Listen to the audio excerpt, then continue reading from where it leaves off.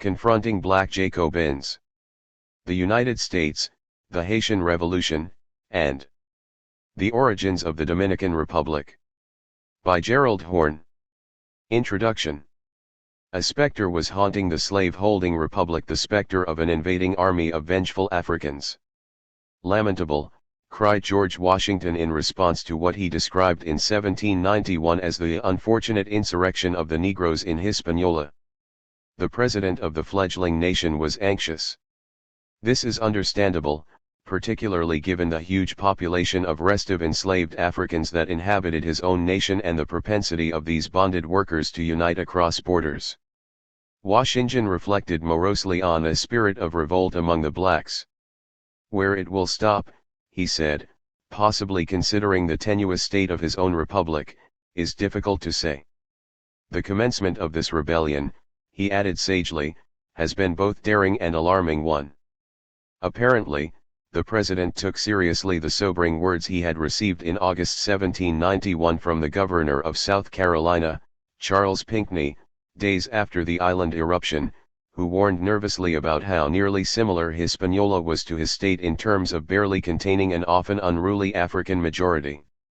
He warned, a day may arrive when mainlanders too would be exposed to the same insurrections as the flame of sedition spread northward too. It is also possible that the president was simply listening to his colleague, Tench Coxe, a powerful Pennsylvanian who served as a delegate to the Continental Congress. Coxe knew the island well and thought that even if Paris were to prevail over the island's revolutionaries, the French would be inclined to dispatch a large detachment of Republican blacks from Saint Domingo to Louisiana. Upon arrival, he surmised, they would precipitate the sudden emancipation of the blacks there, which would have disastrous consequences for slave-based mainland fortunes, including that of the president and his family. 3. The U.S. president remonstrated with Pinckney, as he chose to lament Carolina's decision on importing slaves after March 1793 in light of the direful effects of slavery, which at this moment are presented. A veiled reference to island turbulence too delicate to mention openly. An early indication of the historic ripples spreading from the Caribbean was his assertion that this uprising of the enslaved should have operated to produce a total prohibition of the importation of slaves, for the eminent historian Rayford Logan may have had the latter in mind when he declared that at no time in American history have foreign affairs influenced domestic issues more than in the 1790s 5. In 1798 Washington's successor was told that we are vulnerable in the southern states to an alarming degree. With just a few ships of war, it was said, the French could in a few days convoy an army of 10,000 blacks and people of color in vessels seized from our own citizens. They might land on the defenseless parts of South Carolina or Virginia. Under such circumstances, the slaves would instantly join them and greatly increase their force. This was quite possible, and whatever is possible the enemy will have the enterprise to attempt. 6. As things turned out, there was no phantom that was haunting the slave-holding republic. The Haitian Revolution by its very nature proved to be a formidable threat to the entire slave system. When what has been described as the most profitable stretch of real estate on the planet was upended, a devastating blow was landed simultaneously in favor of all those compelled to toil and sweat for a living. This is a book concerned with relations between the United States and Hispaniola, more specifically, the reaction of Washington's republic to the revolutionary process in the nation that became Haiti and the splitting of the island in 1844, which led to the formation of the Dominican Republic. As well, this book concludes with the failed attempt by the United States to annex both in the 1870s. This book considers how the island impacted the mainland and vice versa, and, thus, has a particular emphasis on how the population that came to be called African American responded. This book is not primarily concerned with internal trends on the island nor with the response there to U.S. policy, which will be the subject of a subsequent volume. This book also considers how leading powers France, Britain, and Spain most notably sought to take advantage of a slave-holding republic confronted with militant abolitionism. What came to be called the Haitian Revolution, 1791 to 1804, was one of those rare transformative social, political, and economic detonations made all the more remarkable in that it took place in not only the richest and most productive colony of the French Empire but of any empire. But it also implicated the slave-holding republic in that Paris spent heavily in backing North American rebels opposing their seemingly eternal enemy across the Channel, which contributed to a crisis in Paris that sparked a transforming revolt in 1789, and this correspondingly contributed mightily to the radicalization of the island. Revolutionary violence in both France and Hispaniola seemed to some U.S. citizens to flow together in a common river of blood that signaled a new departure that could reach the mainland. This was ironic indeed, since North American then U.S. residents were heavily implicated in the dramatic increase of the slave trade to the island, which in the 1780s surpassed the British trade, creating a demographic imbalance favorable to a slave revolt. 8. In the following pages, I will detail a contradictory skein of events.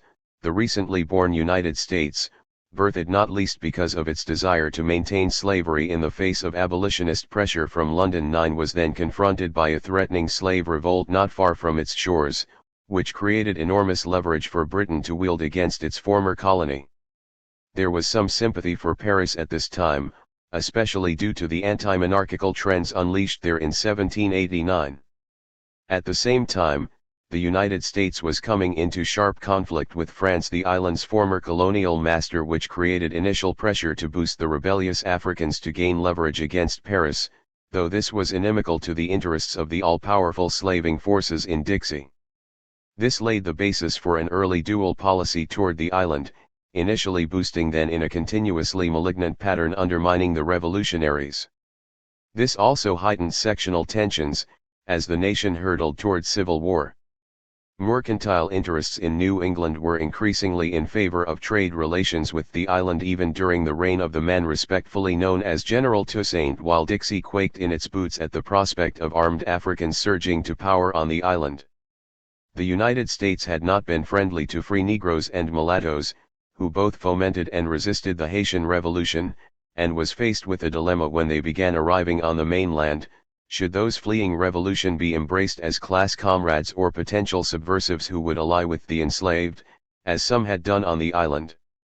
Should the massacre of these gens de couleur on the island in the 1840s, as the DR was coming into being, be seen as of no consequence to Washington, or a fire bell in the night signaling what would next befall those defined as white, even in the United States itself? Simultaneously, there were some Haitians who were eager to welcome Africans fleeing the mainland, but others were uneasy about accepting those defined as mulatto in the United States, who could then exert weight and influence on the often fragile color equation on the island.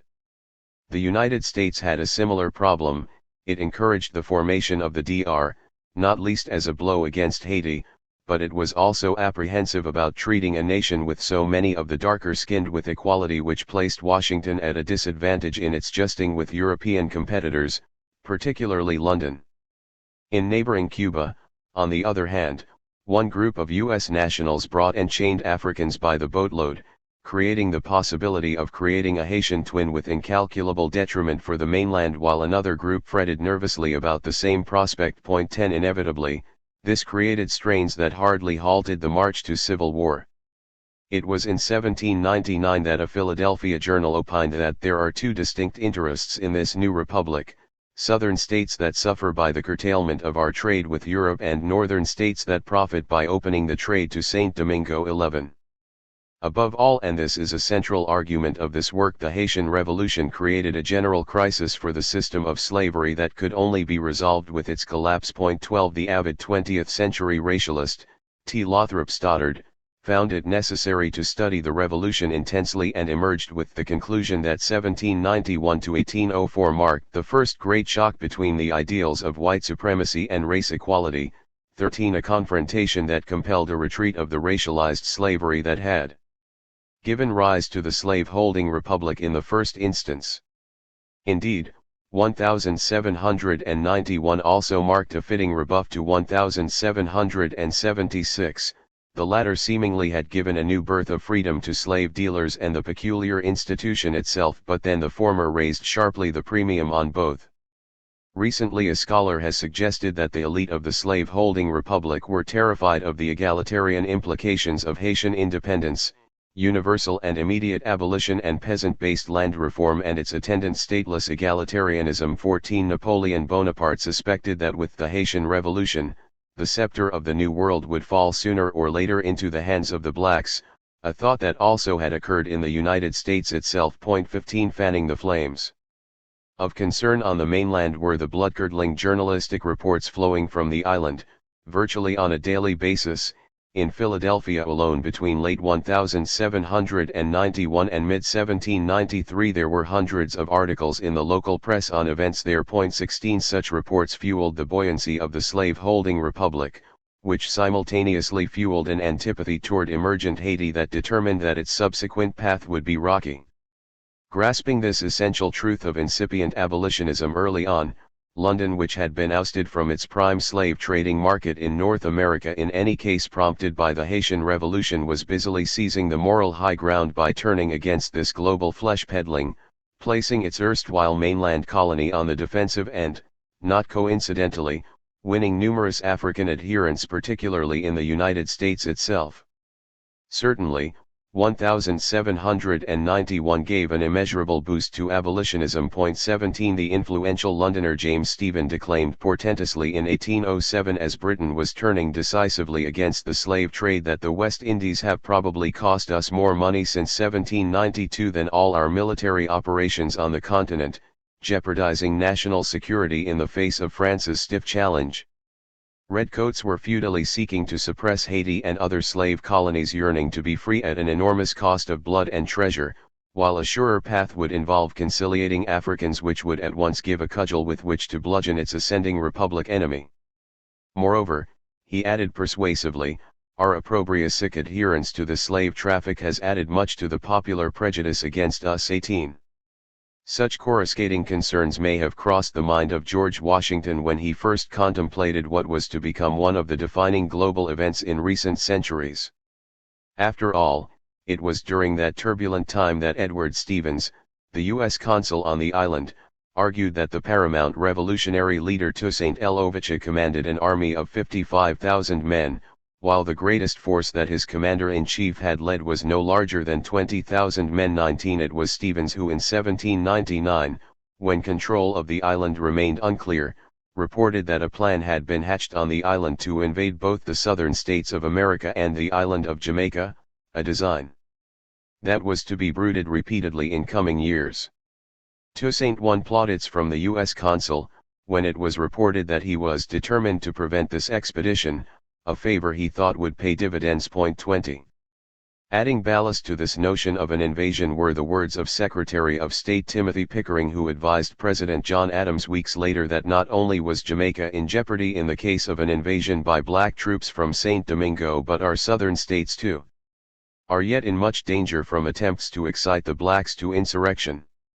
This, Pickering maintained, would lead London and his republic to forge an alliance to guard against the dangers to be apprehended from St. Domingo in pursuit of mutual security. 21. Near that same time, a delegate of London, after conferring with the revolutionaries in Hispaniola, wondered why they were very inquisitive to know the distance Santo Domingo is from France and also from Jamaica, Cuba, and the other islands. Concerning the latter, they were very curious to know their strength and in what manner they are governed. Their idea, it was thought, was to make an attempt on Jamaica, which at minimum would be alarming. 22 Unsurprisingly, spirited debates over abolition of the slave trade erupted soon after this. One analyst in 1803 pointed out quite properly that further increase of the Negro population in the colony would prove highly dangerous to the white inhabitants, since tumult on the neighboring island had placed Jamaica in a new and awful position. 23. As the revolutionaries gained in strength, mainlanders had to worry about these rebels allying with London or Paris and landing in Savannah or Charleston with mayhem on their minds. A few years after Stevens spoke, Thomas Jefferson observed that the inflamed Caribbean appears to have given a considerable impulse to the minds of the slaves in different parts of the United States itself, contributing to a great disposition to insurgency that manifested itself in his own Virginia in an actual insurrection 24 as early as 1793. As terror raged in Paris, Jefferson warned that two reputed Frenchmen, a small dark mulatto and a court Aaron, were headed to Charleston with a design to excite an insurrection among the Negroes. 25 This was a Parisian plan, he told the governor, the first branch of which has been carried into execution at St. Domingo. 26. 5 years later in the Palmetto State, there were rumors of a planned invasion of a massive army of Africans from due south. 27 4 years after that there were raging emotions in what is now Washington, D.C., about a revolt of the enslaved spearheaded by island African prisoners deposited there by the French, who were seen as intentionally cavalier about U.S. security. 28 Francis Edmund Charles Jennett instructed his nation's consuls in the United States that their enemies were spreading tales about Paris's supposed plans to instigate slave revolts in Dixie, yet the terror then suffusing Paris itself gave weight to the idea that Gallic revolutionaries who did not blanch at the idea of massacring their own compatriots would not flinch at the idea of shedding blood in a nation in which they were now ensnared in a quasi-war. 29 There was a credible suspicion that Paris would reconcile with island rebels, which if it had occurred could have left the United States not as a transcontinental republic but a rump republic pinned along the Atlantic seaboard. 30.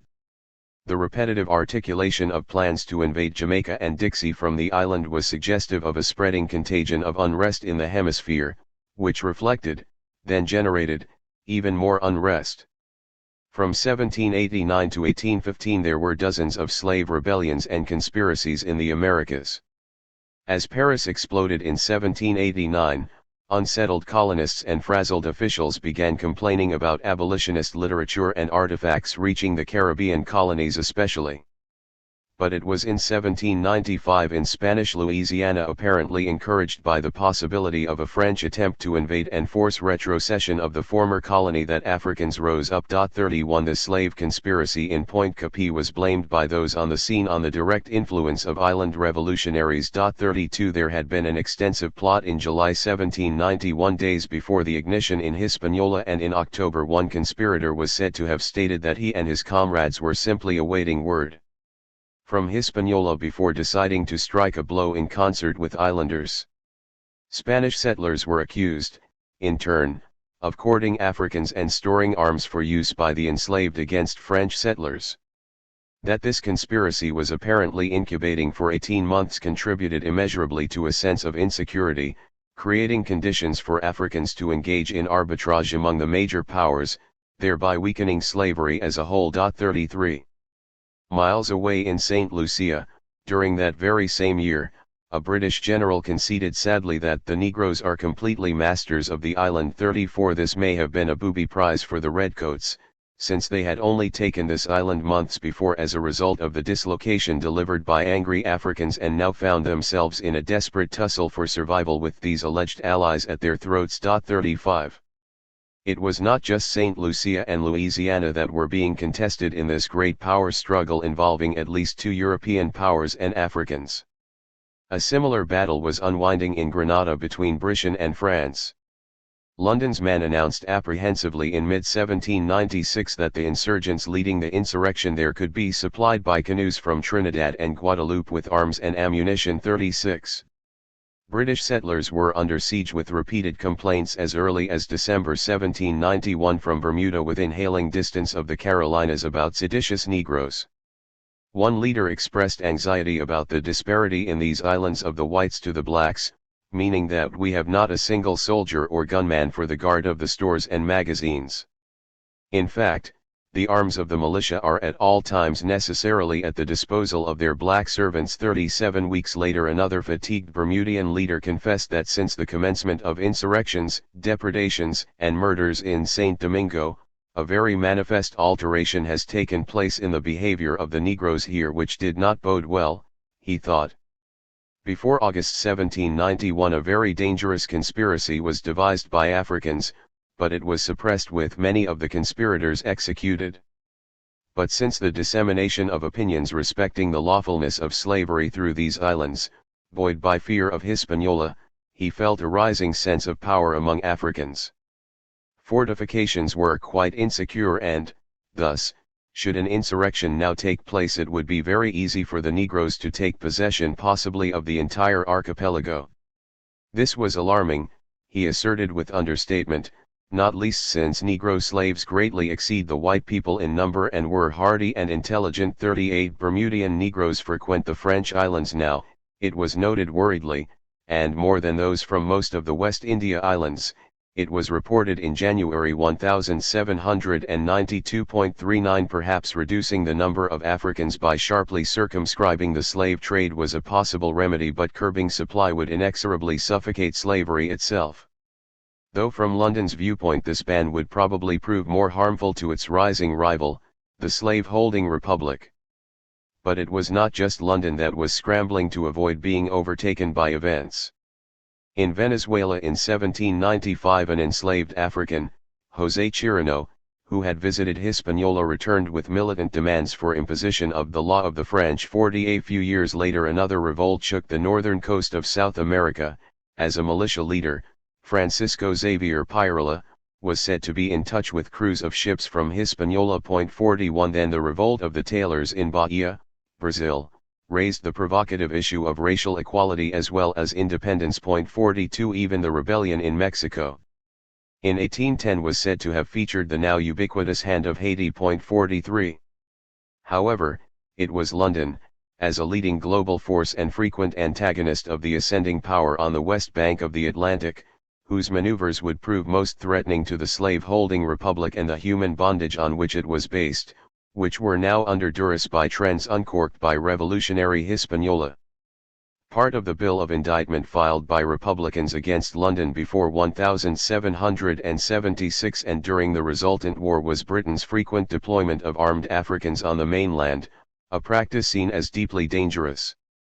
But the British Empire, seeking to tame the prize that was India while under bombardment in the Caribbean and beginning to eye Hong Kong and China, felt it had little choice in raising armed manpower. Moreover, deploying armed Africans close to a rival's shores, a rival which had reason to fear an armed invasion of Africans, in any case was a prospect too tantalizing to ignore. Naming this regiment the Carolina or Black Corps was not just descriptive but a broad hint at their origins as formerly enslaved Africans, who had fled the mainland and had an incentive to wreak havoc on their former homeland. In the telling year of 1791, it was reported that many of them had made themselves obnoxious to their former owners and now had been taught the use of arms. It was also said that they were better able to bear fatigue in the climates in which they had been deployed, notably St. Lucia and Grenada or an unmentioned Dixie. 44. The recently born United States had come onto the global stage trumpeting the assertion that its model of development conspicuously based on enslaving Africans was a great leap forward for humankind and surely worthy of export. Now, however, with the conflagration raging in Hispaniola and its London sparring partner busily adjusting to same, it was faced with the wrenching prospect of a reconfiguration of its project, just as the ink on its vaunted Constitution and Bill of Rights was drying. A nimble United States was able to delay the most severe of adjustments until 1865, but this proved to be a tortuous path speckled with blood.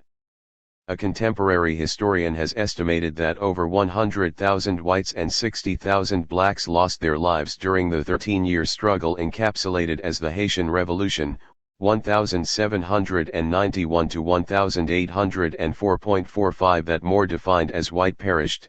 Though their numbers were considerably smaller than their counterparts, there were less than 500,000 Africans on the island then, with many survivors fleeing to the mainland imbued with hair-raising tales of woe, was bound to concentrate devilishly the collective mind of the slave-holding Republic. The revolution posed starkly an existential question: retreat stolidly from slavery or risk losing everything including one's life, as in Hispaniola. 46.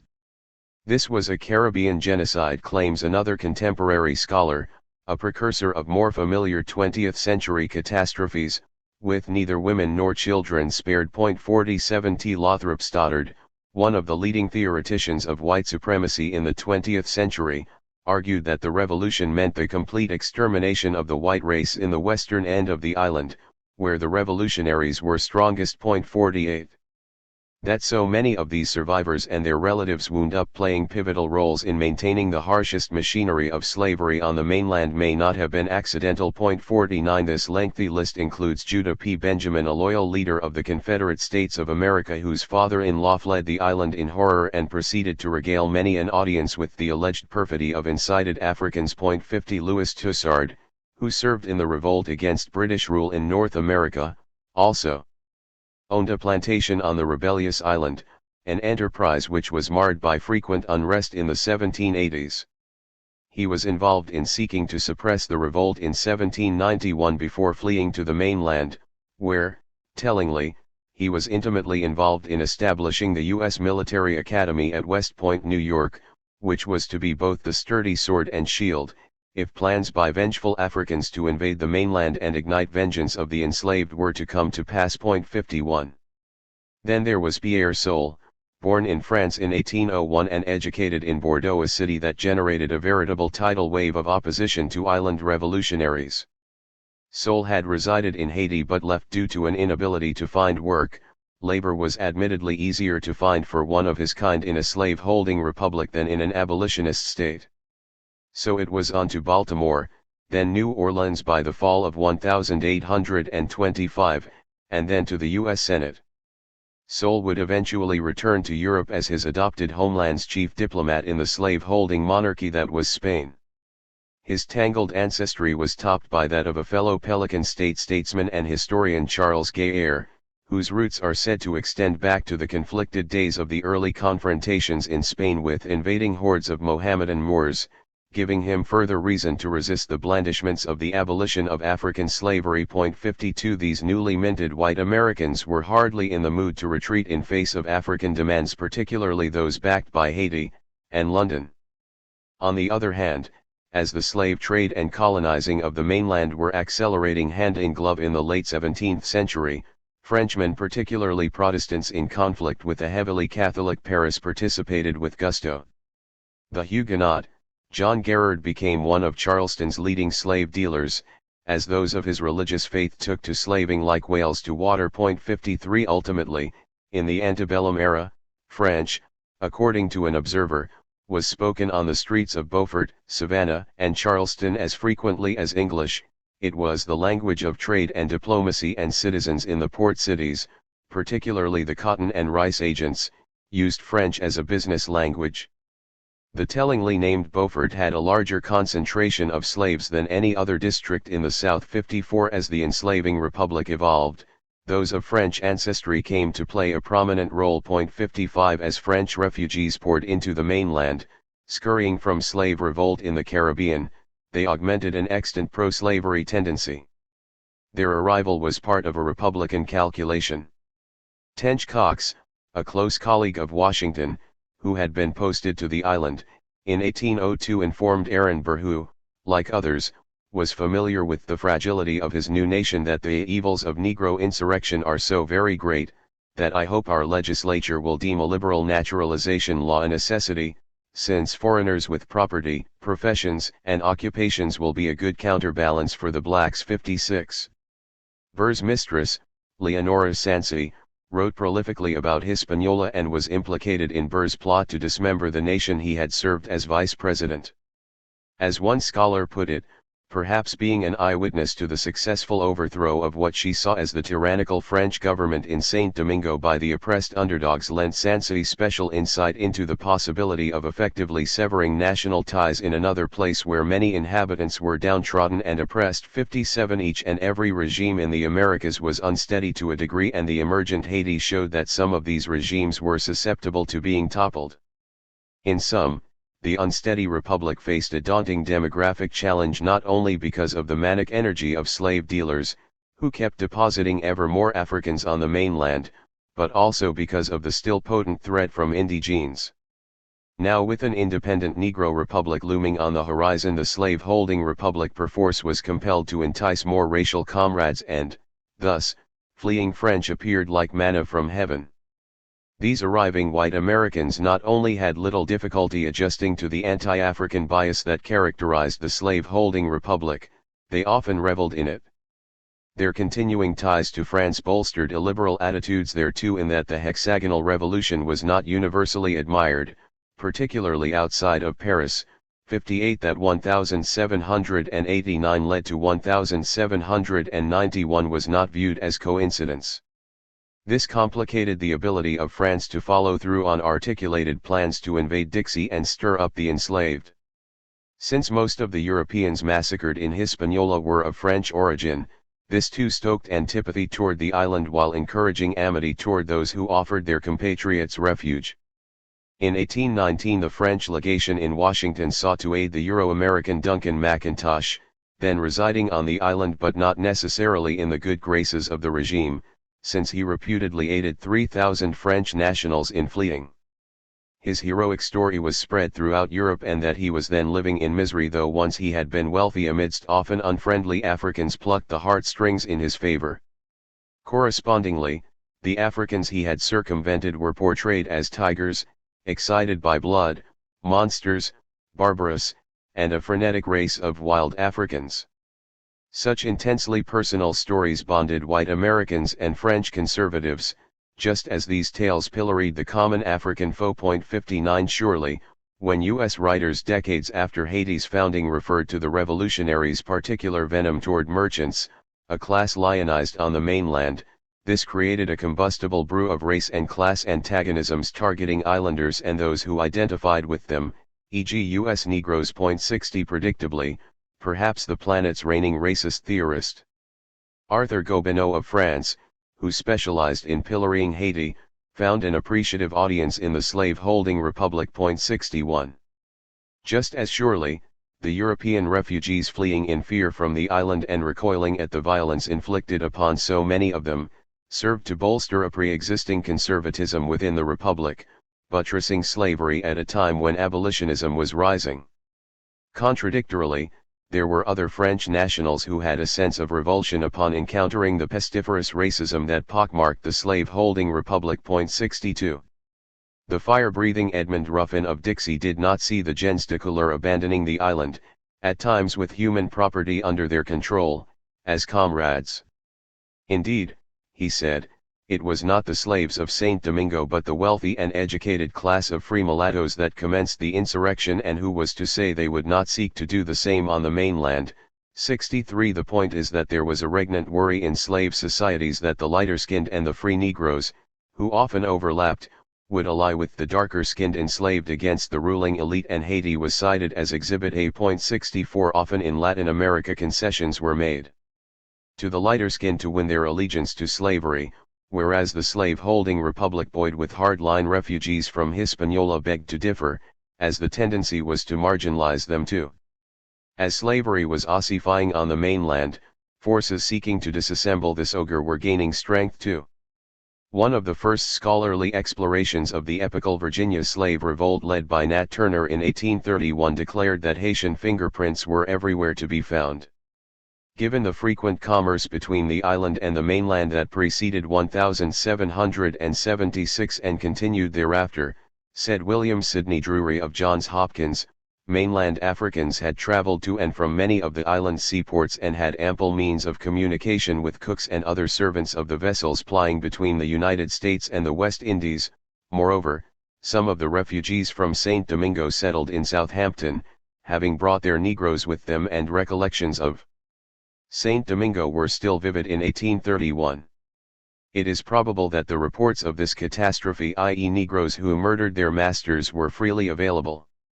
Like others before and since, he observed further that the conspirators led by Denmark VC in Charleston in 1822 were detected in active communication with St. Domingo. 65 Fear of another Hispaniola-style revolt caused William Penseal, a slaveholder of color, to expose the plot. 66 Dixie may have known of the ominous words of Pompey Valentine Vasta, a Haitian leader, who in 1816 spoke of a global liberation struggle in which 500 million men, black, yellow, and brown would reclaim their rights. 67 A formula that assuredly included mainland Africans. Enslaving Republicans may not have seen it as mere coincidence that organized resistance among U.S. Negroes beginning in the 1790s was said to be sparked by the island insurrection, or that their bonded counterparts in Louisiana decades later were known to bellow revolutionary songs originating in Hispaniola. 68. The problem for the slave-holding republic was that the presence in ever-growing numbers on mainland shores of enslaved Africans provided a target for subversion too tempting for adversaries to ignore. The evidence gushing from Dixie leads to the suspicion that enslaved mainland Africans found inspiration if not aid for their inclinations in Haiti. Months after the triumph of the Revolution and the accession of Louisiana to the Federal Union, mostly French surnamed residents of Point Capi, already on edge as a result of the pandemonium of 1795, noted that the Revolution of Saint Domingo and other places has become common amongst TR blacks, and, thus, a spirit of revolt and mutiny has crept in amongst them, as manifested in the fact that a few days previously we happily discovered a plan for our destruction. 69 In Louisiana in 1800 there were complaints that Africans were completely uncontrollable, possessing the gumption of not hesitating to strike masters, while runaways were on the upswing. 70. Shortly after this nerve-wracking episode, the mayor of New Orleans wailed about a scheme to produce an insurrection among the Negroes. He noted that they threatened a massacre of the whites and planned to either make themselves masters of the city or, if that failed, to destroy it by pillage and fire. The conspiracy was aided by a white man, who gave them to understand that he had been formerly engaged in a similar plan in Saint Domingo. This man, known as Legrand, had been a soldier in the French army before deserting and making his way to the island, where he witnessed the general massacre of the whites, and then departed for Baltimore, Kentucky, then New Orleans. The mayor thought that we shall ever be in danger, from our contiguity to the West India Islands, given the great number of slaves and free people of color as well as bad-disposed whites now among us who have encrimsoned the plains of Saint Domingo.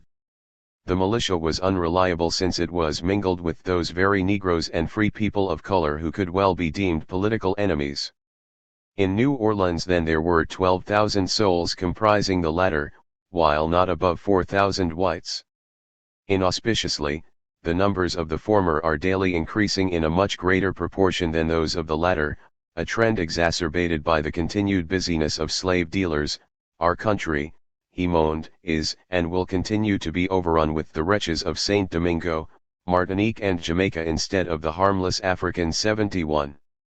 The insecurity of New Orleans and the mainland as a whole had been anticipated by Robert Livingston when he was negotiating the historic Louisiana Purchase. While in Paris in 1803 he acknowledged that even taking the strategic port at the mouth of the Mississippi River would not render us secure. This was not only because the presence of Spain on the other side of this artery was threatening, but also because France might have sent their black troops to this unsettled town and upon any dispute with the Republic would have found a great occasion of slaughter in our southern states launched from there. With Haitian independence, this foreboding did not disintegrate but metastasized, for now local Africans could not only engage in arbitrage with Spain and France but also unite with fellow avowed abolitionists in Port-au-Prince against the interests of Livingston's slave-holding republic. 72. Thus, in 1811 in Martinique there was a ramifying plot to set fire to the central urban node and then massacre settlers as they rushed to extinguish the flames.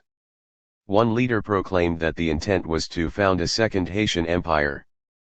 But the mainland had to be particularly concerned with the confession of one of the key plotters, who had roots in Haiti, that every month Bonaparte sends a number of emissaries from France who go to New England and related sites in order to cause chaos in places that he wants to see destroyed. At that point in the Caribbean there was fear of an Atlantic-wide rebellion that did not necessarily exclude the United States itself. 73. That New Orleans in that very same year was faced with probably the most ambitious slave conspiracy ever to beset the Republic, gave sustenance to these claims. In some ways, this 1811 plot was a continuation of what had culminated in Haiti in 1804, notably since this port city had become the locale for numerous slaveholders fleeing the flames of Hispaniola, often with human chattel in tow. The reported leader, Charles Deslons, and many of his lieutenants had resided in Hispaniola and, likewise, the judges that handed down harsh sentences to the accused including peremptory executions also had strong ties to the island. 74. The Louisiana Purchase had been engineered less than a decade earlier and, given that the loss of the island played a great part in Bonaparte's calculation to relinquish his claim to this vast territory, there was good reason to be fearful about reverberations from Hispaniola.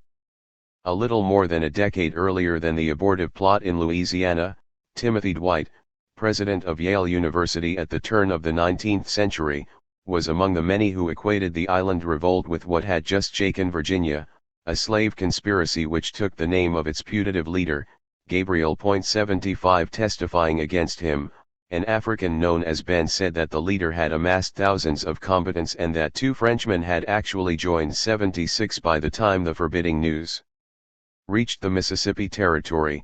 Slaveholders were informed that 50,000 were to have rose sick in arms, and it was likely that the design had its origins in foreign influence and was intended to exist throughout the United States in order to reiterate the horrid scenes of rapine and murders, which have been practiced in the French islands. The recommendation? Keep this news away from the eager ears of the enslaved at all costs. 77.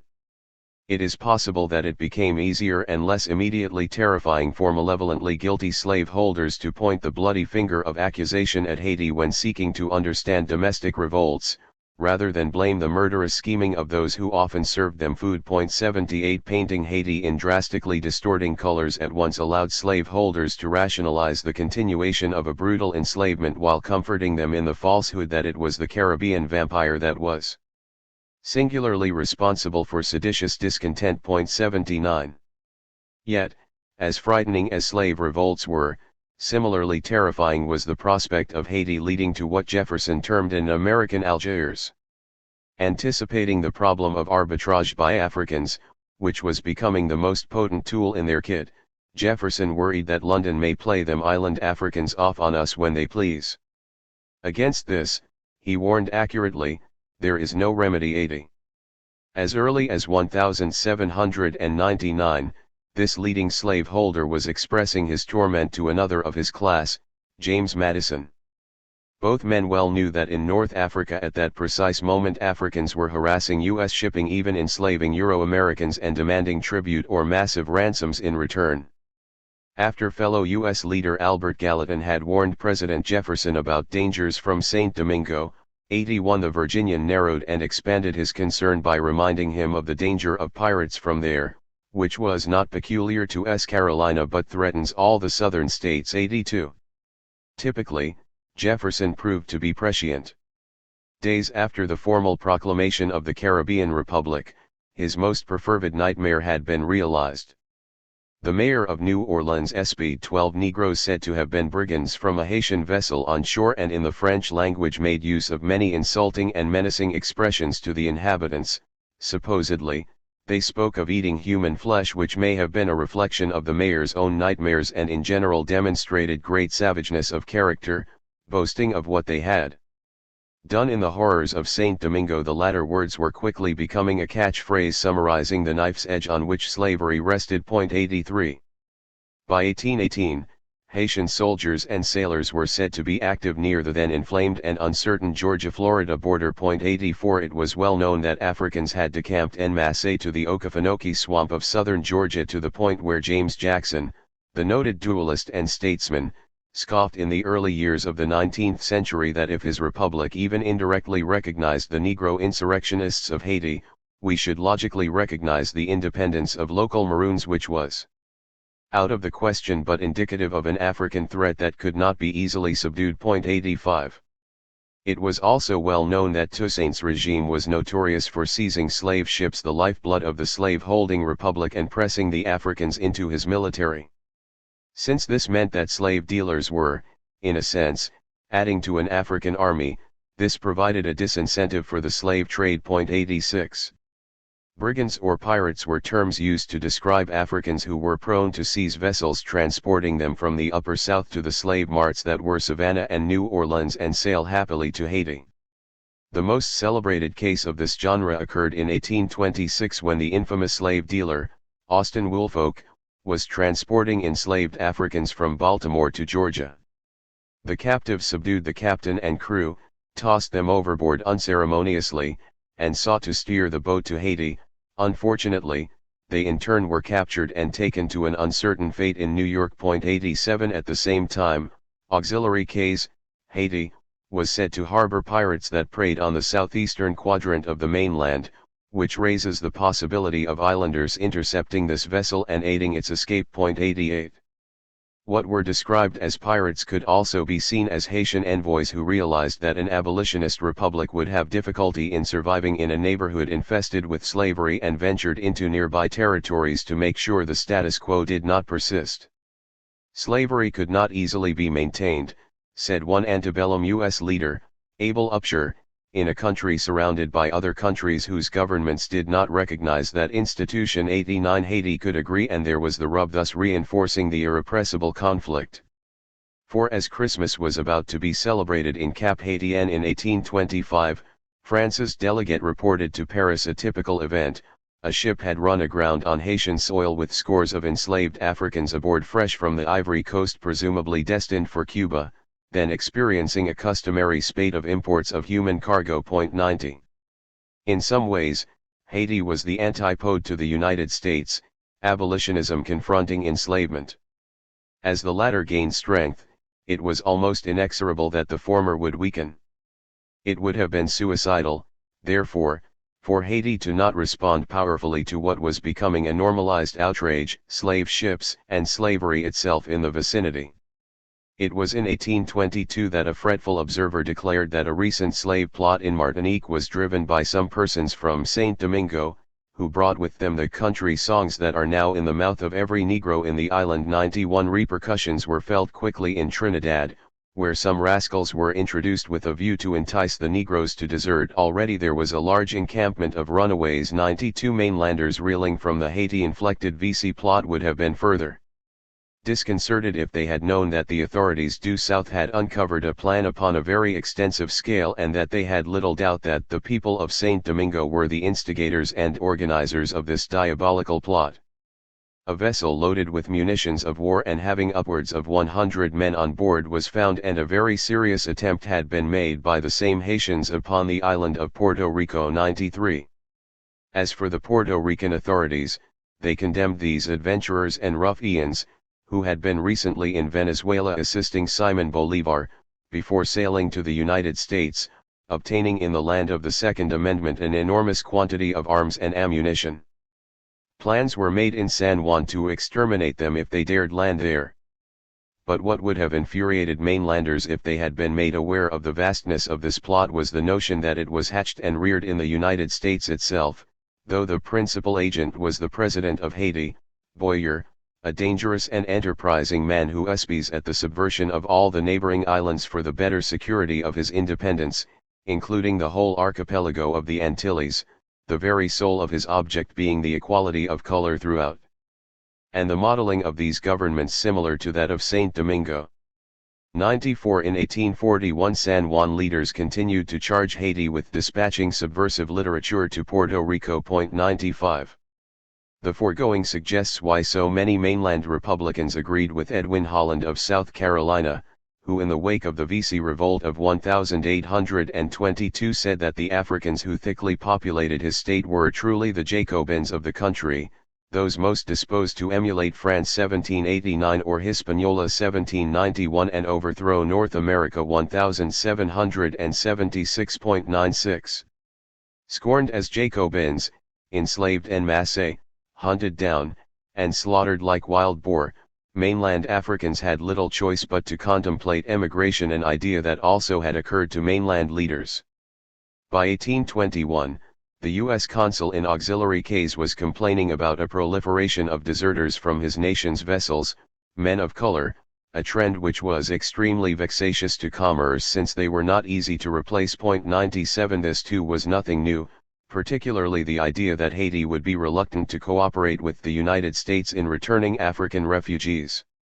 Thousands of black seamen voyaged from the mainland and the island between 1790 and 1837. 50 In 1797 alone. 98 If it was any consolation, it was not only the mainland that was being drained of Africans. In 1826 London's emissary in Port-au-Prince noticed that a very large proportion of the population of the city consists of refugee slaves from the British colonies. 99. In Haiti seafarers could desert with impunity, which exhilarated U.S. Negroes and enraged their bosses. Days after the triumph of the revolution in 1804, the paramount leader, Jean-Jacques Dessalines, took note of the great number of Africans who were maltreated in the United States and offered to help them materially migrate to the island. 100 By 1824, Haiti's President Jean Boyer was dispatching 50,000 weight of coffee to New York for Africans there to sell in order to facilitate the emigration to the island. 101 By early 1829, Freedom's Journal, the leading U.S. Negro periodical, asserted that 7,000 or 8,000 people of color from the United States were now settled on the island and that they had emigrated within 8 or 9 years. 102 Many of these new residents wound up on the northern coast of the island in what was to become the Dominican Republic, and as shall be seen, a site desperately desired by the United States for strategic and military reasons. Many of these emigrants not only had agricultural and other skills useful to building the Black Republic, but many also had a burning desire to extirpate slavery, making them a continuing threat to the slave-holding republic. There was an anti-slavery society on the island that was in close touch with William Lloyd Garrison. 103 By the 1840s an emigrant was reporting from Puerto Plata confidently that Haiti will soon become a powerful part of the anti-slavery society of the United States with auxiliaries throughout this country. 104. In the 1820s Haiti had taken the sprawling and larger eastern portion of Hispaniola and then proceeded to denude the mainland of thousands of its hardest working Negro denizens by settling them there. Haiti was implicated in ever more elaborate slave plots, not to mention above-board abolitionism, with the likes of Garrison, who was viewed as public enemy number one in Dixie while continuing to cultivate a de facto alliance with Washington's adversary in London. In the 1830s and 1840s, Haiti inked far-reaching accords with Paris seeking to restrain the slave trade, which was then captained by U.S. nationals. 105. But in 1844 the slave-holding republic struck back forcefully by allying with the founders of what became the Dominican Republic, assisting this new nation to independence. The fire-eating Edmund Ruffin confided to his diary that when his comrade, John C. Calhoun, was Secretary of State in 1844, he used the Secret Service fund to supply arms to Haiti's foes in the east, with the ultimate aim being the conquest of Haiti, a plan that overmatched Port-au-Prince's own capacious ambitions and which did not exclude the possibility of re-enslavement, rolling back the revolution dramatically. 106 Intriguingly, a self-described colored American concurred, declaring that the slave-holding republic was seeking the entire overthrow of the Haitian regime. 107 Paris too, still smarting over the loss of what had been their richest colony, also eagerly backed the secession of Eastern Hispaniola. 108. The same held true for Madrid, whose enmity toward Haiti knew few bounds. By the time the U.S. Civil War erupted, France had moved into Mexico, just as Spain reclaimed the DR, but even before that Madrid noted knowingly that the very name Spain commanded fear and respect in Port-au-Prince. 109. With options narrowed, Haiti had little choice but to tighten its ties with London, which only enraged Washington further. 110 The slave-holding republic was disturbed in particular when London helped to foil Washington's attempt to ally further with the DR by reminding Dominicans that 9/10 of their population were rendered liable of arrest and imprisonment should they land in Charleston because of deep-seated racist biases. 111. This blocking opened the door to Spain and France making inroads on the island to the detriment of the presumed security of the United States. Simultaneously, Haiti was said to have bought well-armed and equipped vessels from London that could be easily turned against the slave ships festooned with the stars and stripes then making a beeline to Cuba. 112 The frustrated agent of the slave-holding republic stationed in Haiti told Secretary of State Daniel Webster that a confident Haiti felt that the political agitation of the slavery question on the mainland was favoring their belief that abolitionists of the North will never permit the use of any forcible means against them. 113 If they were to be so bold as to detain U.S. slavers. Washington was not without weapons, however. By 1857 there were reports about the ill-famed U.S. filibuster William Walker, in this case, who at one point had taken charge in Nicaragua and had sought to re-establish slavery, was on his way to the island. 114. Haiti's alienation of the slave-holding bloc on the mainland was no tiny matter. The Mississippi Valley centered on New Orleans and the citadel of still irked and revanchist refugees from the island. Besides being a prime slave trading emporium, also happened to contain more millionaires per capita than any other part of the nation, which guaranteed maximum influence in Washington. 115. Arguably, this concentration of wealth was also partly due to the reparations Haiti was made to pay to former island slaveholders, some of whom had decamped to Louisiana. Hence, understandably, Haiti hailed the raid led by John Brown in Virginia in late 1859, which portended slavery's collapse, a process arguably set in motion in 1791. Correspondingly, Haiti reacted badly when Brown and his comrades were executed. Thus, in 1860 Washington was angered when a mob reportedly assaulted an arriving U.S. vessel and crew. Since the affair of Harper's Ferry, said the mainland emissary in Auxiliary Case, feelings of animosity, already existing against American citizens, had increased, and the natives seek every opportunity to pour out their bitter cup of hatred. This was hardly irrelevant, since the commerce of the United States was so extensive on the island and so much American property was at stake. The remedy U.S. vessels of war dispatched forthwith would only inflame passions more and denude the federal union of armament that would be desperately needed within months. 116. But it was Dixie that was crying foul in the wake of John Brown's martyrdom. John Tyler, Jr., son of a former president, was among those who charged that the bearded freedom fighter was actually driven, if not sponsored, by Haiti. Brown had studied the revolution in preparation for the raid, and it was true that flags flew at half-mast in Port-au-Prince when he was executed. As well, 3 days of mourning were proclaimed, and a central boulevard in this capital was named after him. Bridging the sectional divide, Edward Everett of New England agreed that Brown was seeking a replay of 1791.117, the so-called Texas Terror of 1861, an uproar spearheaded by enslaved Africans, was too seen as a harbinger of 1791, a not too distant memory in the minds of many. 118. This linkage of domestic unrest with foreign motivation was due in part to the fearsomeness of the Haitian reaction to slavery. The message had seeped into the press by early 1861 that Haitian friends not unlike the martyr John Brown would launch an insurrection of the enslaved to take advantage of the first outbreak of war. It was alleged that Haitian troops, according to their ally, James Redpath, would land in the thousands in the neighborhood of Mississippi and march in a body directly for the Gulf, through the portion of the South most thickly populated with slaves, to join them, pillage, plunder, murder, and burn, then pass through Texas, acting similarly. 119. This awesome scenario notwithstanding, when civil war arrived on the mainland, Washington finally found out who its true friends were. Spain moved to reclaim the DR, France muscled into Mexico, and Britain edged towards recognition of the belligerency of the so-called Confederate States of America, a major matter given the proximity of Bermuda and the Bahamas.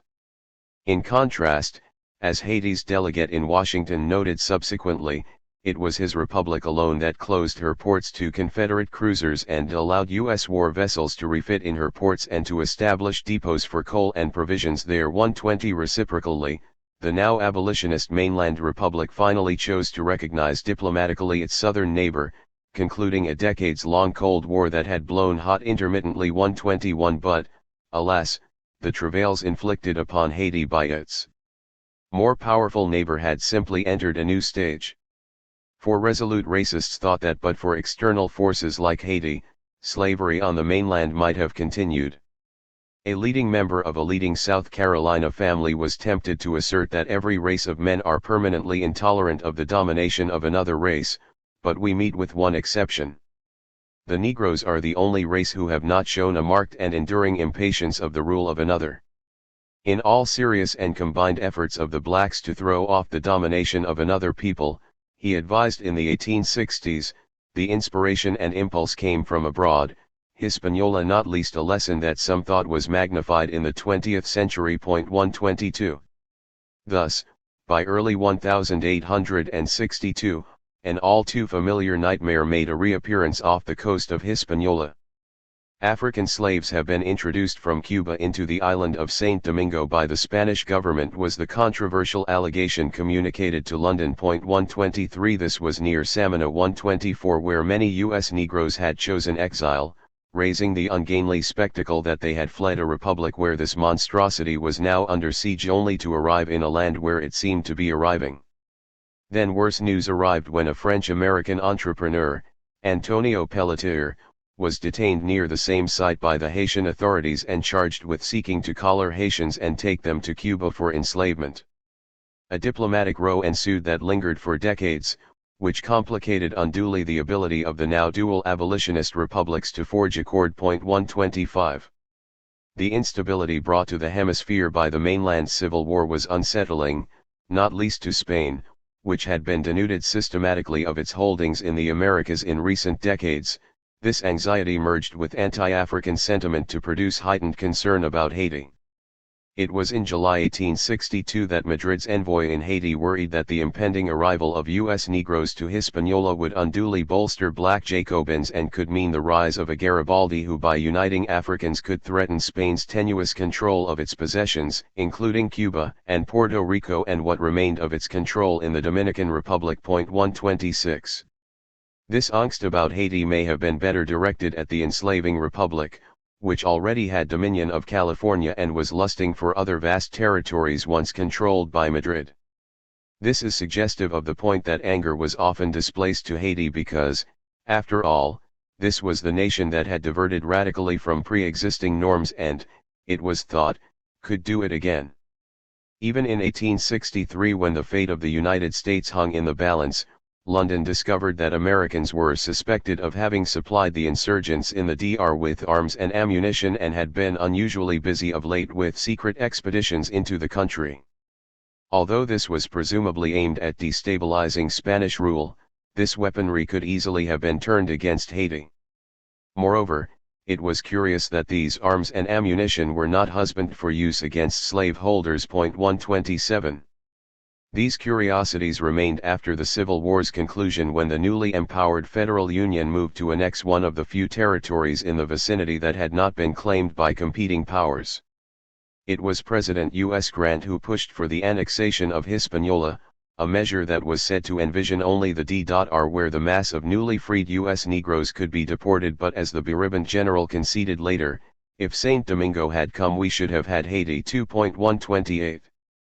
Thus, the fiery process of abolition that commenced in 1791 ended ironically in 1871, when Hispaniola barely eluded the grasp of its mainland neighbor, who in a real sense had driven the process of African enslavement that mandated revolution in the first place.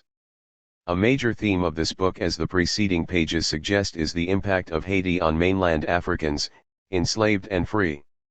Daniel Payne, born in Charleston in 1811, was not atypical. The pervasive Huguenot influence there, aroused in him a great desire to learn the French language.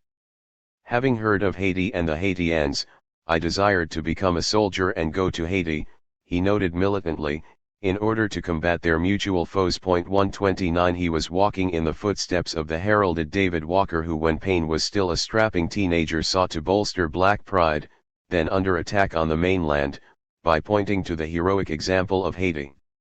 Read the history, he advised, particularly of Haiti. 130.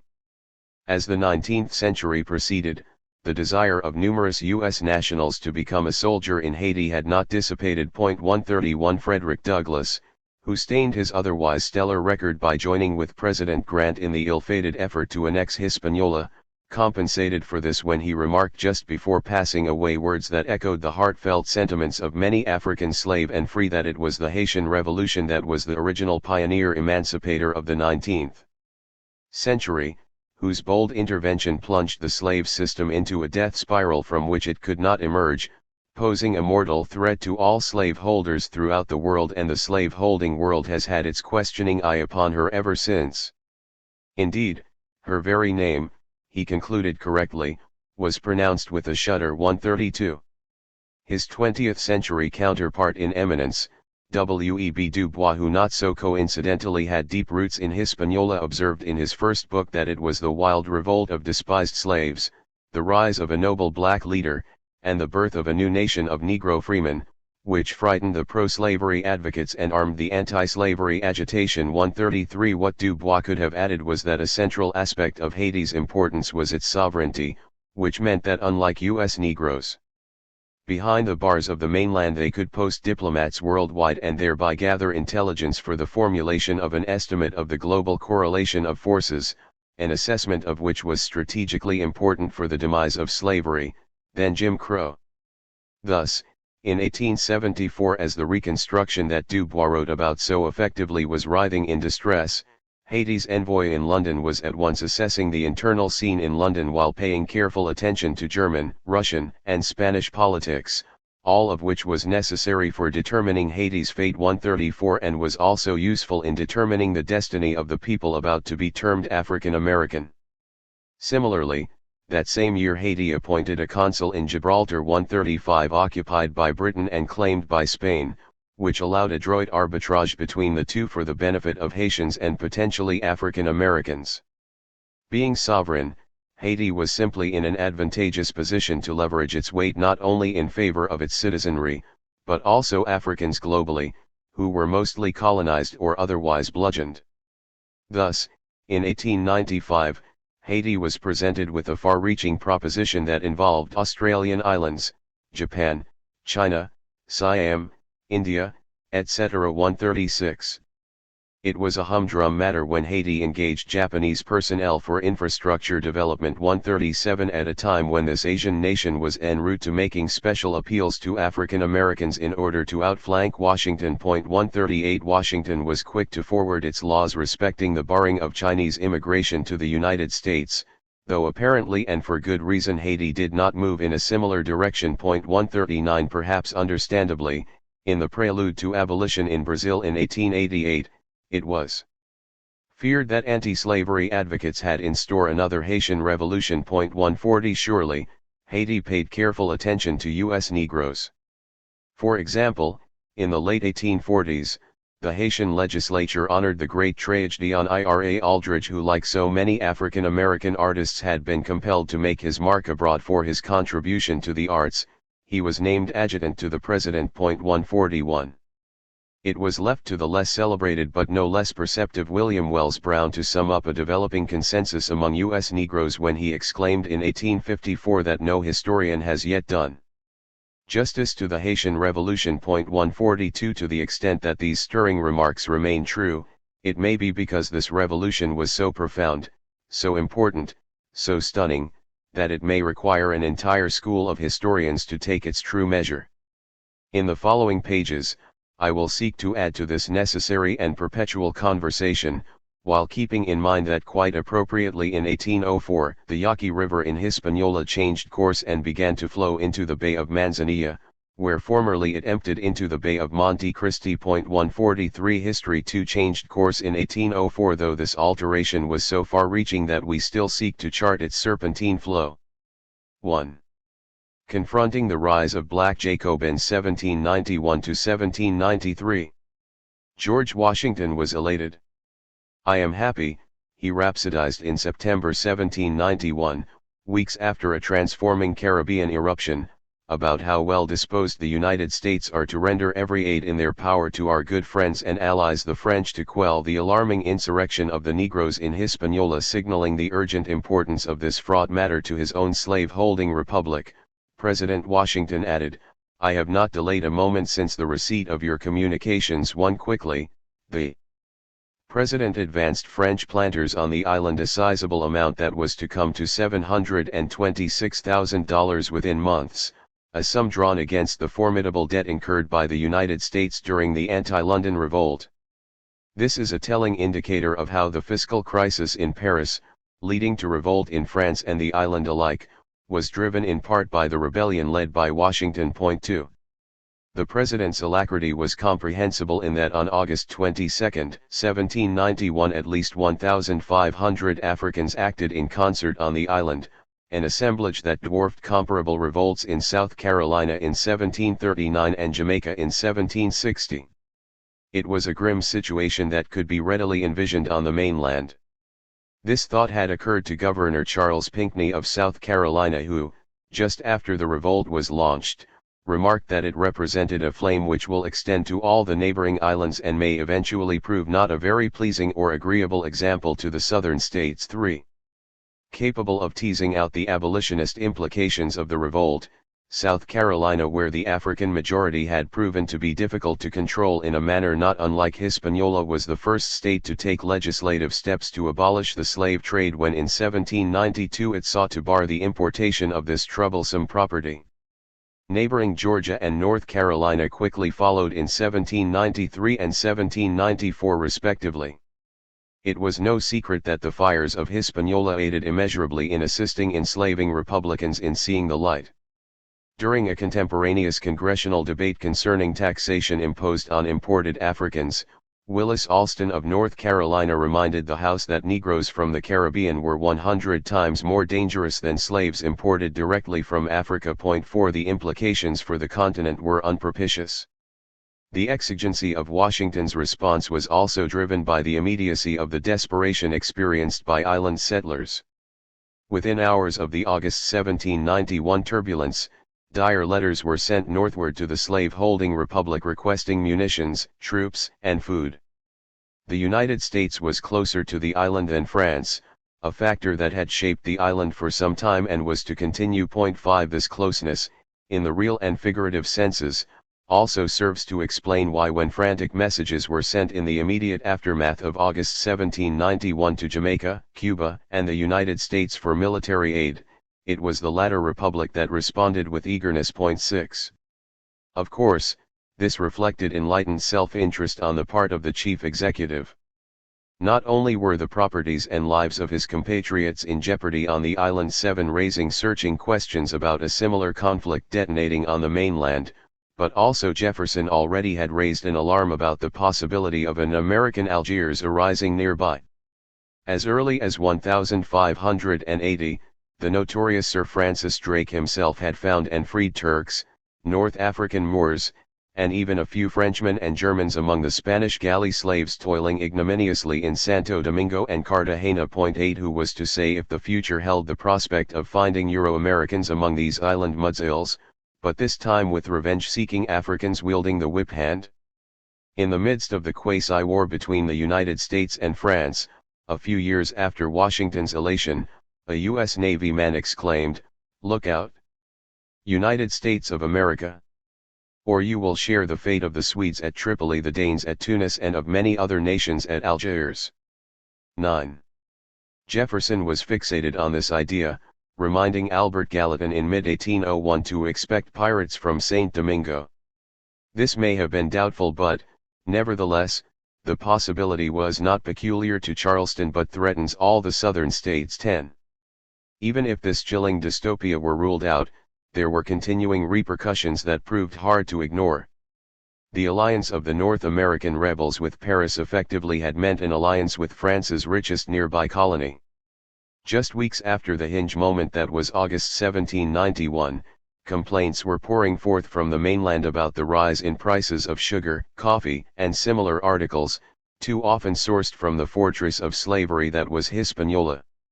Elizabeth Drinker, the prim Philadelphia Quaker, after making note of the inflation in the prices of these commodities in her diary, then added, "Cloudy this evening 11. Given the circumstances, this appears more like a historical prediction than a weather report." As President Washington was told subsequently, there was yet another and more frightening deficit that had appeared on the mainland concomitant with the upheaval on the island. Charleston merchants who shared uneasily a land with often rambunctious Africans were deeply impressed with the deplorable condition in which many of the inhabitants of Saint Domingo, now residing in the city with their families, have been reduced, from affluence to want of the necessaries of life. 12 was the stark reality of these families, a presentiment, perhaps, of what these now affluent merchants might themselves face within decades. and how would they react, not least in their now quotidian maltreatment of Africans to this potential likelihood? What had attracted merchants to Hispaniola was the wealth there. Gold, silver, copper, mahogany, and iron ore were among the bounty. Haiti, according to indigenes, was the mother of nations, but their numbers, estimated to be in the millions on the island before contact with Europeans, had dwindled tremendously by 1791. The soak of bloodletting served to create the harsh conditions that greeted enslaved Africans who were dragged there by the tens of thousands as the numbers of indigenes were dwindling. 13. By the late 17th century, the island had been split effectively between French colonizers, on the west, and Spanish, on the east, though what was to mark Hispaniola to this day is that Madrid seized the lion's share, perhaps 2/3 of the territory. Both Catholic powers proved to be instrumental in seeking to oust their mutual adversary Protestant London from its mainland colonies, with Hispaniola being critical to this powerful new reality. As evidenced by the fact that English and Spanish remain the dominant languages of the hemisphere, France wielded less influence in the Americas, which serves to explain why so much Parisian capital flowed into the island. But from the viewpoint of the nascent United States, France's relationship with New Orleans emerging in the early 18th century was critical. Certainly the tie between the western portion of the island and the mouth of the Mississippi was close from an early stage. The 1724 Code Noir in Louisiana was borrowed with only slight modification from the island's 1685 Slave Code 14, both of which were in a sense more liberal than their counterparts under the Union Jack. 15 The 1724 Code, for example, forbade masters from breaking up families by selling spouses or children below the age of puberty to different masters. The British retained this regime after 1763, when they formally asserted their claim to Illinois. 16 This did not endear them to settlers on the verge of rebellion, as evidenced by their junking of this blatant restriction on free trade upon asserting control over what was to become a powerful Midwestern state. As early as 1763, mainland slaveholders were expressing trepidation about the importation of Africans from the island because of their supposed sinister reputation for revolting, particularly their demonstrated skill in dispensing poisons. This was a reaction to the so-called Macundal conspiracy of 1755, when the Africans on the island contemplated poisoning the entire settler population, which was followed in succeeding years by yet another wave of poisonings. 17. Given the violent ructions that rocked the mainland periodically, it was in a sense comprehensible why settlers found it necessary to assume a stance of hawkish vigilance. The Natchez Massacre of 1729 featured a ferocious revolt, against settlers principally led by indigenes, though Africans were involved. The seizing of hundreds of the leading indigenous rebels and their sale into slavery in Hispaniola was guaranteed to bring the two oppressed groups closer together. 18. In response to such far-reaching plots, French settlers were fleeing to Charleston and other mainland sites too, but often continued to hold interests in the Caribbean. This meant that their reaction or overreaction to slave conspiracies there could redound to the detriment of enslaved mainland Africans, a trend that was to continue for decades to come. 19 Suggestive of why there was flux in jurisdictions administered by Paris was a comprehensive legal code drafted in France in 1777 that brazenly mandated that in the end, the race of Negroes will be extinguished in the kingdom. 20 This was akin to an invitation to Africans to rebel in response. Ironically, the man given credit for arriving at the mouth of the Chicago River in 1779 and founding a leading metropolis was thought to be a man of color with a Gallic name, Jean-Baptiste du Sable. 21 It was also not without irony that as this town was being founded, the famed Marquis de Lafayette, still celebrated on the mainland, was happily telling Benjamin Franklin that Senegal had been taken by our troops in West Africa.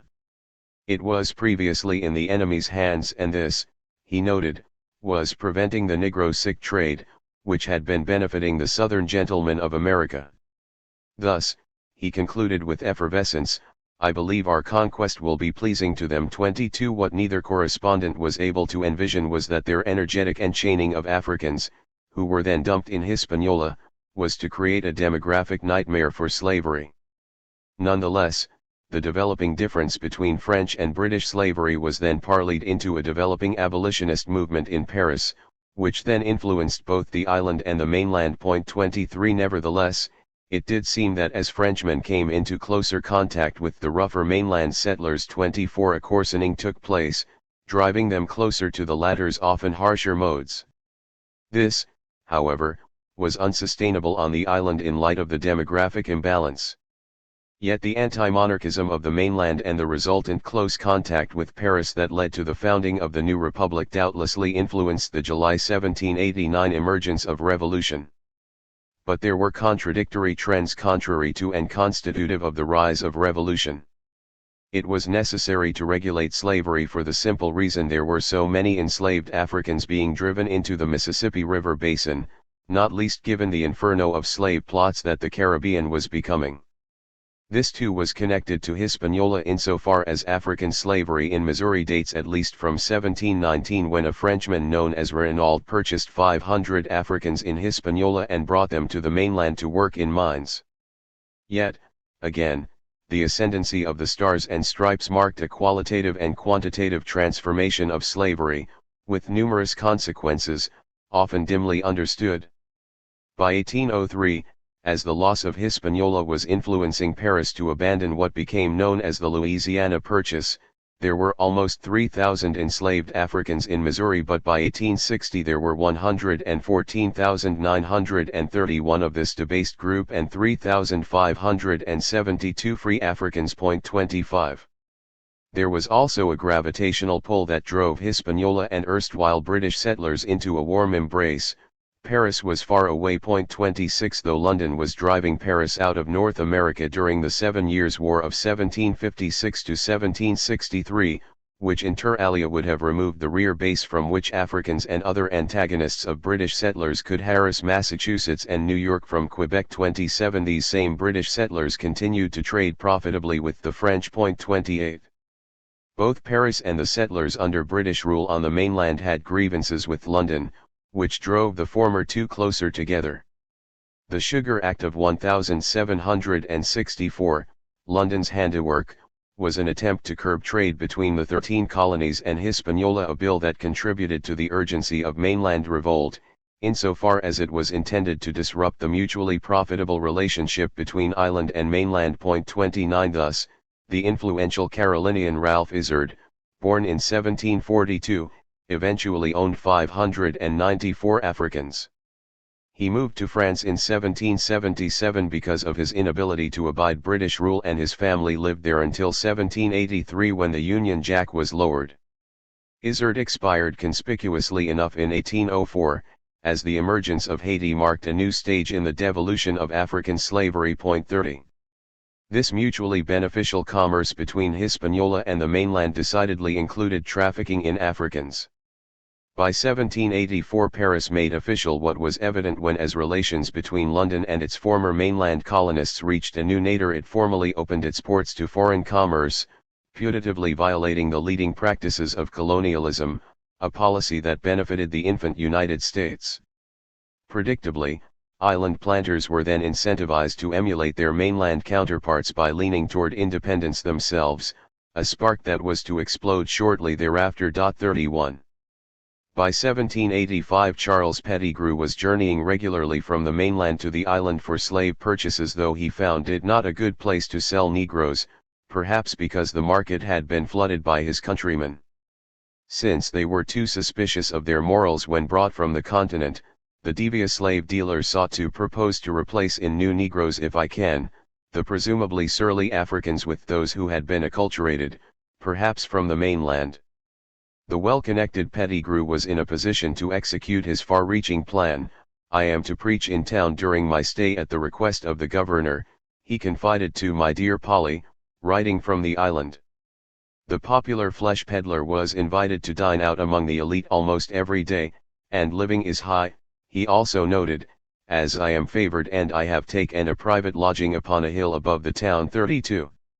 By 1787, the island was dominating the lucrative business of sugar production, generating a whopping £131 million in that single year, a good deal of it ending up on the delicate palates of Euro-Americans. 33 One observer pointed out that the number of foreign ships, principally American, which in 1788 assisted in furnishing St. Domingo with provisions, was considerable. If this had not been the case, said Francis Alexander Stanislaus, the island would have been in absolute want of many articles of the first necessity. 34 By 1789 an estimated 20% of the vessels arriving in Philadelphia from foreign harbors originated in St. Domingue. 7 years later, at the height of the Revolution, the figure had jumped to more than a third. 35 A telling vignette also occurred in 1789, days after the storming of the Bastille in Paris, when pirates, infamously disquieting, murdered a captain and cook, who were heading from Port-au-Prince to South America, and they then sailed to the mainland before being jailed in Virginia. This gave U.S. nationals a possible foretaste of what could be expected from an independent Haiti. 36 Maritime traffic between the island and the mainland was sufficiently intense to attract pirates of various stripes. Just before August 1791, recalled Henry Adams, such a swarm of Yankee skippers frequented the ports of St. Domingue that the trade of the United States with this colony became second only to that with England. 37 Besides the wealth brought by slaves and sugar, there was another reason for mainlanders to keep a close eye on Hispaniola. Early in the 20th century, one U.S. strategist acknowledged what had been true for some time. Next to Mexico, said William A. McCorkle, a former U.S. governor, this island republic Haiti, that is fraught with the greatest importance to the United States in our relation to the Southern and Central American republics, the Gulf of Mexico and the Caribbean Sea. Why? It is directly on and commands the two great passages of the Atlantic Ocean into the Caribbean Sea from the eastern coast of the United States to and from Panama. It thus practically controls the great bulk of the commerce of the United States to the east and the Pacific Ocean. This island has within its shores more natural wealth than has any other territory of similar size in the world. This island, he continued, is more capable of supporting life in all its phases, more able to create wealth and diffuse happiness to its people, than any other land of its size on the face of the earth. Its harbors are incomparable and will float the navies of the world. Its atmosphere is salubrious and its climate healthy. Hispaniola sat astride the two great twin seas, the Gulf of Mexico and the Caribbean Sea, and both were seen as being more important than the Mediterranean in their effect upon the commerce of the world. Hence, a fundamental principle of the United States, he stressed in words that were perhaps even truer for the Federal Union in 1791, is that we should control the Gulf of Mexico and the Caribbean Sea. This control should be absolute and exclusive. 38. It was the 20th century Trinidadian intellectual, C.L.R. James, who referred to Mole St. Nicholas, a landmark on the island, as the Gibraltar of the Caribbean Sea. 39 As early as 1810, an analyst concluded that Samana, on the northern coast of the island, was a bay with incalculable advantages on a land mass that was key to the Mexican Gulf. 40. This is a compelling picture that suggests why so many mainlanders were to be found on the island in 1791. A great-uncle of the late 19th century writer, Samuel G. Perkins, was born in Boston in 1767 and by 1785 was toiling in Hispaniola with the mainland firm Perkins, Burling & Co. He stayed until 1794, abandoning the island as flames leapt ever higher. 41 The connection between the island and the enslaving republic had become so close that even as Africans were plotting disruption in 1791, Nathan Cutting, a Massachusetts merchant who had moved to Hispaniola to speculate in the slave trade, suggested that his new homeland would join the United States. 42. But this luscious status quo grounded in flesh peddling was to be disrupted by August 1791, and before that in July 1789.43. By mid-1790 Pierce Butler of Carolina was thanking one founding father, George Mason, for informative news about France, as he hoped with a hint of wish fulfillment that the French nation will accomplish their object and secure to themselves and their posterity the equal operation of laws. 44 Though, like many others in his state, he may have been disappointed by the emerging results. For the French Revolution too sent shockwaves coursing to the mainland. Coincident with the latter, debates over slavery commenced, and this along with the debates about rights in the hexagonal nation led directly to a fierce melee on the island. Thus, the roseate dreams of the merchants of odiousness were to be dismantled. Fleeing alongside the Perkins Scion were others of French surname. Some were royalists upset with regime change in Paris and the seismic results on the island, others nested with the Huguenots, who since the late 18th century had flocked to the mainland and had become prominent in the slave trade. Their helter-skelter retreat to the mainland was tangible evidence of a new world birthing at the same time that the newly born mainland republic was moving in an opposing direction. The undulating waves from Hispaniola reached its neighbors, particularly Martinique, where African activism compelled Emmanuel Paris Pons and his brother to abandon their large plantation and scurry to New Orleans, bringing along a large number of enslaved Africans, who carried along startling scenes of presumed superiors bolting for their lives. There in St. James Parish they all settled in the so-called Maison Blanche plantation, which was by most measures the most significant plantation Louisiana ever had. 45. Given the arrival of the likes of Pons, this Caribbean turmoil was not all bad news for the slave-holding republic, for such planters had well-developed slave trading networks that arrived with their presence. Thus, between 1790 and 1800, the population of European descent in a key region of the Carolinas near Andrew Jackson's hometown, the Waxhaws, declined while the population of enslaved Africans nearly doubled. More than half of all households of the former now owned one or more of the latter. 46. The size and suddenness of this influx of Africans into New Orleans was virtually without precedent on the mainland, with an estimated 9,000 arriving there between 1763 and 1796 and an additional estimated 8,000 before 1808. Most had come from Jamaica and Charleston, though many could be traced back to the destabilization of slavery in Hispaniola. That most were male by a 3-to-1 ratio by one estimate did not bode well for the future stability of mainland slavery. 47. Surely, the arrival of island planters, Africans in tow in the thousands, helped to buoy the overall market in Africans. 48. On the one hand, the United States was wading more deeply into the choppy waters of mass enslavement as Hispaniola was emitting a loudly different signal. This did not augur well for slavery's future, given the ability of the island Africans to maneuver diplomatically among the major powers, especially London, to the disadvantage of the enslaving republic. On the other hand, doubling down on slavery by attracting Frenchmen with capital from the Caribbean, in a sense, mirrored the growth of the European population on the mainland before 1776, when settlers fled African unrest in Jamaica and Antigua in the 1730s.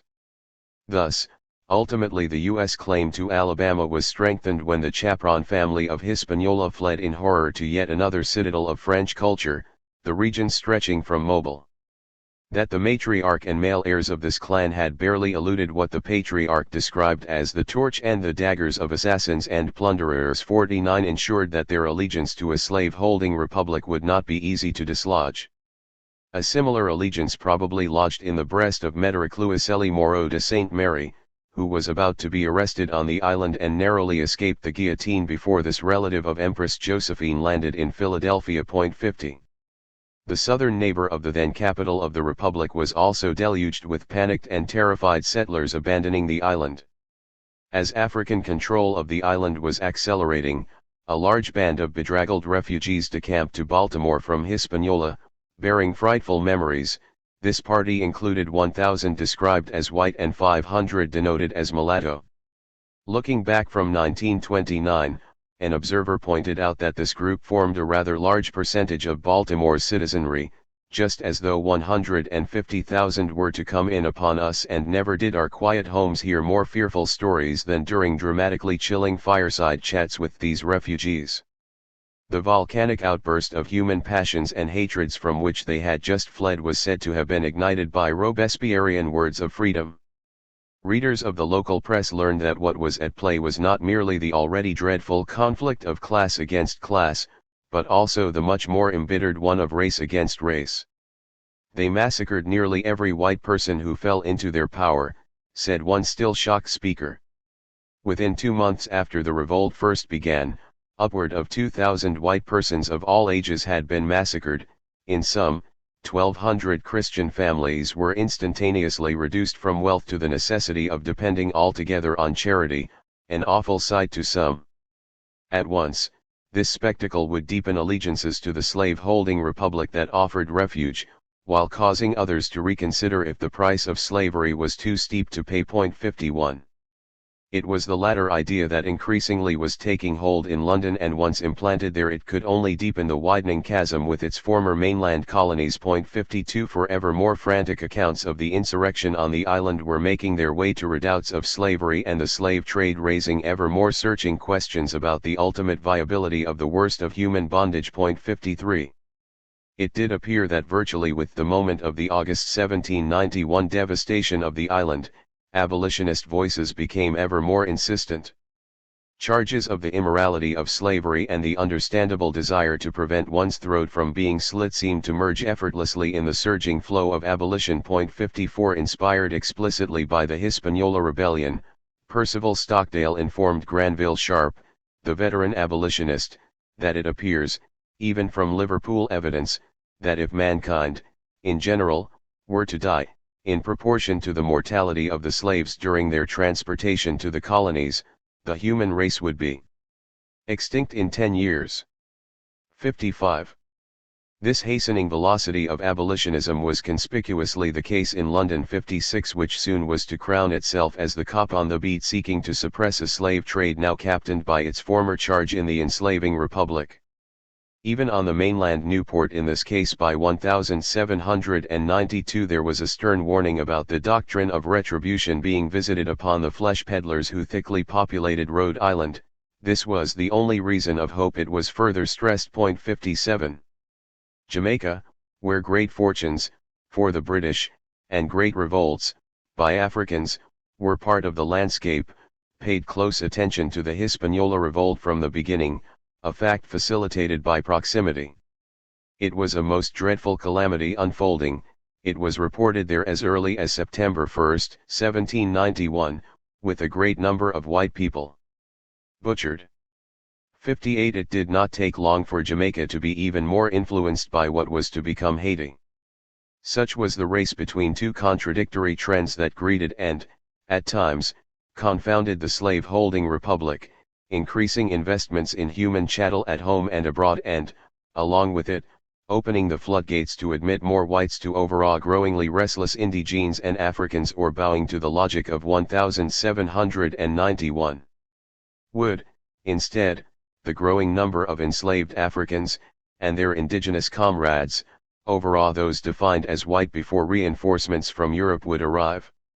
As early as 1790, as the waves of change from Paris crossed the Channel, grave note was taken in London of debates in France about abolishing the slave trade. 59. Alert investors in the slave-holding republic should have taken heed when testifying before the House of Commons in London in 1790 and 1791 on the increasingly conspicuous matter of abolition was George Bailey, who had resided 25 years in South Carolina and Georgia, first as a merchant, afterwards as a planter.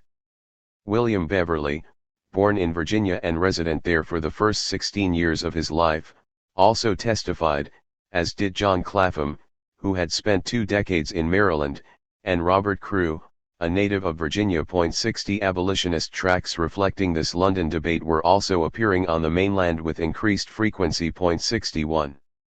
William Wilberforce, soon to be hailed as the doyen of abolitionism, was instrumental in the April 1791 debate in Parliament on the slave trade. At the same time, Whitehall, in the person of Lord Granville, worried that the impassioned words coming from London would have the effect of increasing discontent or dissatisfaction which may at present prevail among the slaves. Thus, he said, underlining the intimate tie between African uproars and reform, planters should seek mild and gentle treatment of these people, so as to reconcile them as much as possible to their situation. 62. Meanwhile in Louisiana, soon to be part of the enslaving Federal Union, as early as 1792, Africans were seeking to emulate their counterparts on the island. 63. This was not the end of imported trends. thanks to this Caribbean disturbance. As well, tensions accelerated between major political factions, i.e. the Federalists and the Democratic Republicans. This was particularly unsettling since the conflict infused the entire realm of foreign policy and, thereby, national survival, in that the quasi-war with France was part of this equation, as well as the seemingly perpetual row with Britain. 64 Certainly, as the slave-holding republic came to recognize that ousting France from North America was sufficiently important that it could even mean countenancing or even aiding armed Africans in Hispaniola, slave traders and slaveholders could conclude more easily that leading Republicans did not have their best interests at heart. To make things worse, also arriving in port cities proven to be frail Norfolk, for example, were a sizable number of refugees from the island that could be described as black, but who were not unwilling to back slavery.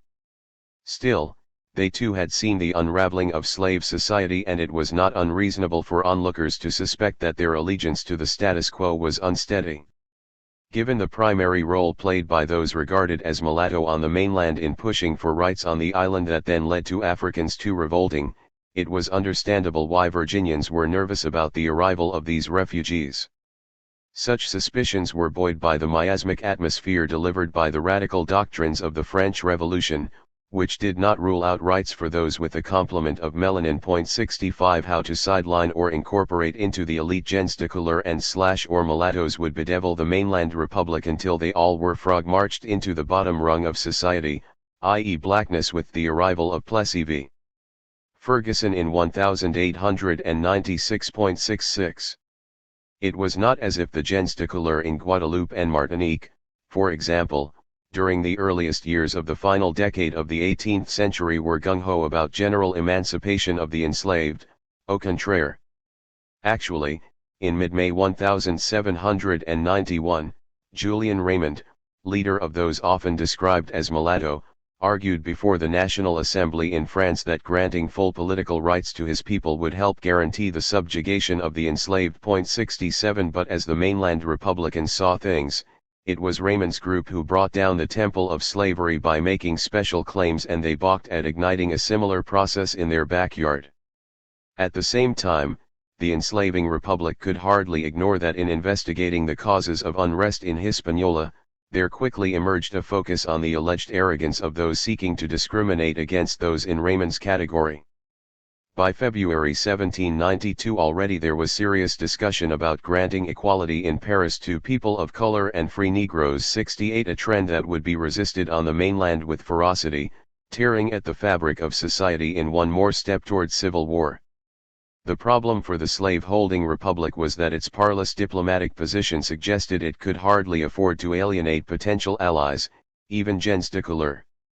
Months before August 1791, the elite Elias Ball of South Carolina was being told that sooner rather than later his nation would be warring with Spain. 69 While even sooner there would be a quasi-war with France combined with the seemingly perpetual tensions with Britain. Pierce Butler of the same state unctuously sought to convince Don Diego de Gardoqui of Spain that we ought to be good neighbors. 70 But the very utterance betrayed its possible opposite. Complicating relations between the major powers was the frequent assertiveness of Africans, for as they barged onto the stage, their presence had to be accounted for, which could allow, as was to happen with London, a power to creep toward abolition, thereby gaining an advantage over competitors. Still, as African rebelliousness reached the mainland, this also had the potential to unite the major powers on the altar of slaveholding. Anticipating a larger revolt in 1795, by 1792 Point Capi in Louisiana was afire. Julien Poydras, with roots in Nantes, which happened to be a major slave port, was targeted. Though it was alleged he owned a staggering 3,700 slaves, another source avers the figure was only about 570, still making him one of the largest slaveholders on the mainland. He also had extensive holdings in Bordeaux. This man of French origin was in a territory with close ties to Spain that was about to become a part of the United States, while owning Africans on the verge of seeking to eliminate them all, which could have brought these oppressors together in nervousness. 71 Poydras had departed Hispaniola for Louisiana in 1768 and, thus, was prone to know about the impact of island restiveness on his own riotous possessions. There was also the possibility, as was happening on the island, that a door could have been opened for a Spanish competitor to destabilize his enterprise by allying with Africans. 72 Poydras was understandably irate when in April 1795 his Africans rose as one, spurred on by the victories in Hispaniola. 16 of my best Negroes of the plantation were hung, he griped, which causes me a loss of 30,000 piastres in one lump sum. 73. Louisiana was far from being singular. As soon as the authorities in Missouri received word of the 1791 revolt, they anxiously moved to curtail the slave trade with the islands for fear of contagion and opened this hateful commerce with Africa. As well, they moved to assuage the enslaved by guaranteeing them certain rights and immunities. One official acknowledged that contented subordination was his goal, which would prevent the enslaved from desiring a liberty which had cost so much blood in Santo Domingo. 74. The competition among the major powers was made to order for Africans willing to engage in arbitrage, leaning toward one power and against another. Arguably, the increased ability of Africans to engage in arbitrage heightened tensions between and among the white powers, as they scrambled hectically to either retreat from or bolster slavery, seeking to either take advantage of the debilitated posture of a fellow power or crack down more mercilessly on invigorated Africans, both of which had a painful downside. This was occurring as a 1792 writer penned an ode to the insurrection of the slaves at St. Domingo, urging that the rebels bathe thy sword in Christian blood, 75 suggesting that bolstering enslavement came with a heavy price. Unfortunately for mainland settlers, their concern had to veer far beyond the import of inflamed poetry. As this ardent ode was being drafted, the thought of such a bloodbath had occurred to Africans in Virginia independently of these passionate words. 76 By May 1792, the governor of Virginia was told by a concerned Smith Sneed in Northampton that people of this county are very much alarmed with the apprehension of the insurrection of the slaves, bringing manifold dangers, especially since there was no public ammunition in the county. 77 A neighbor there, Henry Guy, concurred, as he too wrung his hands about the intended insurrection of our slaves in a plot that seems to have been general. 78 Then in Portsmouth there was an intended insurrection of our slaves. It was said regretfully, their conduct has long since warranted the suspicion. A supply of arms was requested speedily in order to alleviate the fears now raging. 79 That same day, Thomas Nelson of Norfolk too was worrying about the intentions of our slaves, since we are totally unprepared for such an event, having very few arms in the hands of our militia. 80. Yet another startled Virginian complained that the Negroes were sponsoring very large night meetings where they began to talk of choosing delegates and a high sheriff, as if, like on the island, state power was on their mind. In case of invasion, moaned Holt Richardson, we are totally unprepared. 81 By July 1792, Smith Sneed at least had not calmed down, warning again of yet another insurrection, while noting reassuringly that no white persons, perhaps presumed sympathizers with the French Revolution, were involved. 82 During that time, the diminutive and bookish James Madison found time to observe incisively that the news from the island paints the distress of the island in the most gloomy colors. 83 A matter of obvious consequence for his commonwealth. It did not require an oracle to see that if mainland slaveholders could help to squash African rebellion on the island, it could remove any inspiration these rebels supplied to Africans on the mainland. So motivated, it did not take long for U.S. residents on the island to join the fray, taking an active part in the struggle against the enslaved. They were to be found in scouting parties and expeditionary troops dispatched to confront the Africans with lethal force. U.S. seafarers in island ports pitched in, too. In Cap Francais, not only resident U.S. merchants but also such crews were called on to defend against marauding Africans. In a display of class and race unity, the South Carolina legislature quickly chipped in with a hefty donation of £3,000 to the besieged islanders. 84. What may have influenced the lawmakers was the presence in their state of the likes of Auguste de Grasse, who told President Washington directly of the great distress of those like himself who had fled the island one step ahead of angry Africans. He confessed that after having lost a commodious dwelling and 200 Negroes, he was now drowning in misery. 85 De Grasse's homeland France shortly after the igniting of the island revolt had contacted the federal authorities on the mainland, delivering the disturbing news that plantation owners had been killed, plantations immolated, and other Europeans were strangled. An estimated 100,000 armed Africans were said to be on the march, as they enacted a bloody drama of human horrors. French settlers were not simply calling upon altruism for, it was said with some accuracy, this destruction could easily spread. Yet, despite these anguished pleas and the mortal threat articulated to the mainland itself, by January 26, 1792, Paris's man on the mainland was told that the response from the United States was inadequate. 86. What was not said was that the United States was torn between the felt desire to quell African unrest and the larger desire to weaken France in the hemisphere. Still, the new republic may have thought that Paris was ungrateful, for seemingly ample aid was sent, not only by the federal union but by states like South Carolina and Pennsylvania 287 who had their own unique foreign policy interests. Dispensing with their usual procedures, concludes one scholar, the Assembly in the Keystone State, fashioned a bill within a single day which authorized provisions for the relief of Cap Français and provided vessels to transport any colonists who wished to flee the violence. 88. Another scholar has estimated that the United States supplied island planters with hundreds of thousands of dollars in aid, arms, ammunition, food, and the like. After all, it was not preordained that this would always be a French colony, and self-interest and buying goodwill among besieged island planters was as good a reason as any to bail out class comrades. 89. Paris may not have been wholly aware of the sweeping challenges to North American national security posed by domestic Africans and indigenes, a challenge that had hardly ceased since 1776.90. But Paris may have known, as early as October 1790, that a number of those from the island described as mulatto had gone to the mainland to purchase arms and ammunition in anticipation of taking advantage of the flux brought by July 1789 and visiting the same upon Hispaniola. Some of these men had fought alongside the victorious rebels in their triumph over London a few years earlier. Yet it was dangerous for slave-holding Republicans to conspire with Frenchmen sympathetic to revolution, since some of the latter also had noticed the odiousness of mainland slavery and then repaired to Paris to form abolitionist societies. 91. Such far-sighted attitudes shed light on why some mainland Republicans were to find France so distasteful, anti-monarchism aside. One high-level U.S. diplomat, Gouverneur Morris, was horrified upon arriving in a Paris torn by revolution. It was, he thought, perhaps as wicked a spot as exists.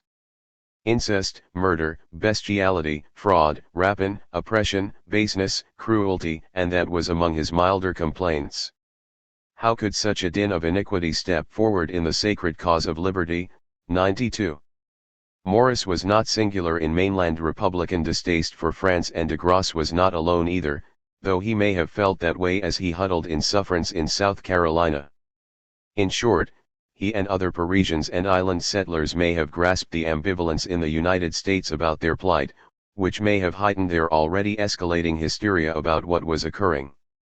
At the same time, as Paris itself was enduring a bout of radicalism, often denoted as terror, their representative in Charleston was plotting as busily as island Africans invasions of Spanish Florida and Louisiana in his case, and who was to say he would simply stop there? 93. Surely, Paris knew of the fright in Charleston in light of the island frenzy. 94. And the spread of this furor to Maryland and Virginia, and what that could portend in terms of destabilizing an infant republic. 95. Thus, there may not have been much surprise in Paris when General Toussaint, midway during the 1791 to 1804 epoch, was able to subdue André Rigaud, a leader of both French forces and those of the gens de couleur, with ample aid from the mainland. U.S. ships were accused credibly of going so far as to ferry General Toussaint's troops to a strategic point behind Rigaud's lines. 96. Of course, Such assistance could easily lead Dixie to conclude that the Federal Union viewed with insouciance the unique challenges to security within the slave South, hastening the onset of civil war. But that was to come years after the commencement of revolt. In the immediate aftermath of August 1791, the great-uncle of Samuel Perkins, then on the island, recalled that the Americans had a guardhouse assigned to them. The guard was commanded by my brother James and I acted as his lieutenant. We drew our forces from the American shipping community as well as from the residents. The arms and ammunition were kept at our house.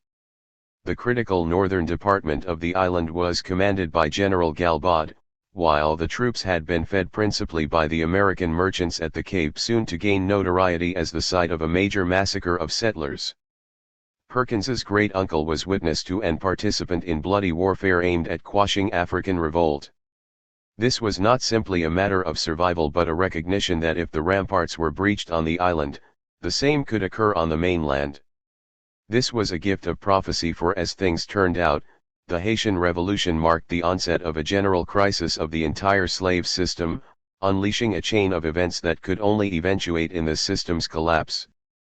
But those Yankees fighting a losing war on the island may not have had the time to reflect upon the world historic meaning of their combat.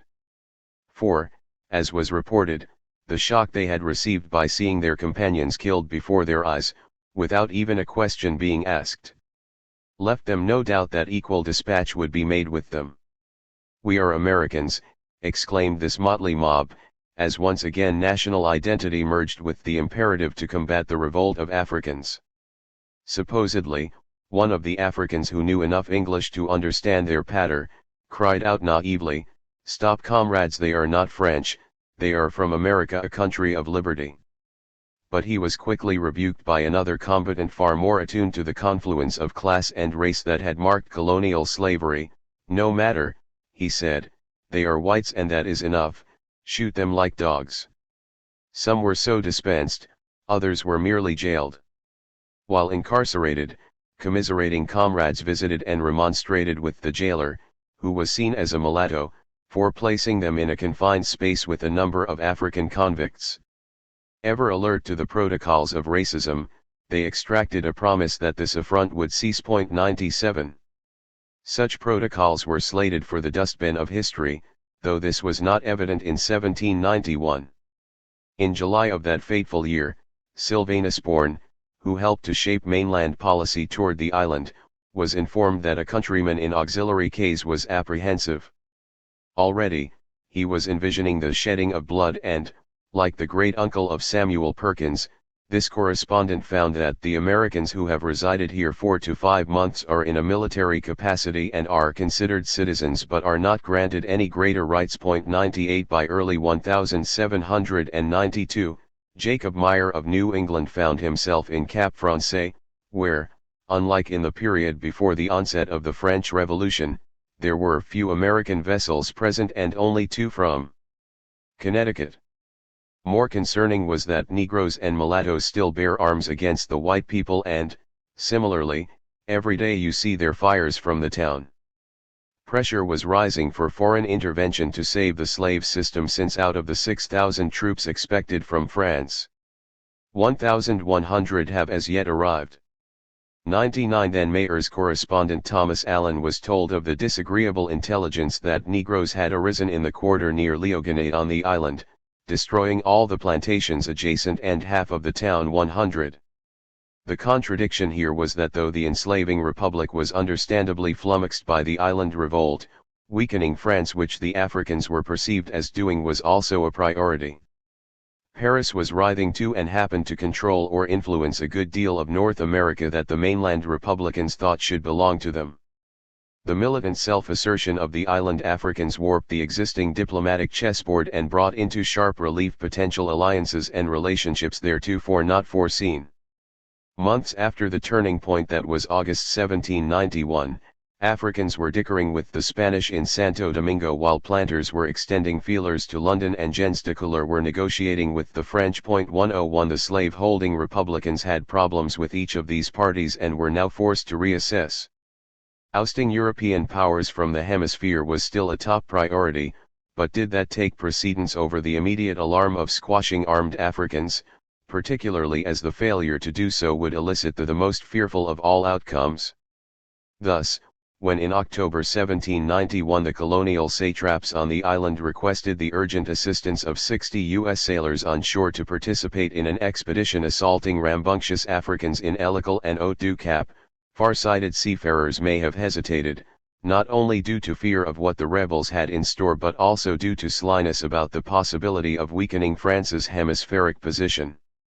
As things turned out, only one settler formerly of Philadelphia escaped alive from Haut Cap. In fact, the contradiction was so sharp that either way mainland Republicans turned, they were bound to be bloodied. Thus, gens de couleur were bound to arrive on the mainland, irrespective of who triumphed on the island or irrespective of who sailors ashore leaned toward.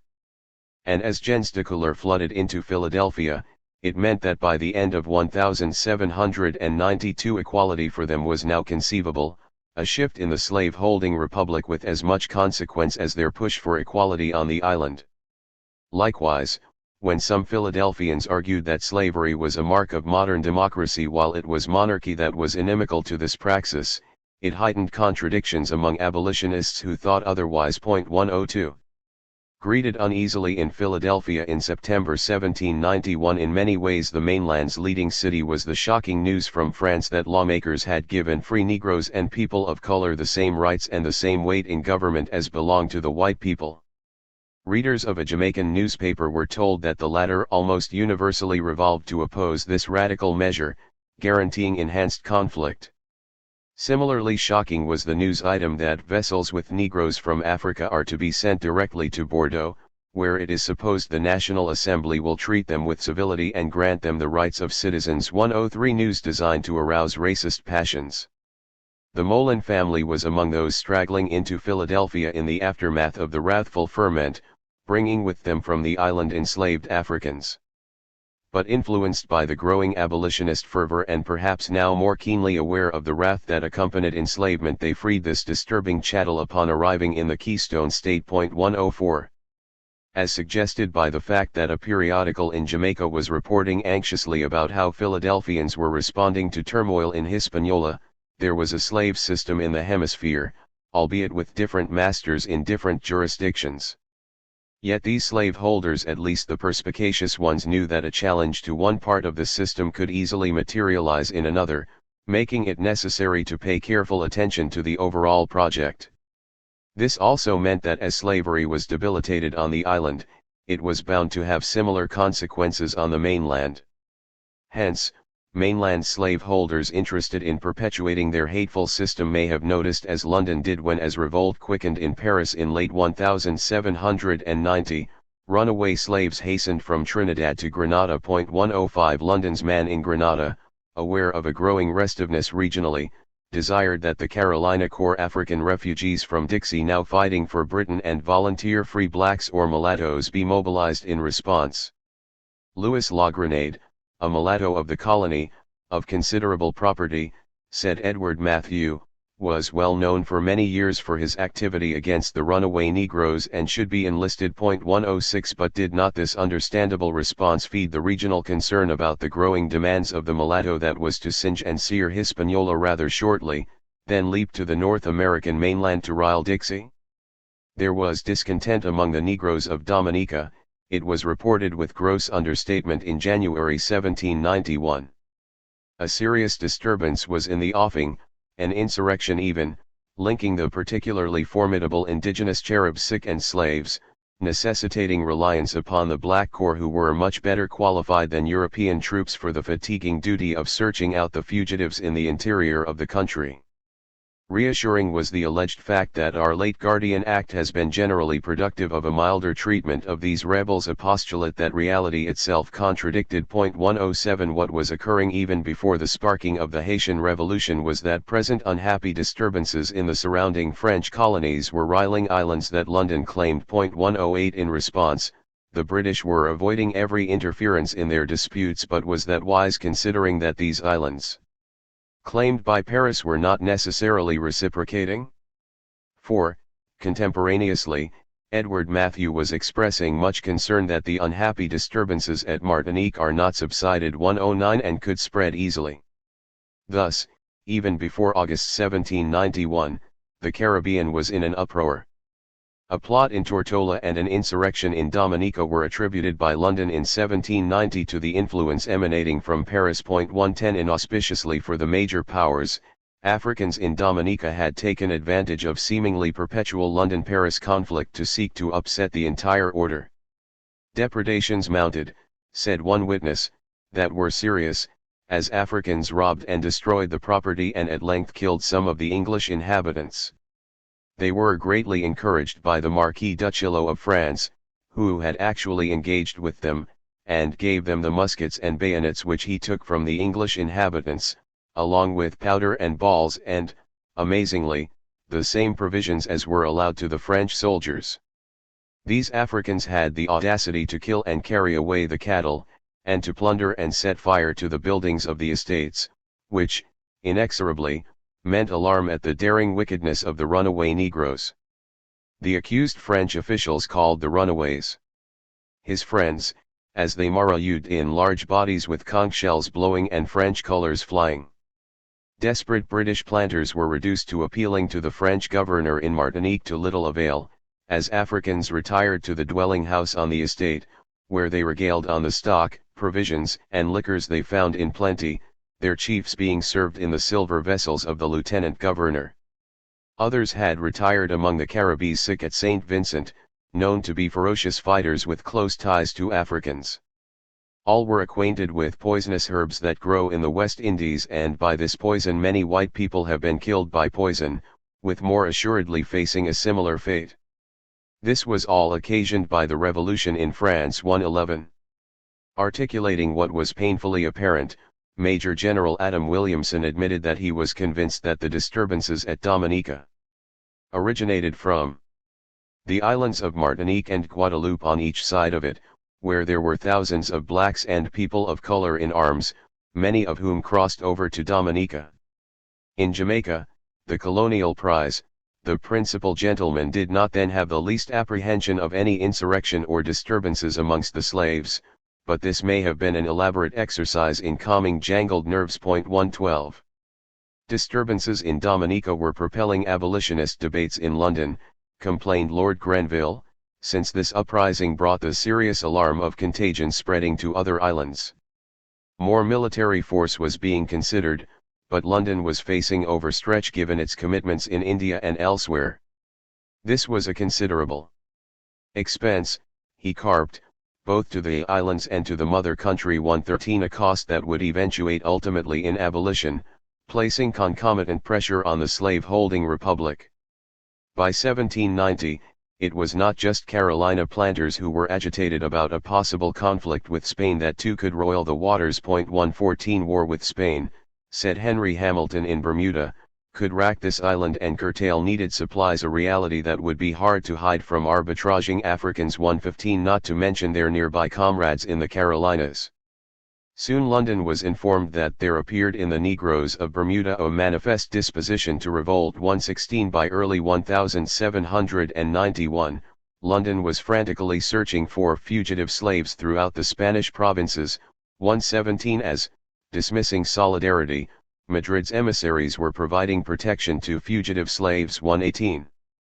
By June 1791, London was told of the late turbulent spirit among the Africans, which was said to be confined to Dominica. Others were not so sure. There was edgy reassurance that the debate in the House of Commons relative to the slave trade had not caused any alteration in their Africans' behavior, as no revolts were apprehended, but, again, others were not as certain. Telling was that during the height of the insurrection at Dominica the Council of Assembly of Montserrat was fearful lest the slaves might become infected, and as their militia was without firearms, they applied for more arms, not exactly a vote of confidence. 119.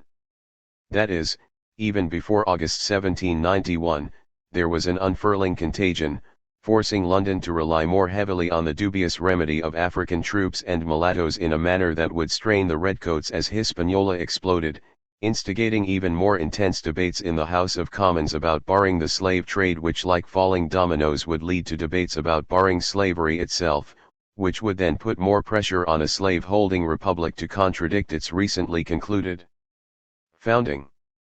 It was also in June 1791 that Edward Matthew noticed that armaments arrived at Martinique from France, which meant the inhabitants of Saint Domingo would not receive the 4 battalions of troops promised, with untoward consequences soon to be evident. Anyway, since the 2 battalions formerly sent there had created disturbances rather than quieted them, this dispatching was of doubtful utility in any case. 120. By late July, like a firefighter besieged by determined pyromaniacs, Matthew's gaze had shifted to Barbados. A coup de main from an unnamed neighboring enemy was not expected, so it should be seen as a proper place for a military depot. But since similar advice was provided to St. Vincent and Dominica, both then on fire, this Cancel too was of doubtful utility. 121. By September 1791, the Earl of Effingham was distraught. He was very sorry to hear of so melancholy an account as I have to given of the situation of our neighbors in Saint Domingo. French officials were now there pleading for aid, craving assistance on account of a terrible insurrection among the Negroes, who have burnt and destroyed all the plantations for 50 miles in length on both sides of the Cape. The untrustworthy mulattoes who were at open violence with the whites have joined them from a sense of common danger, and 15,000 of them with 30,000 blacks who remain faithful are crowded in the town of the Cape, almost starving. The benign peer sent them 500 muskets and 1,500 pounds of ball and allowed them to purchase provisions and powder. 122. Days later, the Earl heard that the Hispaniola settlers had attacked the insurgent Negroes and gained a considerable advantage, though he sensed this was exaggerated, and it was. Actually, the massacres were much greater than imagined, as suggested by the fact that Jamaica was being overrun by distressed Europeans. "My chief care," he said knowingly, "will be to prevent their Negroes from coming to mix with ours for fear of what the former could impart to the latter about planter vulnerability." For he knew that it was very possible that disturbances might arise here, though he had endeavored strenuously to avoid such appearance of preparation as might put mischief into people's heads, which was hardly enough to dissuade the awe-inspiring Maroons of Jamaica, who had almost collapsed the colonial project decades earlier. "What the gossiping of idle folks may produce I can't tell," he added, but it was not gossip but raging fire, sharp daggers, and hot lead that were more of a concern. 123. Thus, troops were shifted from Barbados to Jamaica, combined with an augmentation of naval force. 124. But the shedding of blood and treasure this maneuver portended was hardly the stuff of confidence. London may have known that by September 1791 enslaved Africans in Jamaica were singing songs about the uprising in Hispaniola, and soon slaveholders from Virginia to Louisiana and from Cuba to Brazil were muttering about an energized insolence now embedded deeply in the hearts of their Africans that was inspired by Hispaniola. 125. By late October of 1791, Stephen Fuller in England was struck with horror by what he had heard about Hispaniola. As for London's enslaved in that vicinity, he counselled keeping them constantly at home, disarming them, preventing caballing, drumming, sounding conch horns, securing the rum and strong liquors, and also ammunition. But this was easier to articulate from cosseted Southampton than the front lines of battle. This he sensed, since he also stressed that of late several canoes had arrived at the east end of Jamaica with Negroes from Hispaniola. 126. With unclear intentions. Fuller may have known that in Spanish Town, Jamaica, a settler had found that the head Negroes of plantations there not only discussed very unreservedly about the rebellion in Hispaniola, but declared with emphasis that the Negroes in the French country, such is their expression, were men, and a similar revolt would soon take place in Jamaica. They went so far as to anticipate the destruction of the whites and to dispute about the distribution of their estates. On the mainland, Republicans were busily importing more whites so as to overwhelm uproarious Africans and indigenes, but in Jamaica such options did not seem as readily available. Instead, the debate was whether the authorities should stop the further importation of Negroes from Africa or increase their number, as some planters suggested. Yet it was known that no circumstance in life is so pleasing to them Jamaican Africans as the addition of new Negroes, so they could better overwhelm the settlers, which every planter knows to be true. 127. By November 1, Matthew had learned from a gentleman from Spanish Saint Domingo that there had been an insurrection on several estates at the Cape, that the slaves had killed the proprietors and all the white people on them, to the amount of some hundreds. 128. By November 6, Major General Williamson, reporting from Jamaica, was seeking to assure a comrade in the now deteriorating Hispaniola by suggesting that everything might be again quiet. However, he could not help but reveal that the same spirit of revolt should take place where he was cited, as there is no doubt that there are thousands of slaves who would willingly enter into a rebellion if they thought they could succeed, especially since the greater part of this island is certainly in a very defenseless state. 129. By mid-November, Fuller demanded that more small arms be made available in Jamaica, since it was during the Christian holidays upcoming when Negroes are most likely to break out, as the white people upon the estates are then all separated. What to do? 130. By December, Whitehall itself had begun to snap out of bureaucratic inertia, detailing the commotions and the disasters in Hispaniola, while offering the anodyne advice of caution and circumspection. 131. An official report demanded that the Carolina Corps be augmented in response. Yes, it was said, an objection may be made to arming of blacks as soldiers, but this understandable concern has no weight. 132. Though skeptics might well have pondered the viability of a project based on the enslavement of Africans that was then to be policed by Africans. It was during this tempestuous era that London began frantically raising blacks for the military. The purchasing of Negroes to be attached to the regiments not exceeding 10% of the company was recommended. As well, it was recommended to purchase them from different plantations. 133. The subject of the black troops, said Whitehall, will have an early consideration. At this moment no plan has been fixed upon. It was also observed that both options, i.e. embodied as a separate corps or to be attached to the strength of different regiments on duty in Jamaica, were problematic in their own ways, particularly when discussed as they were in the context of Spain providing nearby refuge to fugitive slaves. 134. On cue, abolitionist voices became louder and more insistent. By October 1791, one inspired crusader opined that one cannot look upon a piece of sugar without conceiving it tainted with spots of human blood.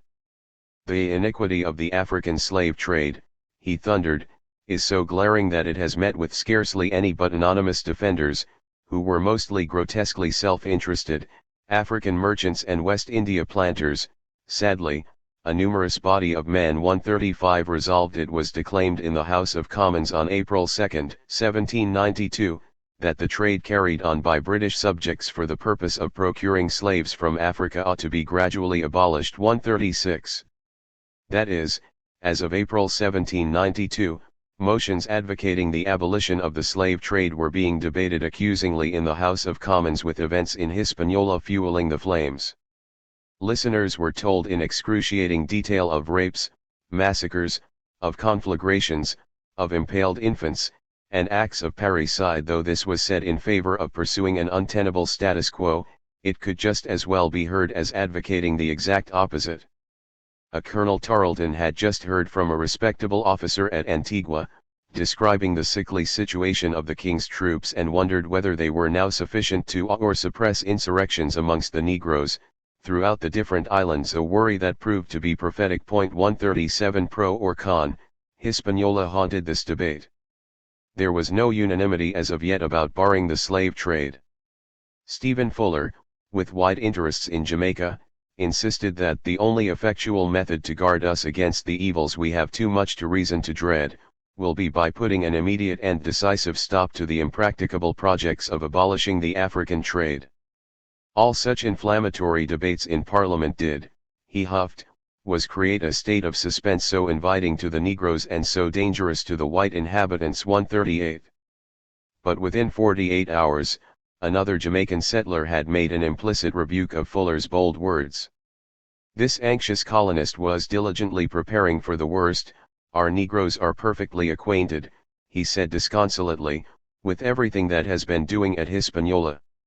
Thus, to ensure the peace of the country, it will be absolutely necessary for us to go the expense of at least £100,000 in making inland stations and roads, and also to double the force to be in future stationed here. Why such expenditures and deployments? I am convinced, he said, that ideas of liberty have sunk so deep into the minds of all the Negroes that, wherever the greatest precautions are not taken, they Africans will rise. 139. The tides of history and Africans were buoying the latter and foiling Fuller. Initially, Fuller had the better of the argument in London, but a massive British intervention in Hispaniola led to the most stinging and decisive defeats in the empire's checkered history, helping to convince even the most stubborn that only abolition offered a graceful exit. 140. The vaunted founding fathers then administering the slave-holding republic seemed incapable of comprehending the world historic forces that were being unloosed at that time. Thus, the slave-holding republic would then have to contend with an abolitionist London and Haiti, a mighty force that would be difficult to thwart. 2. Confronting black Jacobins on the March 1793 to 1797. Mainland Republicans may have miscalculated the impact of the French Revolution, which many including slaveholders initially embraced, perhaps viewing it as they saw their own revolt, as an uprising that would lead to the further ossifying of slavery. 1. Pierce Butler of Carolina was among those who seemed to only see the anti-monarchical aspects of July 1789. He seemed unaware that his railing against royals treating commoners like animals could have easily been transposed and reinterpreted by Africans to his own detriment. 2. France will succeed in their revolution, this founding father and one of the richest mainland slaveholders exhorted, insisting that it would not be in the power of Europe to enslave them. At the same time, Butler was uttering typically pro-slavery sentiments without sensing that South Africans were fighting a revolution so they would not be enslaved, and this intrepid sentiment could easily reach potential seditionists in the Palmetto State. 3. Butler was no outlier. An Irish-born officer formerly of the British Army, he allegedly wrote the controversial Fugitive Slave Clause of the vaunted Constitution and pushed for adoption of the Electoral College, reducing the influence of the popular vote. He was well positioned to spread his enthusiasm about Paris. 4. He was ecstatic about the detention of the French monarch, tabbing him enthusiastically as an imprudent man. Seemingly oblivious to the fact that words that could be applied to a royal could just as easily be applied to a slave-holding republican, he exulted that 1 grain of common sense is worth a pound of intrigue and, thus, honesty is the best policy. 5. But it did not take long for slave-holding Republicans to rethink their initial enthusiasm when, like a film dissolve, it slowly dawned that enslaved Africans too had imbibed ideas about not being re-enslaved, while executing revolution. It was in August 1793 that Butler heard reports of a planned insurrection of the enslaved in Yorktown, Virginia, planned it was said by French radicals and reputedly involving several states, including his own South Carolina. Then the governor of the latter state ordered all free foreign Negroes who had arrived within the past year to depart quickly from the state, betraying the nervous apprehension then rising. This was occurring as tumult on the island during the summer of 1793 sent a steady stream of settlers to the shores of Carolina. 6. Our Eastern and French friends, sputtered Butler in late 1793, will do no good to our blacks. I wish they would mind their own affairs, he lamented. 7. As 1794 loomed on the horizon, Butler was now in full panic mode, demanding state laws that would bar the importation of Africans not only from the Caribbean but also from northern states, even Virginia. The Negroes in this state are intolerable, he spluttered, more insolent than any person who has witnessed it can credit. This is one of the many abuses of the rights of man, he concluded with bewilderment. 8. He had not been paying careful attention, for as early as 1791 it was reported from Philadelphia that abolitionists in Paris were seeking to outlaw the slave trade. Adopting Butler's own language, it was said that the revolutionary upsurge has been the means of exciting more attention to the rights of men than has ever occurred at any other period. 9. That Philadelphia was at once the capital city and the leading destination for French exiles fleeing revolution on the island made this message all the more stunning. 10. By the time Butler realized that a truer revolution was occurring in France, as opposed to the mainland republic, external intervention to reverse the course of events would have been futile. Butler was not unique. William Short, who had served as Jefferson's private secretary in France, was among the numerous Republicans who initially hailed July 1789, then shrunk in horror as time passed. 11. For by early 1794, a French national indubitably aware that such a matter would be of concern to his friend in America, informed the latter of a laughable scene as a deputation from Saint Domingo entered the Hall of the Distinguished in Paris. The delegation consisted of a white man, a mulatto, and a Negro, and even the darkest of them all was greeted warmly by the president. With outraged emphasis it was added, there was no end to the kisses that were given and received amidst the repeated applause of the convention and the tribunes. The next day they voted, he observed with startled stress, emancipation of the slaves. An African woman, who observed the proceedings, was so stunned that she fainted, as might have Butler if he had read these words. At the Jacobin Club there was a warm reception for the Africans. This grouping was a source of power and those who lead it govern France, it was reported Durley. 12. As Paris moved to abolish slavery in 1794, the United States dispatched to France as an envoy Charles Pinckney, who was as enthusiastic about human bondage as his compatriot, Butler. 13. This should not have come as a surprise in Paris, in that Gouverneur Morris, who also had served in Paris, was similarly part of a family that owned dozens of enslaved Africans. 14. As Paris was radicalizing and Hispaniola was moving similarly, the slave-holding republic was maneuvering to stem the tide of abolition. A principle which had driven their anti-London revolt in the first instance. 15. The government that ran France in the mid to late 1790s, says a recent scholar, has been credited with an amazing, quiet accomplishment in aligning with the French movement for racial equality and aligning further with black and mixed race legislators in ruling bodies. French revolutionaries, says this analyst, admitted black and mixed race representatives among their members as equal, at a time when this was unimaginable on the mainland. Perhaps even more explosively in terms of the long-term viability of the slave-holding republic, these radicals were providing Africans with one of the world's finest educations at a time when the English-speaking world still considered it a crime for black children to learn to read. 16. Soon there would be fewer books that these youth could read, and denounce, with chapters entitled The Government and Care of the Negroes and Cattle, as found in a popular tome about Hispaniola published in 1797.17. Though Jacobins were beaten back in Paris with the rise of Napoleon Bonaparte, their African counterparts continued to best ride the stage in the hemisphere and on the mainland, and on the island they were to form the core of the justly heralded black abolitionists, 18, literate, sophisticated politically, globally minded, and the ultimate gravediggers of the slave system. Once that genie was out of the bottle, there was no going back. Victory was assured, to the point that today, the proud ideological descendants of the Founding Fathers somehow claim the legacy of the founders' antagonists, black Jacobins, and their vision of a society liberated from slavery and its related noxiousness, which these very same founders surely had not intended. This was a loud message to the immature slave-holding republic, a message that its own model of development based upon relentless brutalization of Africans was reaching the point of expiry just as it was gaining stride. That this message was at odds with the northern merchants' overarching ambition to push France out of the hemisphere, meaning aiding armed Africans on the island, was hardly grasped at the time. Nevertheless, Butler and his kin may have been heartened when protests emerged in France against the revolutionary idea of opening public office to Africans, 19, just as they were doubtlessly reassured when at the same time measures ultimately futile were devised on the island to bar Africans from gaining arms. 20. As Africans were on the verge of entering the corridors of power in Paris, Thomas Jefferson happened to notice that a U.S. ship had entered Hispaniola. And its captain, the Founding Father noted, enticed some Negroes on board his vessel through subterfuge.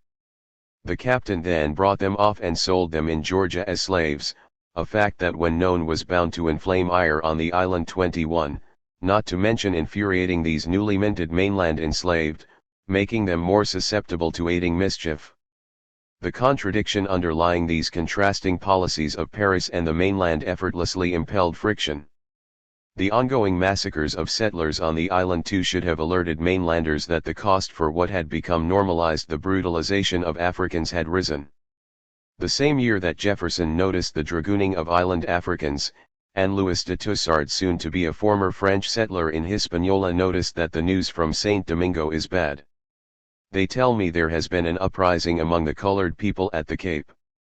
That is terrifying. Great God! What sorrows are in store for me? 22. She was prophetic. For what may also have influenced Butler's souring mood, and hers too, was that an estimated 10,000 Europeans fled from Cap Français on the morning of June 22, 1793, most of them turning quite stunningly directly to the coast of the mainland. That U.S. captains were accused typically of plundering these dispirited settlers or of turning them over to pirates did not erode the growing trepidation in the slave-holding republic that they could be glimpsing their very own future while scrutinizing these bedraggled refugees. 23. By July 6, 1793, arriving in Norfolk from the island were some of these unfortunate exiles bearing morose tales of woe. 12,000 are supposed to have been massacred at the Cape, said Thomas Newton. Many were taken out of the water and thrown on board the vessels without clothes or any substance whatever.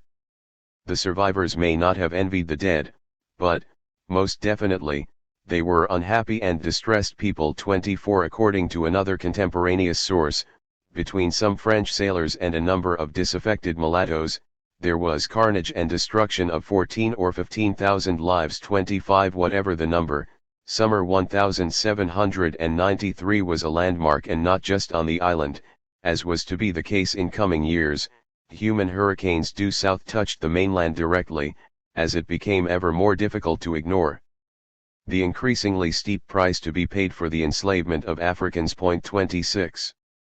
Reporting from St. Mark on the island in July 1793, a U.S. national, Captain Thomas Powers of Boston, detailed the burning of Cap Français. He too suffered losses, fortunately not his life including his ship register, and he was also stuck in port, unable to sell his valuable cargo. The coast is so infested with British cruisers, he confided, it is a near sick miracle that I escaped, an indication of London's muscular intervention that was to end in tears within years. But rhetoric to the contrary notwithstanding, it was London's fear of spillover effects in Jamaica and other colonies, more than racial unity, that was the motivating force, since Powers need not mention that the British would make a prize of us yet. There were several Americans here, but none of them sell anything, he added glumly. Mr. Sam G. Perkins and Mr. Samuel Otis of Boston are both with me and also were running the risk of massacre of hurried departure. 27.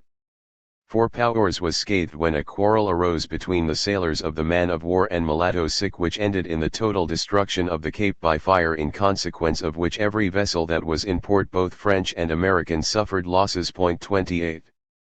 Newton had another interest besides the distressed all around. Our place is crowded with Frenchmen, he warned the governor, and too many Negroes have been brought in with them. 29. Newton was sagacious, for, by the next month, another Virginian was warning the governor of an intended insurrection of Negroes, with the suspicion lingering that this inundation of Africans was a causative factor. 30. That Petersburg rather than Norfolk was the target did not erode this perception. 31. Possibly because an official report determined that the intended revolt, said to be inspired by island events, was said to be the seat of power, that was Richmond. 32. In this latter growing town, John Randolph reported hearing Africans plotting outside his home to liquidate all the settlers and take their homes. In York, in July 1793, credible rumors of an African uprising hung heavily in the night air. By the fall, Norfolk and Portsmouth confirmed what had been reported earlier, as 80 mostly African men were reportedly planning to burn down the two towns and French ships in the port besides. At the same time, a journalist observed that the Saint Domingo Negroes have sown these seeds of revolt, and that a magazine has been attempted to be broken open. 33. as gens de couleur and enslaved Africans alike cascaded onto the shores of the mainland, delivering grave misgivings. Besides, South Carolina in 1793 sought to limit their arrival, with some influential personalities going to the extreme length of proposing that even those who could be defined as white also be barred.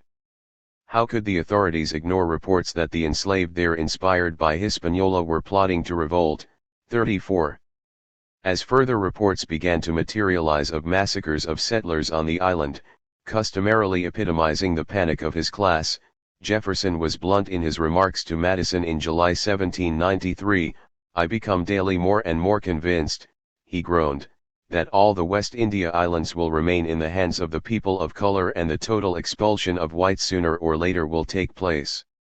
Sensing automatically the impact on the mainland, he continued with urgency, "It is high time we should foresee the bloody scenes which our children certainly, and possibly ourselves, south of the Potomac, might have to wade through, and try to avert them." 35. As matters evolved, the United States moved to open the floodgates widely, allowing the entry of tens of thousands of European migrants, providing them with emoluments in the form of land expropriated from the indigenous that was stocked with enslaved Africans, and this combination helped to forestall Jefferson's nightmare scenario from reaching the mainland. Still, like a slow-motion film, Jefferson was sluggishly acknowledging that, perhaps, the project that had inspired many of his fellow Virginians to revolt against London, the mass enslavement of Africans, could just be unsustainable. But how could the potential catastrophe be averted if Paris was moving toward radicalism, London was on a steady gallop toward abolition, and, most of all, looming on the horizon was an independent and armed African republic whose realization was hard to block when ousting France from the hemisphere was seen by many as a more important strategic goal? One response was getting rid of mainland Africans by any means necessary, but this was a non-starter, for the enslaved were desperately needed to develop the mainland. Perhaps it could mean limiting the inflow of Africans from the continent, but mainlanders had proven themselves to be past masters at smuggling, so this was a de facto non-starter. Whether knowing it or not, Jefferson's class was trapped, with a bloody civil war being the only exit from the dilemma they had constructed so meticulously. Of course, there were other matters that drew the United States into the maelstrom delivered by 1789 and 1791. A preoccupation of future President James Monroe, serving in Paris in 1794, was supplies rendered the government of Saint Domingo by his regime in the colonists' quixotic attempt to survive. That same year the United States passed a bill providing relief for the disheveled settlers washing up on their shores who may be found in want of support. 36. Eventually, 20 Frenchmen told Virginia's governor that they had arrived almost naked, possessing nothing but a small number of faithful slaves. "We will never forget," they said, "how much we are indebted to the good citizens of Norfolk, who assisted with money, victuals, and clothes." But this appreciation notwithstanding, they were now informed of the necessity of returning their slaves to the island, not because of abolitionist fervor but the opposite, fear of a slave revolt not unlike what had driven them bereft to the mainland. This was both inhuman, these oppressors wailed, and difficult to be executed, since we get our living by the means of our Negroes, and were we deprived of them we should remain helpless and destitute. In fact, they moaned, we should become beggars. 37.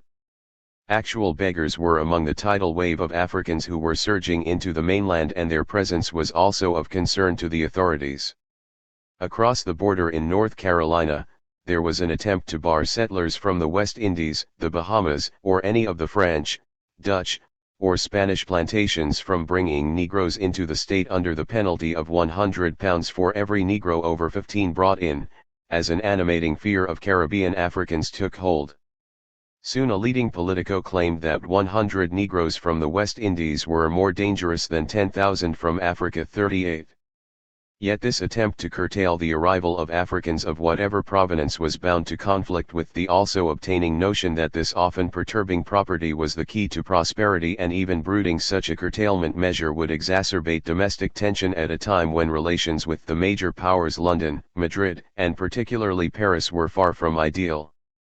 The summer of 1793 was a low point for slavery, But things did not improve in 1794. James McHenry was born in Ireland in 1753 and like many of his countrymen took to the revolt against British rule in North America with enthusiasm once he decamped there. He studied under Benjamin Rush, served as George Washington's secretary, and was present at the creation in 1787 of the fabled Constitutional Convention. But his varied peregrinations did not prepare him for what he heard in 1794 about the massacre of settlers in Hispaniola. It was the most shocking inhumanity of any that hath taken place, he was informed, since St. Bartholomew's, a reference to a bitter liquidation of Huguenots at the hands of Catholics in France in the 16th century. In short, the shift from religion to race on the mainland, thought to have been a rousing success in ushering in the Enlightenment and bridging the chasm among Europeans, was now also seen to have a negative cost. For what had occurred at Fort Dauphin was so atrocious that it might not be committed to print, as every American ashore, or in the harbor met the same fate. Cruel slaughter. 39. Samuel Perkins of Massachusetts had direct experience with the rough treatment of U.S. nationals on the island, a process that conveyed the point manifestly that slavery delivered a harsh levy. He eyed suspiciously the guillotine on the island, deployed so promiscuously in Paris and gaining popularity in Hispaniola. He could hardly believe his ears when he was told that a way to escape the blade of justice was to salute all the blacks I had occasion to speak to with the title of citoyen, as all were free and equal, this at a time when such a praxis on the mainland was diametrically opposed. Instead, he was cautioned not to use the word slave on any occasion, as it might cost me my life. Apparently, when he did not follow this counsel fastidiously, he was speaking in a low tone with a fellow U.S. national at the time he received a blow on the breast that almost leveled him with the ground. On looking up to see whence the blow came, I saw before me a Negro fellow of great size, in full uniform, with his sword half drawn, glaring upon me with the most infernal countenance I ever beheld. My first impulse was to break out upon this savage with a heavy curse, mainland style, but as prudence is the better part of valor, a moment's reflection cooled my anger, though, painfully, he did not get over the pain in my breast during the day. Later, Perkins met another African who he suspected of slaying his master. My blood ran cold at the thought of dining with the murderer of my old friend, so he tried to evade an invitation to dine in a land where the world had been turned upside down. Not fooled, the fellow looked at me with a malignant eye. Then he met a U.S. national whose invitation to dine aboard his vessel he accepted, but the surprises did not end, for there were perhaps 20 persons at a table, including some well-dressed mulatto men.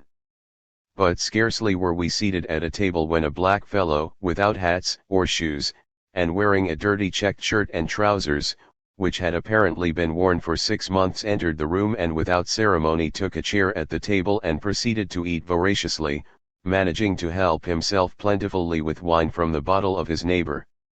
As if this rough display of New World manners was insufficient, after eating to his heart's content and cursing the whites in his Negro Creole, he looked around the table with the fierceness of a tiger. After this African took his leave, someone asked the host why he permitted such a scamp to take a place at his table. "If I was to refuse," said the man, "I should have my throat cut, since the jealousy of these liberated slaves is such that if you hint that they are not fit company for the whites, you may be sure that they will find some occasion, when you least expect it, to put a knife into you."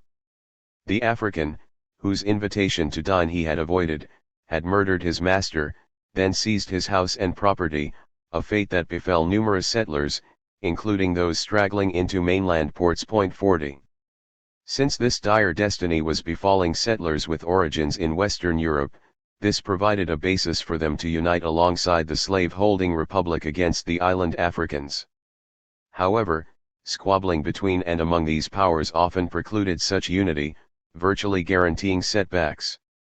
Moreover, the slave-holding republic had stolen a march on them all by becoming preeminent in doling out rights to those defined as white, as opposed to those who were royals, e.g. London, or members of a favored religion or ethnicity, e.g. Madrid. The aforementioned Thomas Newton encapsulated the difficulty involved in forging white or even settler unity, for he had another interest besides the distressed all around. Our place is crowded with Frenchmen, he warned the governor, and too many Negroes have been brought in with them. 41. What Perkins did not seem to recognize at the time was an unavoidable reality. It was seemingly preordained that the major powers would be forced to relinquish their jealously guarded holdings in the Caribbean, and he was only experiencing the rough edges of this difficult reality. Put crudely, there were just not enough whites nor mulattoes for the powers to draw upon to monitor and unnerve the growing population of Caribbean and mainland Africans now duly inspired by events in Hispaniola. Thomas Jefferson should have been thankful for the eventuality that those defined as white were able to prevail on the mainland. As Paris radicalized and the island burnt brightly in February 1793, French settlers in Hispaniola were reduced to petitioning His Majesty in London for assistance. They were even willing to make the concession that the gens de couleur they had been battling would have privileges akin to those in neighboring Jamaica. But why should Protestant London, as the proposal suggested, continue to grant privileges to the Catholic faith, or, for that matter, petition Spanish Cuba for the return of the enslaved who had fled there from Hispaniola? 42. London had its hands full, in any event, seeking to cork the volcano that had erupted in Dominica and aroused by Hispaniola seemed to be spreading throughout the Caribbean. This growing blotch of unrest was confirming Jefferson's worst fears and, as he suggested, was of direct import for the mainland. Ultimately, this instability was to push London more speedily toward abolition, hastening conflict with the slave-holding republic. These petitioners to London should also have realized that their plea could easily fall on deaf ears in light of growing suspicion of France in Britain. Class origins aside, unbridled protests in Dominica were marked by accusations of French maneuvering against British interests. Dominica was not unique, for something similar was occurring in Grenada. Still, with the galloping chaos that was suffusing the Caribbean, those who held slavery dear had fewer and fewer options, particularly since the slaveholders themselves were disunited and, instead, seemed fearful of each other, fearful of Republican France most of all. "I have been particularly circumspect," said London's emissary in St. Vincent in 1793, "in regard to admitting French people into this colony from the total subversion of every species of government which at present reigns throughout the French islands, especially at Martinico. Those who violated this diktat somehow were liable to be imprisoned." He observed that all the principal proprietors of Martinico and Guadeloupe have emigrated, and both islands are in the utmost anarchy and confusion. "Many had moved to Trinidad, where I imagine," said James Seaton, "they cannot long exist, being destitute of everything." The Lieutenant General of the French Windward Islands had just arrived, having also been obliged to abandon Martinico to the fury of the populace. 43. With British and French nationals scattering hither and yon in self-described confusion and chaos, this provided enormous leverage to Africans to manipulate either or both. This too was foreseeable. A group of now bombarded planters and merchants on this besieged island of St. Vincent confronted Whitehall as things were collapsing all about. London gained this island via cession in 1763, they recounted, from Paris, and there were still some original Indians and about 2,000 descendants of African Negroes who had escaped from an African slave ship wrecked on the coast of Bikuya, a small neighboring island, toward the close of the last century. His Majesty wanted to deport these Africans anywhere, since they had merged with indigenes, forming a fierce fighting force.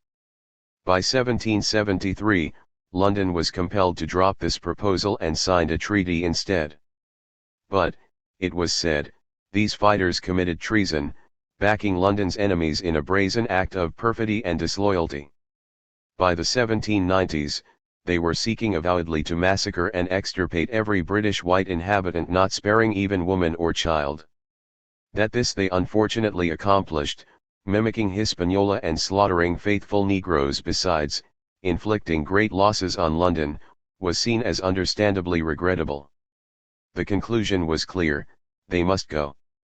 Now, point 44, this was to be done eventually, though not without the difficulty that was tearing colonialism itself asunder.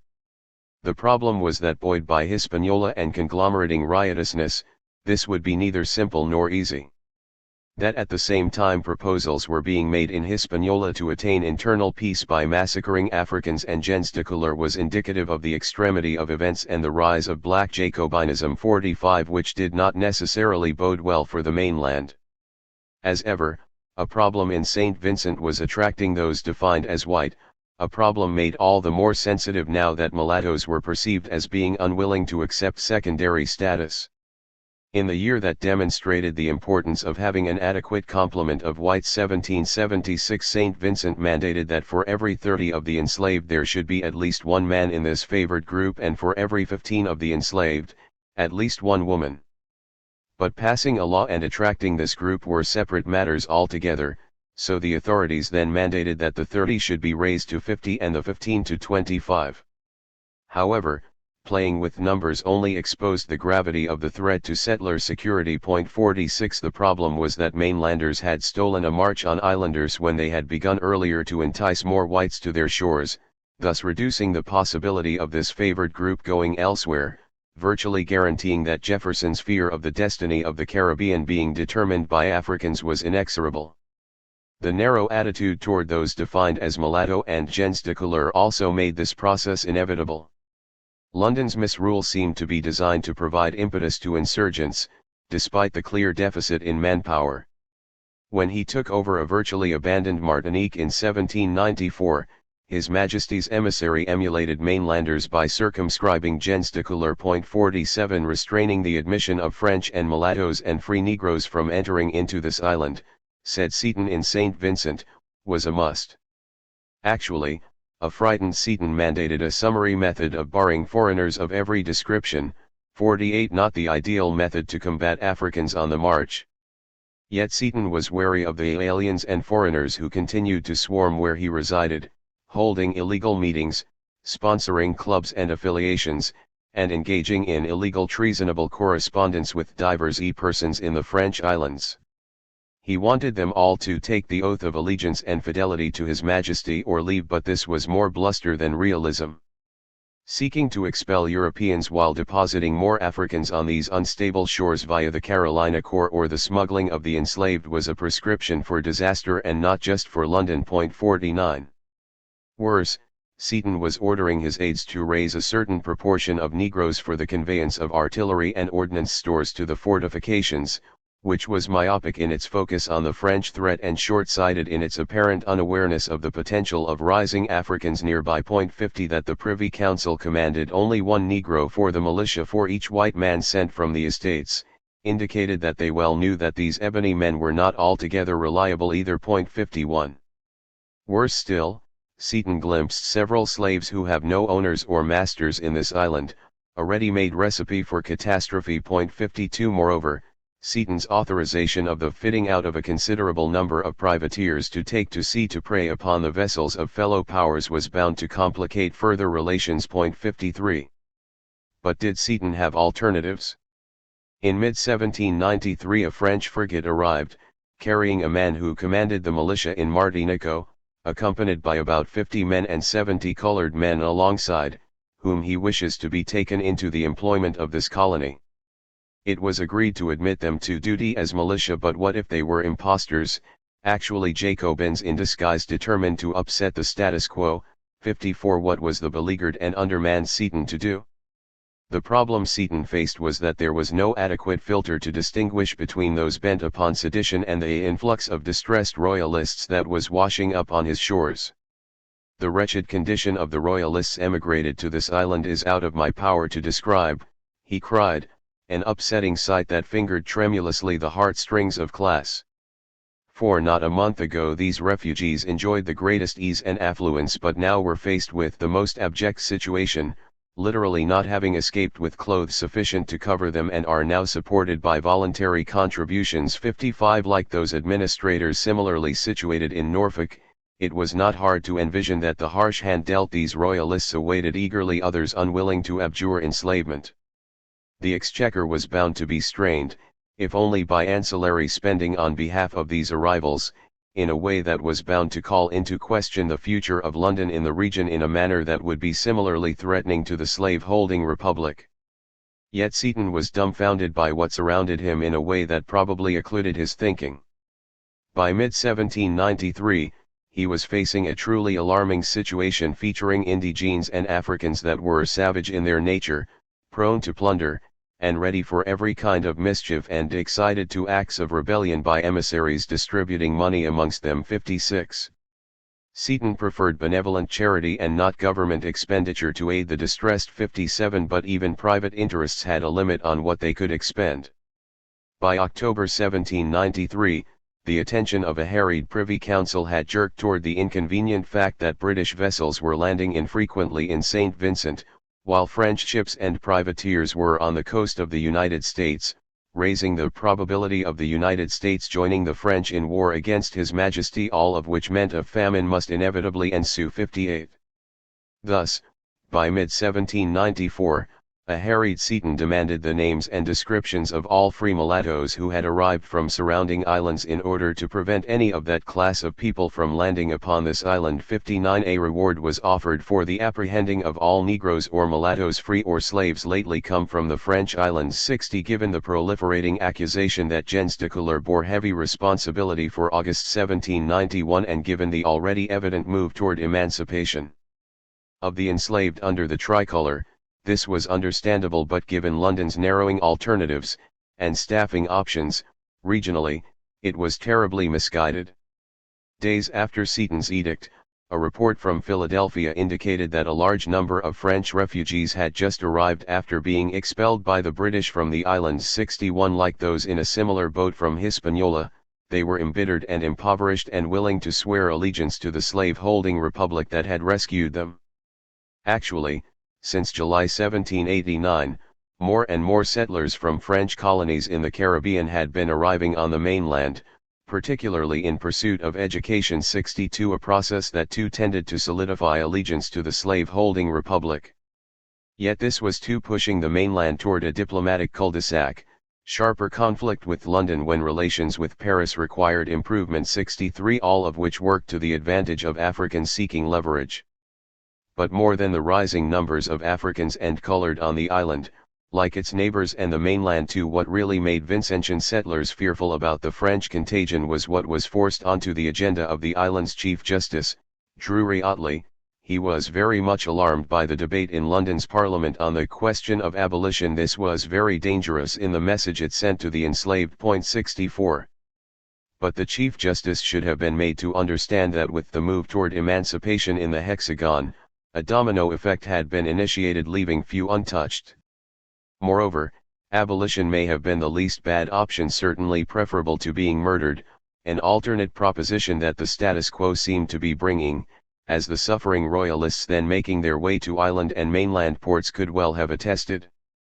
For by 1795, the Duke of Portland was told that St. Vincent was under siege by our internal enemy the Cherubs, who were aided by the French inhabitants here, every one of whom has formerly sworn before me allegiance, and all of whom were now engaged in insurrection, led by Chatouet, the Cherub chief, at the head of a considerable body of insurgents. 65. The enemy, said Seaton, has been seen in greater numbers than before, and was reinforced by a party of regular troops from French Guadeloupe. 66. What was to be done? Whitehall instructed to form a corps of rangers to consist of 100 white volunteers and 500 Negroes, while confining all such French inhabitants as you have good reason to suspect. 67. But cabining the French was dueling with the proposal to mobilize as many whites as possible, while the Negroes may have had reason to believe that the odds were favoring their taking over the island in the long term, given regional trends instigated by Hispaniola. These Negroes may have been heartened more than Seaton, when the governor greeted a corps of black rangers arriving from Martinique. 68. Yet Seaton persisted in pressing for the ousting of the French without delay, though sending them to Trinidad and Tobago, as soon as possible. 69. Even closer to Grenada than undergoing a kind of revolt comparable if not exceeding St. Vincent, made clear the staggering dimensions of the problem faced. Governor Seaton also foresaw the most dangerous consequences if the prisoners calling themselves Spaniards should remain longer on the island, since it was impossible to prevent their communicating with Negroes who they will attempt to seduce. They must go too. Wasn't Spain also involved in the seat of precariousness that Hispaniola was thought to be? So, Send them to Martinico, since the safety, perhaps the salvation of the colony, may depend upon it. 70 But was not this as feckless an idea as sending suspected dissidents to Trinidad, since Martinique too was being rocked? Again, slavery was providing a menu of unappetizing choices. The year 1795, as one scholar writes, the year after the worst excesses of the French Revolution, was equally the darkest hour for Caribbean planters, with the Second Maroon War in Jamaica, slave revolts in Guyana and Venezuela, and an extensive slave conspiracy in Point Capi. 71 The latter revolt suggested the linkage in the hemisphere between the continents and islands, not just because Africans in a sign of the time were heard singing Jacobin songs. 72 When London felt it necessary to dispatch the Carolina Corps from Martinique to St. Lucia in early 1795 to try to dislodge what were termed the revolted Negroes, it was an indicator implicating the United States, Britain, and France at once in what seemed to be a losing effort to salvage slavery. 73 It was in 1795 that what was described as the insurrection of the Black Charibs of St. Vincent showed no signs of dissipating. These militants had pioneered in collaborating with the French against the British in a way various anti-London forces in the hemisphere found easy to emulate. With London bogged down in Hispaniola and, as shall be seen shortly, Grenada too, this collaboration became even more effective. By March of that year they had descended upon British settlers like a torrent of fire, as one account put it, leading to the apocalyptic conclusion that these skilled fighters will ever be French, meaning in this context, Jacobin. This engendered a daunting, though repetitive, conclusion, that the British planters or the Black Charibs must be removed from off the island of St. Vincent's. The Caribs were duly cleansed and dispatched to Central America, but the crisis of slavery was not so easily handled. 74 Not coincidentally, 1795 also witnessed the continued influx of French settlers enslaved Africans in tow into Norfolk. The latter were supposedly servants, said Thomas Newton skeptically, a dubious claim along with the companion allegation that they do not entend sick to remain here. As he saw it, these refugees, once grand, still traveled in style. For every 100 whites who arrived, 200 blacks may attend them, as these exiles were recreating the same skewed racial ratios that had led to the Hispaniola revolt in the first place. Newton said that the increase in such arrivals left Norfolk in an exposed situation, for we have too many of the blacks from the islands among us. Many of them had witnessed great slaughter in the W Indies, 75, which some may have been eager to recreate in the Commonwealth. Grousing continued apace in Virginia about these various unwelcome guests. 76 As Newton continued to speak of growing fears of the French Negroes being troublesome, which originated in the disturbing fact that the Negroes have the spirit of freedom among them. 77 Class and race solidarity commanded that the welcome mat be placed appropriately for the arrival of woebegone settlers from the islands, but the baggage they brought, that is, their ebony attendants, combined with unease about somehow further alienating a radicalized Paris, was tearing rifts in the fabric of mainland society. If the problem could just be limited to arriving Africans, who had the opportunity both to witness the massacring of settlers and now to impart this gruesome sight to local Africans, thereby planting a seed of revolt, this dilemma might have been containable. But as a meeting of the Norfolk authorities suggested, there was also worry about the arriving French people of color, who had proven to be disruptive on the island, and thus there was a need to act in concert to block any tricks they might want to pull. 78 The reluctance to embrace gens de couleur was not expanding the base that enslavement of Africans demanded. When French refugees were arriving by their own admission almost naked, it was not easy for even the most unsympathetic mainland settler to turn them away, thus they kept arriving. 79 Along with their annoying property, just as the base for enslavement was constricting due not least to the rise of black Jacobinism. As in Louisiana, there was concern in Virginia about the evident extension of Jacobinism among the Africans and what that spelled for settlers. Still, this now rising Jacobin sentiment was detected most directly in Grenada, seen as an inspiration for St. Vincent, with both being influenced by Hispaniola and all intimidating the slave-holding republic. This sentiment was a reflection of the continuing radicalization in Paris that, for example, led to U.S. vessels being harassed by French privateers and taken to Hispaniola to be condemned. 80 This process had been identified as early as 1793 and continued through the pivotal year of 1795, and 2 years later amounted to hundreds of U.S. vessels being assaulted. 81 This process made it difficult for slave-holding republicans to ally with France at a time when relations with Britain were normatively complicated and a new threat loomed in the form of island-based black Jacobins. That was not all.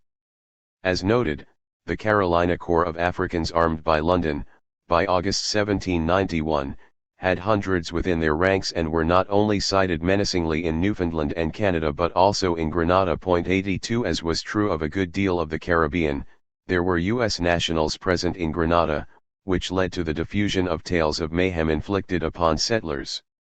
U.S. vessels were steadily arriving in Grenada in 1795 as the insurrection mounted. 83 One Briton reported in 1795 that this island was in great danger and added that we hold possession of it by a very precarious tenure, which was accurate. 84 By 1795 there were thousands of free Negroes there, many of whom were of French extraction and, consequently, eager to respond to Jacobinism, along with 25,000 enslaved Africans.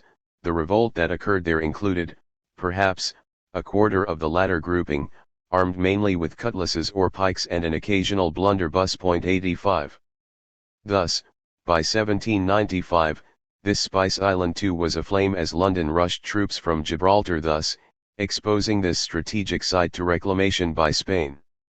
Just as General Toussaint came to symbolize his island, Grenada's uprising was embodied by the man known as General Julian Fedon, who one U.S. national condemned for his cruelties, though he freely admitted that we are yet to know how the force of arms will succeed in allaying this unquiet spirit of insurrection. This mainlander with roots in Boston well knew that those Negroes who have tasted the charms of a life of indolence free from control will return with bitter reluctance to their former subjection, a lesson equally applicable to Carolina and Virginia. 86 The Carey family of the Bay State was told of the insurrection in this island.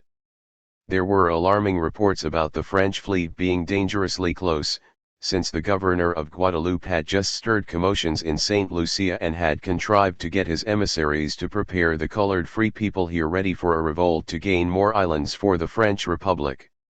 Like a typical mainlander, this man too was enraged by the boasting expressions of the free French mulattoes, including their insolent behavior, and he observed that their malevolent designs were not kept secret.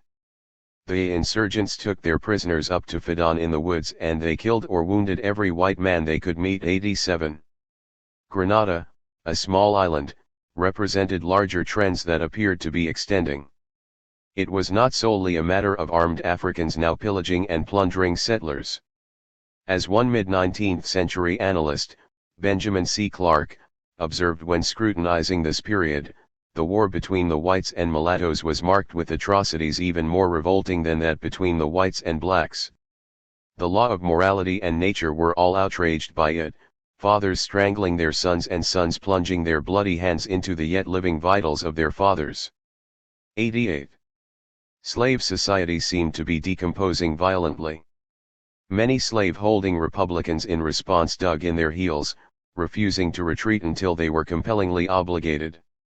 Thus, one visiting Frenchman during this tempestuous decade encountered Ralph Izard, the prominent Carolinian, and a zealous advocate for slavery. It was his firm belief that a free Negro is more indolent and vicious than a Negro slave, 89 which was not the attitude needed for a system acutely in need of allies. Meanwhile, a woman known simply as Aunt Margaret, who too had ties to Massachusetts, found herself in the midst of an insurrection, just after arriving in Grenada. It was occasioned by the coming of French Negroes from the other islands. They produced such an excitement, she said with amazement, that one morning large parties of Negroes collected and went to different plantations, seizing more than 40 of the white inhabitants, carrying them into mountains, confining them in one room, and keeping constant guard over them with an unclear destiny intended. 90 Thus, it was possible for readers in Rhode Island to hear of Mr. McMahon, who in the insurrection of 1795 was placed in a room previously to being summoned to execution by the slaves. He saw all his companions taken out and shot one by one before managing to escape. 91. What these Bay State residents experienced was hardly unforeseeable. It was in mid-1794 that Lord Stanley in London was told of the extreme weak state of garrisons in Grenada, with more regiments needed, so as to better bolster Barbados, St. Vincent, Antigua, Dominica, etc., and, it could have been added, the mainland too, for as events displayed, if slavery was weakened in the islands, it could hardly hold in North America. The Carolina Negroes will be dispatched to the different islands was the recommendation. 92. But was this the best guarantee for the survival of slavery on the mainland, given that these armed men had fled from there in the first instance? The presence of toughened Carolina Corps soldiers 93 off the coast of New England also meant that unrest in Grenada would be even more menacing to the mainland than even the hair-raising events in St. Vincent and Dominica. All of these trends would stimulate abolitionism in London, with similarly menacing consequences for the slave-holding republic. At any rate, arming Africans and placing them in the Caribbean in order to police slavery was of doubtful usefulness in the long run. By 1795 London was said to have an encampment of Africans in Barbados who had been enlisted from the revolted French islands just as the Carolina Corps had fled the mainland antagonist, but betting on their allegiance in the crunch may have been overly optimistic. There were 1,600 of them near Bridgetown, whose mettle would be tested repeatedly in coming years as Africans revolted. Yet since other islands were ablaze and requiring maximum attention, especially Dominica 94, St. Vincent, and Hispaniola, there were few good options. 95, especially since Maroons in Jamaica, as was their wont, were marauding. 96. Supposedly, the analogous uprising on the tiny spice island of Grenada began with the arrival of French jacobins, which, it was said, led to an uproar of the Negroes in the streets that increased that confusion. The equivalent of General Toussaint there was referred to as General Julien Fidon, and he was called commander of the French Republican troops. 97. London was reaping the fruits of what was now easy to see as an uncertain victory, in that Grenada too had been French territory, until London ousted its rivals in about 1762, but it still contained a significant percentage of those likely to be influenced by radicalizing Paris, or so it was thought. 98. By March 1795, Whitehall was told of a great concern due to the general insurrection of the French free-colored people that broke out on the island, accompanied by a massacre of the English white inhabitants and a seizure of the persons of the English white inhabitants. Even the lieutenant governor was unfortunately captured by the insurgents, and martial law did little to calm things down. There were pitched battles involving hundreds on each side. 99. Most horrid acts of savage barbarity was the settler accusation. 100. That General Fidon communicated in French confirmed his incipient Jacobinism in the minds of many. 101. As did the fact that he had white people with him. 102. An indicator of an ideology inimical to the premise of racial slavery. That he was said to pledge to put to death each and every one of the prisoners he held the instant an attack was launched against his forces confirmed the formidability of the foe faced. 103. That forces had to be hurried from Barbados to attack him ironically underscored the vulnerability of the British enterprise in the Caribbean. 104. That General Fidon was described as a mulatto only enhanced the antipathy toward him on the mainland. By June of 1795, redcoats were arrayed to confront him. Grenada was said to be of value and importance to London, but these troops had to be diverted to Hispaniola to engage a perceived larger threat. In Grenada, a British source described with undisguised contempt the French white inhabitants, who had joined the free-colored insurgents of General Fidon, not to mention 4 execrable traitors, who were born of British parents yet joined in the unnatural insurrection. 105. It was hard to say what the local authorities thought was worse, the revolt among the slaves, or that this upsurge was aided and abetted by many disaffected white French inhabitants, indicative of a transracial ideology contrary to then reigning slavery. This challenge had brought a very heavy debt upon the colony, and the question was, for how long could the exchequer bear this burden? 106. Jacobinism was leaping forward, and like any other ideology that seemed to be ascending was snowballing, attracting adherents that minimally challenged frontally the slave system. Statements posted island-wide in French proclaimed liberté and égalité and assailed British officials by name. 107 Bewildered officials wondered plaintively how those delegated by the National Convention of France could claim alliance with the most barbarous and abandoned of the island, how they could arm the servant against the master and the son against his parent, and how they could insult common sense by a shameless appeal to the rights of humanity. 108. Predictably, redcoats were defecting and disintegrating. Some of their forces, it was stressed, were almost in a state of mutiny and had begun quarreling one with another. A man in the militia emphasized that he and his like were volunteers, who were only interested in protecting their own property, and were not up to the bush fighting that was expected. 109. Estates were going up in smoke. Fidon's forces were reportedly overloaded with ammunition, and another Hispaniola seemed to be unfolding, accompanying like-minded revolts in Dominica and St. Vincent. 110 The Jacobins in nearby Trinidad were mobilizing too, leading to the unavoidable conclusion, thought one British leader, that the misconduct and ingratitude of these forces had to be stamped out and an entire deliverance from all French connection must take place to restore tranquility. 111 There was a calamity, said local officialdom, a general insurrection in the French free-colored people. The brigadier general was slain and troops were hurried over from Martinique, leaving that island exposed similarly. Many of the French inhabitants have joined the insurgents, it was added dismayingly, and a very general spirit of revolt has shown itself among the slaves, as a large proportion of the estates have been desolated by fire and pillage. The proposal for arming a black corps of 300 men from the trusty slaves at once illustrated the frailty of colonialism and the growing strength of Africans. But since it was thought that the insurgents sought to rob you of your property and to extirpate you and your families via a deliberate massacre, arming even more Africans was thought to be the best way to proceed. 112. What was going on in Grenada, said local authorities, can scarcely be paralleled in the history of mankind, though settlers in Hispaniola and Louisiana could have responded similarly. The refractory disposition of the slaves and an awful sense of the evils which surround us rendered appeals to Providence as helpful as those to London. 113. Some rebels involved in the horrid rebellion, which had existed for 16 months, were placed on trial by July 1796, though their rising had not yet been quelled. Still, 47 of the rebels were slated for execution.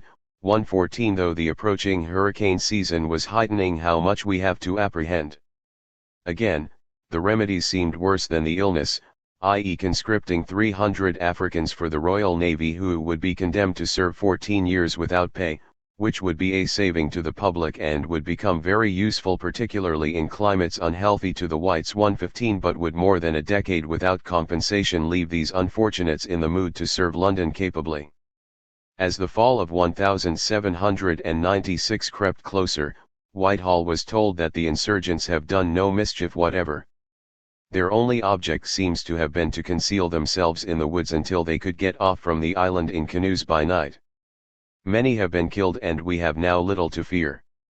But fever was spreading among the redcoats while a different kind of Jacobin fever had yet to be arrested in the region. 116. For London's problem was that rebellion was not limited to Grenada. In 1796 the nation that was to become Guyana was also on fire. Among the rebels were Maroons or bush Negroes, who had escaped direct supervision by the Crown and its minions. One Londoner discovered from fatal experience that the bush Negroes were more formidable than had been imagined in confronting regular European troops, who were the best fitted for this kind of duty. The result was that the Crown raised a corps of blacks, but even though severe measures were adopted, a premium was offered for every right hand of a bush Negro that should be brought in. 117 This too proved unavailing. Since slavery was less evident on the banks of the Thames or the Seine than the Potomac, it was possible for Londoners to assess the rapidly changing environment with more equanimity than their Republican counterparts on the west bank of the Atlantic. Abolitionist debates were now accelerating in Parliament, however, with far-reaching consequences for the United States. In fact, As one analyst put it with skepticism in 1796, the example of the loss of America is held up to us by way of warning not to provoke the West India Islands lest they should also be lost to Great Britain. 118 Yet more sober analysis would reveal that a bevy of planters, no matter how hardy, were not comparable to a mass of white mainland settlers in ability to secede from the empire, thus, maintaining the Caribbean colonies by way of abolition while buying off said planters seemed to be the optimal remedy to be pursued. This did not augur well for the slave-holding republic, however. Mainlanders were also scrambling to keep up. By 1796, the influential Virginian St. George Tucker warned that by not giving rights to free Negroes, whose numbers had been augmented by the flow from the island, they possibly would find refuge elsewhere, since the message from Hispaniola was that this grouping was too dangerous to leave well enough alone. 119 The intellectual Tucker may have heard that policymakers in the nearby Bahamas had resolved that same year to dispatch 2 or more fast-sailing vessels to some of the southern ports of the United States of America and to the British ports in St. Domingo to notify all of the scarcity of provisions at present prevailing within these islands. 120 In short, the blaze of revolt had crept closer to the mainland, now licking the Bahamas, and imperiling the slave system to the point where London was now seeking aid from its mainland dueling partner. What may have illuminated Tucker's thinking were the recurrent fires in Charleston that year of suspicious origin. Then this port city received credible information of now reviled French Negroes headed there to complete the task of reducing Charleston to ashes. 121 During the important year that was 1794, a man of European descent using the pen name Rusticus observed that Africans brought from the island to Carolina gave the ideas to our slaves, and opportunities of conversation with the newcomers allowed these ideas to ripen into mischief. 122 The number of runaways there had been mounting since 1793 and showed little sign of surcease, providing signs of a society in decay. 123 This spate of fires was not limited to Carolina and seemed to increase as the tumultuous century lurched to conclusion. One writer then found a similar outbreak in several of the southern states, lit by wicked persons. The observer was unsure if the cause or causes of this unusual commotion could be ascribed to the European nations, meaning France or the West India Islands, i.e. most pointedly, Hispaniola. Certain it is, nonetheless, that American states have of late been exposed to threatening and unusual calamities from lawless and wicked men. Before the rise of Jacobinism in whatever guise, there were but few instances of arson or house burning, attended with night robbing in this country, meaning Boston. But of late, complained John Lathrop, instances of perpetrating or of attempting to perpetrate those crimes, have become alarming, including several daring attempts to set fire to Boston. This did not equal the troubling desolation that spread through the capital of Georgia and of South Carolina, the product of a wicked design.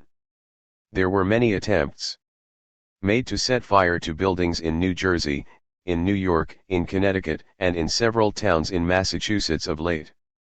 Lathrop emphasized, as did others, that a black man was suspected and this unhappy creature had been confined for some crime in Nova Scotia and was now bound in chains. For several weeks, almost every newspaper has given an account of fresh instances of setting fire to buildings of one kind or another, either in our neighborhood or in some parts of the country. This was attributable to the political situation of the American states, then peculiarly difficult, which in turn was due to quarrels of the European quarter of the world. 124. As if veritable biblical plagues were descending, the rise of Jacobinism and the attendant mass flight to the mainland, along with this wave of arson, were accompanied by a malady that was perceived as not unconnected to the foregoing, a contagion of yellow fever that had a devastating impact, most notably in the place that French exiles found most congenial, Philadelphia.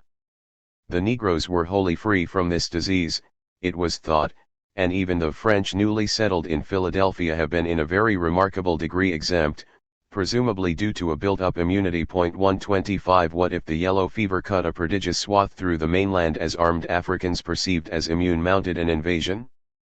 The mortality at St. Domingo, asserted an 18th-century medic, speaking of the impact of yellow fever on invaders, has filled the minds of everyone with terror and astonishment. 126 This was an untold weapon in the island's arsenal for as late as 1862, the U.S. envoy in Port-au-Prince found it to be the hottest and most enervating city of the West Indies, with the climate being debilitating.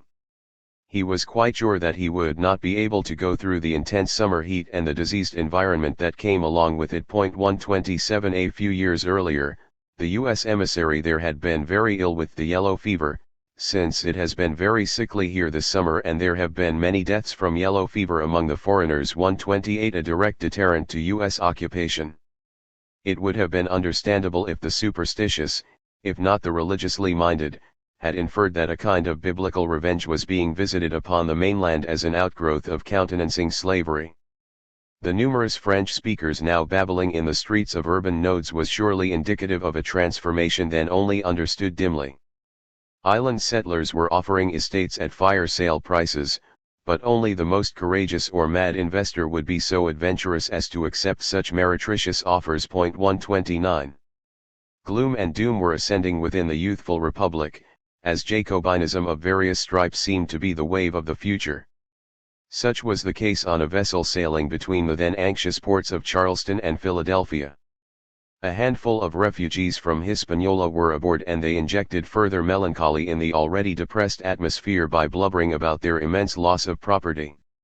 In the southern port, though these unfortunate exiles were treated in an obliging and hospitable manner that signalized both beneficence and generosity, the haughty royalists, quite typically, did not reciprocate with courtesy, perhaps at revulsion toward the bourgeois. Both sides could unite on the basis that the hatred against England was almost universal, said the Duc de la Rochefoucauld-Liancourt 130, but it was not clear how that would help to salvage the disintegrating slave system. Since by this juncture it was apparent that the mainland could not be quarantined from hemispheric trends, aware Republican slaveholders should have been paying attention to events as far afield as the northern coast of South America, where Africans had proven themselves capable already of being able to seize power altogether and where French and Dutch settlers clustered tremblingly. Once more, settlers were reduced to the questionable praxis of arming other Africans in defense of the slave system.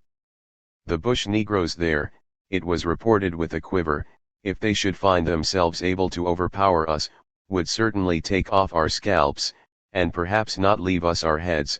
131 Such petrifying thoughts had occurred to this observer, especially since his class was compelled because of population deficits to enlist one group of Africans to ride herd on another, expecting class interests to override all else in the manner of the vulgar economist. George Pinkard, instead, mused whether it may not be employing a temporary convenience to establish what may hereafter become an extensive evil. May it not teach the slaves a fact, that had been established in Hispaniola, which will not be readily forgotten? May they not learn that they are not only the most numerous, but also the strongest party? He knew about this volcanic island all too well and the frightful horrors there, and was suitably impressed with an American author whose popular works had exposed these matters. 132.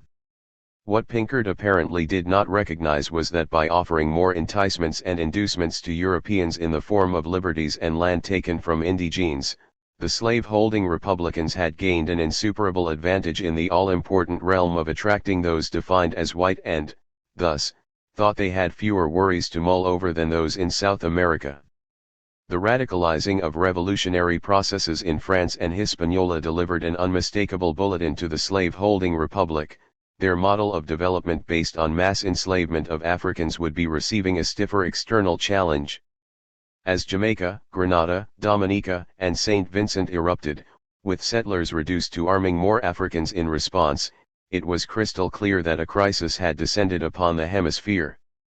The population ratios on the mainland that favored settlers provided a cushion, perhaps an insurance policy to divert the fate that Hispaniola had not escaped.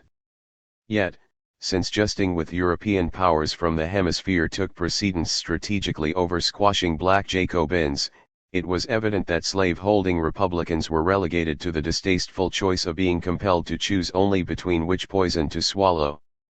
It is significant, argues historian David Bryan Davis, that in 1798, when Toussaint finally triumphed over the British in Saint-Domingue, Georgia became the last American state to close off the slave trade, and even Southern congressmen agreed to a prohibition of any slave from outside the United States into the Mississippi Territory. 133 There was the liveliest apprehension, argues another scholar, that the Africans arriving from the islands might disseminate among the mainland slaves the revolutionary principles of black Jacobinism. 134 It would have been folly for slave-holding Republicans to ignore the fiery lessons emerging from Hispaniola. Nonetheless, like any earth-shakingly radical trend, the rise of black Jacobinism had a contradictory impact. Yes, it gave considerable pause to the slave-holding Republicans, but, as noted, others felt compelled to retrench, sharpening their swords and hardening their shields for future battles they knew were sure to come. Any tide running against slavery in the Upper South at the end of the 18th century seemed to have reversed, driven not just by the invention of the cotton gin but also, precisely, due to the desire to somehow elude the logic of black Jacobinism. 135. 3. Confronting the surge of black Jacobins 1797 to 1803. As 1797 unrolled, London was like a firefighter besieged by a roving band of arsonists, hurrying from one Caribbean island to another, vainly seeking to dampen the flames of revolt. How long could the exchequer bear this brunt when priorities in India, not to mention Europe itself, beckoned?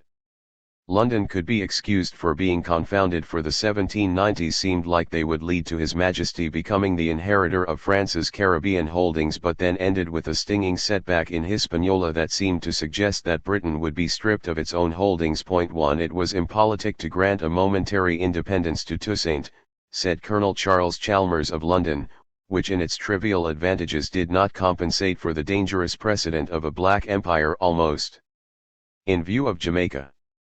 So armed with a porous rhetorical defense, the Redcoats suffered an ignominious defeat. Per usual, the slave-holding republic was torn, delighted to see the British foe drained and possibly expelled from the hemisphere, but frightened by the likely possibility that Redcoats would be replaced by black Jacobins. Eventually, this drove the two sparring partners into a kind of embrace. A similar outlook had governed the U.S. response to France. As matters evolved, the United States sought alliance with Britain in the face of a quasi-war with France, which in turn made the new republic amenable to engaging with the man referred to as General Toussaint. Naturally, this conflict entered domestic party politics, and Federalists had begun to circulate the credible rumor that an African uprising in Dixie was nigh, incited supposedly by the spread of Jacobin notions. Secretary of State Pickering argued that these radicals were secretly fomenting a slave rebellion in the South and would launch an invasion of the southern states from Hispaniola. Appropriately alarmed, former Secretary of War Henry Knox urged John Adams to raise an army sooner rather than later to guard against an attack by 10,000 blacks. He feared that the invaders would land at the defenseless ports of the Carolinas and Virginia, where it just so happened that numerous enslaved Africans from Hispaniola had arrived only recently, and that these ebony marauders would be joined by the Dixie enslaved in a march of conquest. Rumors suggested that special African agents were already distributing arms among the local enslaved, as a Federalist pamphlet in words that took on added meaning given their premonitory weight in the decades leading up to 1776 proclaimed that your Negroes will probably be your masters. The fear of French radicals and black Jacobins in turn spurred the Federalists to look longingly toward an entente with London, which invited opponents to see this party as a toady of the presumed eternal foe on the Thames. 3. Also per usual, Jefferson reacted as if his flaming red hair was actually on fire. Hysteria unbound, he remarked in 1797 that the first chapter of a tragic history had begun in St. Domingo, and the next succeeding ones will recount how all the whites were driven from all the other islands. And would it simply stop there? If something is not done, and soon done, he advised darkly, we shall be the murderers of our own children, as the revolutionary storm now sweeping the globe will be upon us. Seemingly shedding copious tears, he found that from the present stage of things in Europe and America the day which begins our combustion must be near at hand, and only a single spark is wanting to make that day tomorrow. Expecting aid from allies was a delusion, as insurrection loomed evilly. Point 4 Though the security threat from the Caribbean has dissipated, though the continuing embargo of Cuba should remind us that it has not disappeared, readers today may have difficulty grasping what Jefferson intuited, that a central challenge to the security of the mainland was African rebelliousness in the Caribbean, which could spread easily to Dixie. To be fair, Jefferson was not the only mainland Republican who appeared to be losing composure. Near that same time it was Pickering who told a U.S. envoy on the island about the hostile proceedings of the French government and its agents that were bringing unparalleled distress to American commerce with Saint Domingo, which had been formidable. Their conduct will fill many dark pages in history, he counseled. More troubling still were the American traders, who impudently pretend to be patriots and have been taught to believe that they could throw a majority of our citizens into the arms of France. They, thus, had contributed immensely to the deteriorating status of our suffering seamen on the island. 5 These traders were no more than members of the opposing political party. In an indication of the direction of political winds, Pickering had appointed a man with French and island roots, Major Louis Tussard, as a leader in the Corps of Artilleries and Engineers tasked with defending the Republic. 6. Pickering thought he had reason to believe that destabilization of his government was on the agenda. When vessels approached Philadelphia with French passengers and their Negroes on board, he cautioned that apprehensions are entertained of their attempting to land, in defiance of the regulations devised, and force would be deployed if their wishes to land were not aborted forthwith. 7 The next day the Secretary of the Navy instructed that the Negroes were impatient to land and noted their disposition to outrage. Moreover, it was expedient that they should be prevented from landing, and if they should attempt it without permission, then steely force should be employed. Perhaps unconsciously, he linked keeping these people in subordination and preventing their landing. At all events the Negroes are not to be suffered to land. 8 He repeatedly insisted. From the veil of optimism about bilateral relations with Paris, the slave-holding republic had turned drastically toward thinking France had launched a none too covert war against it. With delicacy, a Parisian told the eminent Manigault family that the political horizon of America and France is too much clouded at present to admit of your visiting with comfort the latter. 9 Which was devilishly accurate.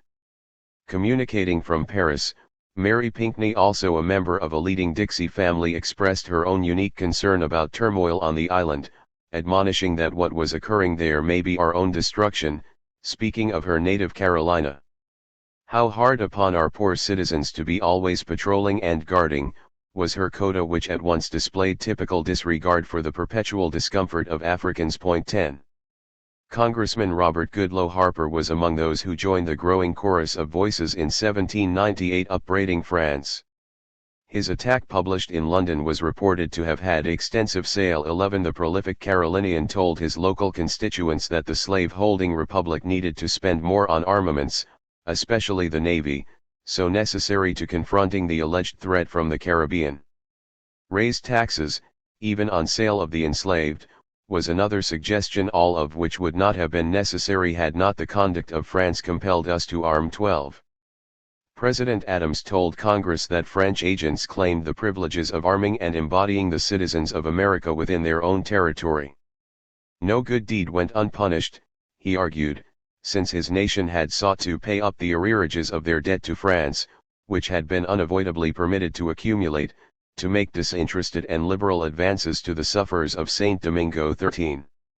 Miss Pinckney herself was in Paris as 1797 approached, a city she found terribly expensive because of the influx of foreign ministers from the kingdoms and principalities of Europe, which was driving up prices. As for herself, she was unsure about remaining there because of deteriorating relations with France, a disappointment since she reveled in the cultural magnetism of the city, notably the freedom with regard to dress. 14. Her fellow slave-holding Republican, Charles Lee of Virginia, wanted to dress down Paris instead. As she was nattering, he was battering, apprizing one and all of those who seemed to have no sense of national honor, speaking of those so infatuated as not to perceive how rapidly his beloved Virginia was meeting the horrors of Saint Domingo. This meant that in case of war, nothing can save her but the northern states, and if Virginia prefers France to them, well, there rested disaster. He sensed that with French emancipation, a new African, a black Jacobin, had risen. Another war in America will not be conducted with regard to the blacks as the former was, and they who think so, he chided, forget the change which has taken place of late years with respect to the rights of man. 15. Others were not angry at Paris but London, blaming the British Lion for the Island Rebellion, as payback to France for backing the 1776 revolt. As early as 1791, Pierce Butler was critiquing London sharply. 16 Yet, as suggested by the British attempt to douse the flames of Hispaniola, such a view, at least in its incipiency, was sufficiently far-fetched to suggest the fevered alarm and clouded thinking that had infected slave-holding Republicans. Republicans had little difficulty aiding Londoners, even officials, in their many trade disputes on the island. 17 Rufus King, U.S. envoy in London, also knew better, rebuking a blind anti-British posture. Though he worried about General Toussaint's rise, he stressed to the Secretary of State in 1798 that London's Lord Grenville does not approve of tacit recognition of the regime headed by Black Jacobin No. 1, and that he sees the pernicious effects which it will have upon our trade, as well as upon the future security of their own colonies. 18 An obvious reality that had driven Britain's failed island intervention. King well knew that the island rebellion would materially impact great interests of his republic, requiring a comprehensive as well as cautious policy to protect those interests and to profit from the changes of which the independence of St. Domingo is the forerunner. So, he thought that London and the slave-holding republic should act in concert and in harmony with you. Yes, there were inconveniences from the influence of the example upon slaves in the southern states, notably the depredations and piracy to be apprehended should St. Domingo become the resort and asylum of buccaneers and rovers. But what could be done to upset this? London hedged its bets in response, as King sought energetically to focus Britain's attention on the potentially calamitous effect of island sovereignty on Jamaica. Must it not be soon followed, he forewarned perspicaciously, notwithstanding all your vigilance, by the abolition of the whole colony system in that quarter of the world. Thus, nothing remains but to postpone it as long as possible and to employ such measures as seem best adapted to diminish the evils of the event when it arrives. 19. Unity was a mainland prerequisite to confront a lengthening list of foes, the European powers including Spain, indigenes, and militant Africans, but the opposite was occurring. As early as December 1794, when the implications of emancipation in the Caribbean were beginning to dawn on the mainland, Ralph Izard, a Carolinian who had resided in France for years, observed that tension with both London and Paris was a must to avoid. And with emancipation in the Caribbean, a joint war with France could produce the same horrid tragedies among our Negroes, so fatally exhibited by the French islands. 20 In a sense, he anticipated the stormy happenings of 1797 to 1799. For by the summer of 1798, one mainlander had detected what Izard had predicted. Congress has almost in effect declared war, said Richard Creech, and perhaps not coincidentally in Edgefield County, South Carolina, customarily wary of Negro intentions, the Negroes collected together with 2 French Negroes and with a malignant result apparently intended. 21. Hence, by early 1799, there were sighs of relief on the mainland when Toussaint Louverture, denoted as General-in-Chief of the Army of St. Domingo, sought to form again bonds of friendship and good understanding with the United States. Still, his flourish, "I greet you in the name of universal liberty," 22, may have been interpreted by slave-holding Republicans as an intentionally dangerous provocation, intimating the ultimate horror, emancipation. General Toussaint gently scolded Mr. President for his coldness and offered to protect U.S. vessels in the ports where his jurisdiction obtained. 23 Battling France, then Spain, and then Britain had led the Black Jacobins to this diplomatic nimbleness. Then there were the mainland's own exploding internal problems.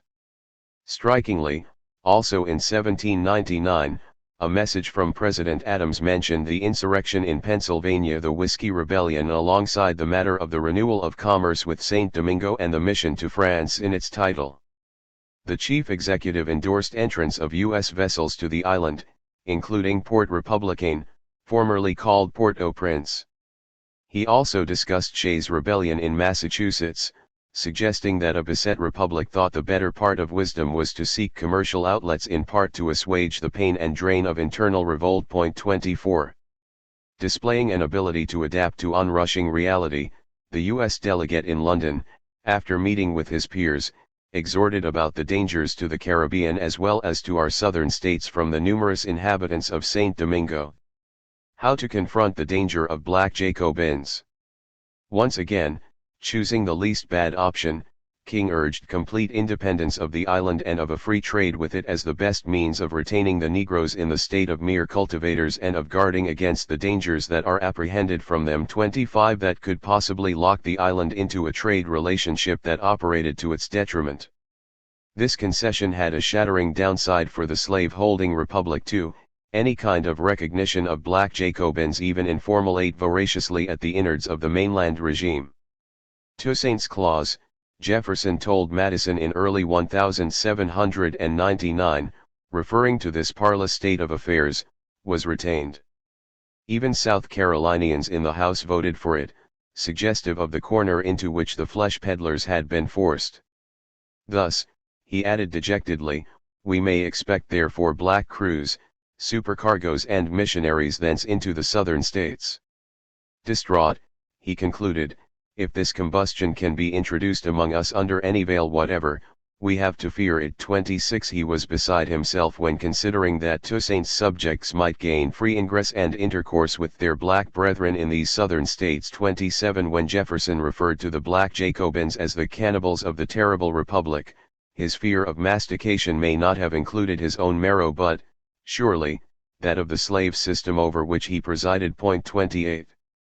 For the very sight of black Jacobin seafarers striding boldly through Norfolk and Charleston or Savannah, where not so long ago beleaguered French settlers had scuttled cravenly, was bound to be inspiring to the enslaved. But at this point, the slave-holding republic had been maneuvered into this difficult position. A little over a week after Jefferson had penned these startling words, the Secretary of State was dickering to ensure that General Toussaint through a private merchant in partnership with the United States could obtain supplies of cloths and provisions. This might be inexpedient. Supplying black Jacobins was hardly a priority for the slave-holding republic because a negotiation is contemplated to be commenced with France. Nonplussed, Charles Lee of Philadelphia said with a scoff, I have no more confidence in the black Frenchman than in the white. 29 Therein the dilemma was posed, of the two, the more populous, more developed France was seen as the larger threat. Were slaveholders actually arming abolitionists? Mainland Republicans did not have many attractive choices. Reporting from the Mississippi Territory, Winthrop Sargent informed Pickering in mid-1798 that in case of hostility with France, his already perilous land would become a major theater of war, with all the past memories of Paris collaborating with indigenes flooding back into focus. 30 Governor Sargent realized that a few French troops with the cordial cooperation of the Spanish Creoles and arms put into the hands of the Negroes, would be to us formidable indeed, which, if anything, downplayed the gravity of the matter. The Indians, he added correctly, now I fear wavering, would be induced to join them, creating a fiasco for the slave-holding republic. 31. The quasi-war with France had concentrated the minds pointedly of the slave-holding Republicans, leaving them with few choices beyond cutting a deal with General Toussaint, a deal that he could then leverage in favor of ultimate sovereignty for the island. Colonel Charles Chalmers, an inspector general of redcoats during the failed intervention on the island, blamed these Republicans for this petard on which they were hoisted. Instead of viewing the British setback on Hispaniola with contrition and horror, she reveled in the reversal handed to her old foe. By such misconduct, apathy and impolicy, he charged, America is in much greater jeopardy from the power of France than in 1755, when that power carried ruin into her frontier settlements. More in anger than sorrow, he jabbed the Republicans with the blow that the passions of her rulers clouded their understanding. 32. The initial mainland impulse was double-dealing, seeming to seek an entente with the black Jacobins, and London, while not ruling out stabbing them both in the back. The problem was that since this kind of duplicity was normalized, as black Jacobins entered the family of nations, they could gain tactical advantage by seeming to lean in the same direction. By 1798, London's island intervention was coming apart at the seams. A blockade of Saint Domingo would not be opposed by the North American states, said London's emissaries, as if we were to blockade any other part of our enemy's territories. But what if the devious Republicans sought to aid General Toussaint and also to undermine Jamaica? General Toussaint wanted control of Hispaniola, and if Britain did not stand in his way, he would not in the interim molest Jamaica, or so it was thought. Yes, his victory would place the security of Jamaica in his hands, which left the option of backing André Rigaud and the gens de couleur, which did not seem like a winning bet then. Assisting any of Toussaint's chiefs who may rebel against him was too considered, along with an attack on his most defenseless positions on the coast, but that was just another toss of the dice. 33. Rigaud, who fought in Savannah during the anti-London revolt, had good reason to believe that his labor would be rewarded, though he should have understood that there was growing disenchantment with those of his type on the mainland. 34. The confrontation between Rigaud and General Toussaint tended to serve the economic interests of the slave-holding Republic and London to the extent that it served to maximize their trade with the island to the detriment of France. Gens de couleur were increasingly being viewed as blameworthy in the first instance for the ignition of August 1791, shedding light on the reports that in the end, the mainland Republic and London secretly supported General Toussaint against Rigaud. 35. As the latter was viewed as too close to Paris, the absence of compelling options led to a U.S.U.K. entente with General Toussaint. By late 1799 this dilemma was exposed when a Massachusetts schooner described by Pickering as valuable was captured on the island. General Toussaint, said this diplomat, was about to march with a considerable force toward the area where this cargo was detained near Petit Gove. It is not improbable that it is now in his hands and not subject to Rigaud's authority, and such facts on the ground dictated political arrangements. 36. This also meant the slave-holding Republicans could be accused of betraying the fabled founders by trucking not only with black Jacobins but London too. In fact, a 1799 Concord was brokered indicating that no Frenchman or foreigner would be allowed to sail on a US or UK vessel bound to Saint Domingo absent strict preconditions. Though dueling only recently, the two following Rufus King found common interest in preventing the dissemination of dangerous principles among the slaves of their respective countries. 37. To that end, the leading British military man Thomas Maitland journeyed from the island to the mainland to confer not only on mutual security, but also what Pickering termed measures necessary for the tranquility of our southern states and of the British West Indies, which would be endangered by an unrestrained intercourse with Saint Domingo. Anomalously, both powers now recognized that the political safety of the dominions of each nation abounding in Negro population must depend for their establishment on the orders of General Toussaint. 38. When the political safety of Negro slavery depended on the good wishes of black Jacobins, it was manifest that a crisis of the entire slave system had erupted. Hence, by March 1799 Pickering was telling General Toussaint directly that he was unhappy about French harassment of U.S. ships, while, by way of contrast, he was pleased with the good disposition manifested in your letter. 39. Pickering also was upset with British influence in Hispaniola and looked to counter it. We have strong expectations that Toussaint will declare the island independent, he announced in April 1799, for unquestionably he has long contemplated that event. It was absolutely false that the United States had intrigued with Great Britain against the rebellious Africans. The Negroes and people of color of Saint Domingo, formerly slaves, he added knowingly, have become incurably jealous, and I believe with reason, that France intended in the end to bring them back to slavery or so destroy them and repeople the island from Africa. I have been well informed that French officialdom had declared that to be her intention. 40. Pickering also communicated directly with the man he called General Christophe, the African leader fluent in English, and through him arranged to procure various articles for General Toussaint, including large quantities of arms and ammunition that, it was thought, could not be exported from the United States. The prohibition of our own laws, he said, render it more important that Toussaint should keep on good terms with the British, who alone can ensure him a supply, which was an incentive for the enslaving Republic to emulate London. I repeat, said Pickering, that it is of the greatest importance for General Toussaint to be on good terms with the British. 41. A good deal of Hispaniola had escaped the bonds of colonialism, increasing its importance to the United States since islands like Cuba and Jamaica faced restrictions in trading with the mainland. The continuance and security of our commerce with Saint Domingo, Pickering insisted, is of such vast importance, it must not be hazarded for the sake of a few armed vessels from France trading to its ports. 42. But from that juncture, the two powers embarked on differing paths in coming decades. The Republic yearned and strained to break free from this dependence upon black Jacobins, while the more far-sighted British monarchy now sensed that as to the slave trade, if not slavery, the jig was up. General Toussaint did not make things easy for his erstwhile partners.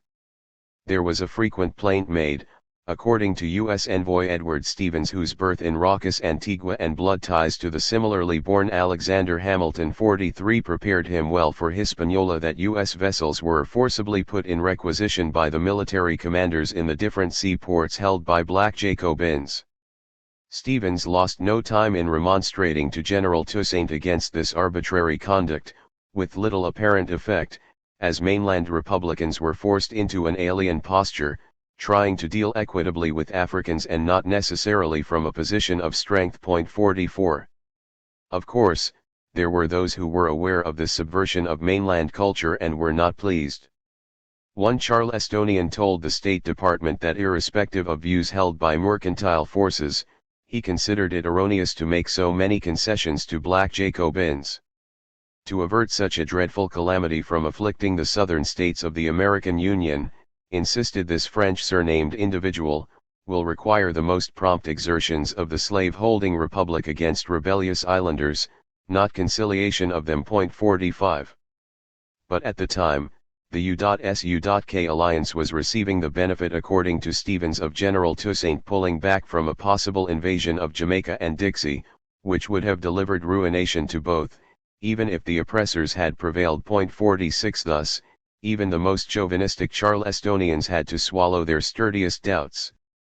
London thought that the general's plan was to send half of his army to assault these vulnerable dominions and the other toward his local foes, particularly, it was said, the mulattoes, who never will forgive him for the cruelties he has exacted upon their color, and he is determined to exterminate them. Apparently, the general's comrade and successor Henry Christophe said candidly that they would put every man of that color to death. This leader was viewed as having as much influence as Dessalines and General Toussaint's powerful nephew, and he was also regarded to be equally as ambitious and far superior to either of them in abilities and knowledge of the world. Thus, he had to be taken seriously.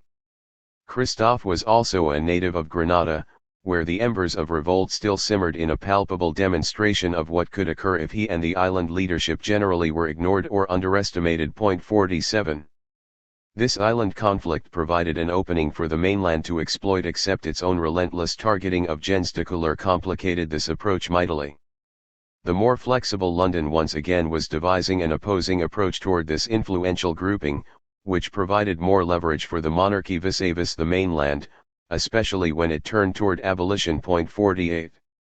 London was pushed in this direction, for it had considered augmenting the Carolina Corps, i.e. raise a company of Negroes and employ them on the protection of the back settlements on the northern coast of South America against the bush Negroes. Yet when one ebony leader of this regiment landed at Port Royal in Jamaica, the alarm was general amongst the principal inhabitants, as they cast a gaze upon a Negro with the appearance and appointments of an officer. This produced a dangerous effect on the mulattoes and Negroes. They saw in him the head of a future insurrection, particularly when this leader entered into the grievances, real and imagined, of the mulattoes and Negroes. 49. How could London continue to countenance slavery when it was forced to rely upon armed Africans to defend this peculiar institution? This was a question that the more far-sighted mainlanders should have been posing. This dangerous effect may have influenced Paris. So thought Colonel Charles Chalmers, who served with the Redcoats in Hispaniola in 1797 during the failed intervention. France in war with Great Britain, he said, never regimented Negroes for defense of her colonies, though Paris was aware of their insufficiency to oppose our troops and the danger this meant. Only a few free men of color on horses were armed and mounted, suggesting French skittishness. 50. But if the Carolina Corps could not be safely augmented, an entente had to be forged with gens de couleur if slavery were to have a whisper of a chance of sustaining itself. If bronze soldiers could not be deployed, while the slave-holding republic was more successful at attracting those defined as white, the crown perforce had to be more flexible in attracting gens de couleur. Thus, London chose to confront that which the mainland was unable to engage frontally. The whites, said a British delegate in the Caribbean knowingly, seemed to fear the idea of the condition of mulattoes or Negroes approaching theirs. 51. Thus, as the bloodletting increased, mainlanders could at least realize that black Jacobins were capable of inflicting great pain, an incentive to negotiate with them. Whites were daily going to Cuba, fleeing Hispaniola, and in the greatest misery too, said London's emissary. While 3,000 men of color have been put to death, about 30 were tried and shot. 52. General Toussaint also was disappointed with London since it was accused of not supplying him from Jamaica as had been pledged, while his opponent Rigaud reportedly drew the greatest part of his supplies from Jamaica. Hugh Cathcart, London's man on the scene, explained that the latter supplying was unauthorized, an excuse the general found hard to accept. 53. Though their island intervention had been rebuffed stingingly, the clear danger of having black Jacobins as a neighbor continued to shape London's policy. In a secret missive, Whitehall, while seeking to forge an accord with General Toussaint including security of Jamaica, which involved coordination with the mainland too, had not excluded a possible blockade if the revolutionaries did not comply. This could implicate vessels belonging to the American states but would not work if the mainlanders balked. 54. Despite the import of the Jay Treaty, which a few years earlier had seemed to seal a new era of amity between the once warring Crown and Republicans, by 1800 the wounds were still raw to the point where trust between the United States and the United Kingdom was not easy, making it easier for both to deal with island revolutionaries in order to evade their mutual mistrust. Plus, all sides had to account for France and Spain, both of which claimed territory on the mainland that the slave-holding Republicans desired, which enhanced the advantage held by island revolutionaries, who were similarly seeking to fend off these so-called Catholic powers. 55. Hence, the U.S. representative in Hispaniola, Edward Stevens, still felt obliged then to make arrangements with General Toussaint, even as the waters were roiled by late disturbances at Jamaica and measures adopted there to prevent its tranquility from being disturbed by French emissaries. 56. Thus, Stevens continued to entertain General Toussaint on the subject of supplies for his army in the south and of the assistance he requests to further his operations. 57. By the spring of 1800, Stevens remained in close communication with General Toussaint, who in very strong terms expressed his ardent desire to do everything which can preserve the existing harmony between this colony and the States. 58. The following year the Norfolk businessman Christopher Tompkins made the 10-day voyage to the island. Despite Stevens's best efforts, he did not find the markets here encouraging, though bilateral relations remained positive since the heralded General Toussaint has given an answer to my petition. 59. Upon arrival, he was introduced to General Toussaint. Slave-holding Republicans may have been excused if they thought his first name was General, an honorific to an African at a time when their mainland counterparts were referred to as boys, though adults, well into the 20th century. Amongst the many questions he asked me, said Tompkins, was the reason so few American vessels came here now.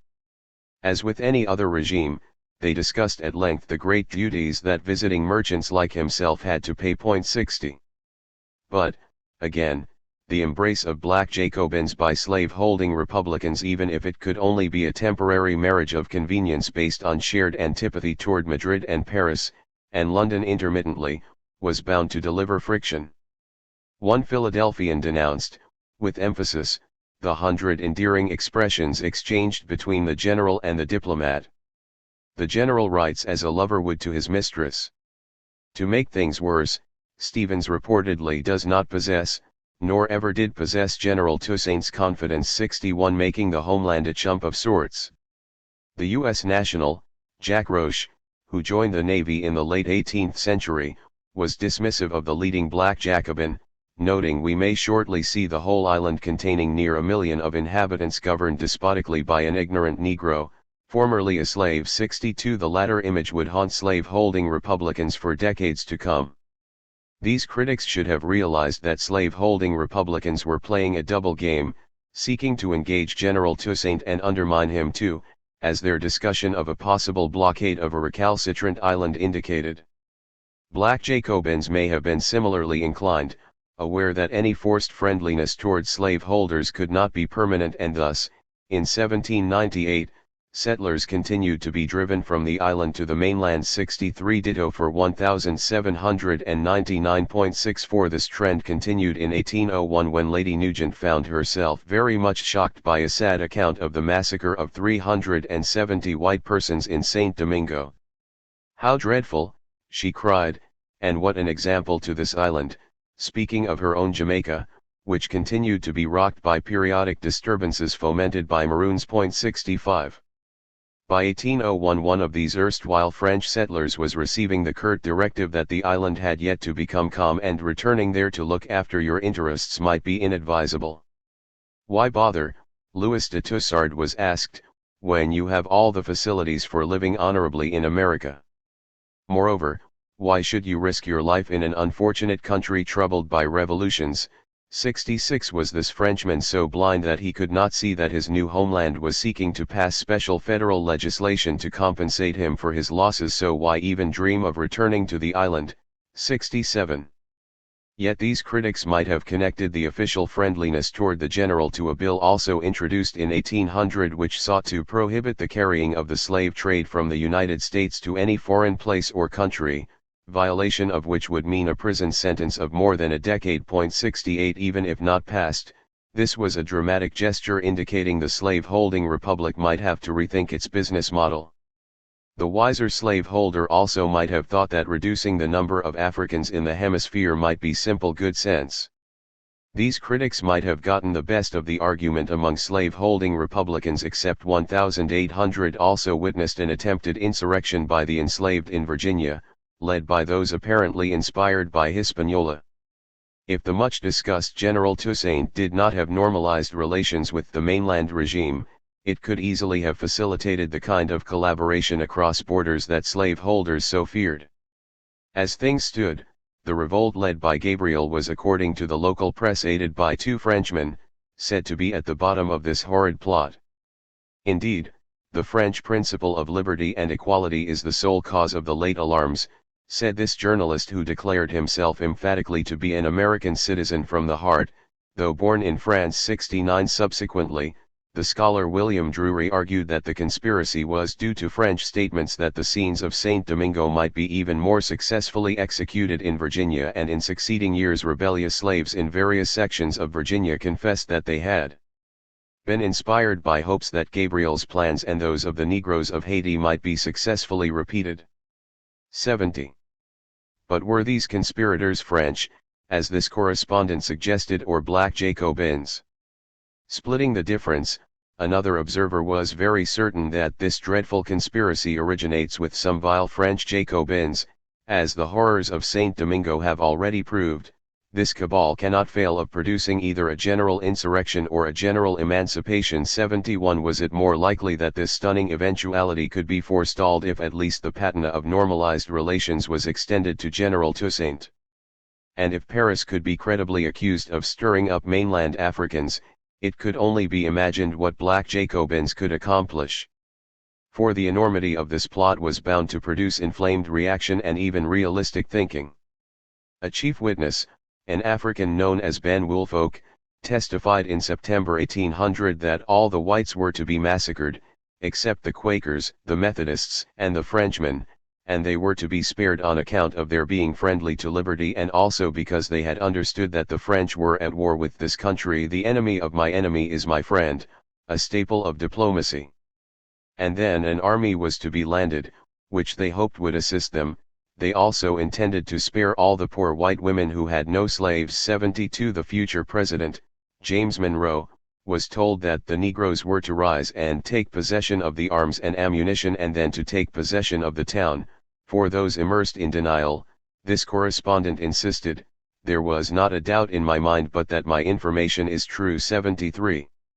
By all appearances, the plot stretched from the center of power that was Richmond to miles away in Petersburg, suggesting a network of communication more extensive than had been imagined. 74 A year later Monroe was told with much regret and anxiety of a Negro insurrection in some parts of Virginia, that might have been extensively injurious, even as far as our state, meaning South Carolina, where there was a like conspiracy. 75 The governor of the latter state thought he had reason to believe that Africans from the Caribbean were to land in South Carolina primed to fight. 76. St. George Tucker had had enough. This jurist spoke at length about the danger arising from domestic slavery to the point where no man denies its magnitude. The late extraordinary conspiracy has set the public mind in motion. It has waked those who were asleep, since it was an awful alarm of a future danger. Sure to evoke ire was his comparison of Gabriel's plot to the revolt under Lord Dunmore intended to squash the Republican patriots. The blacks who are far behind us may be supposed to advance at a pace equal to our own, but, sir, the fact is they are likely to advance much faster.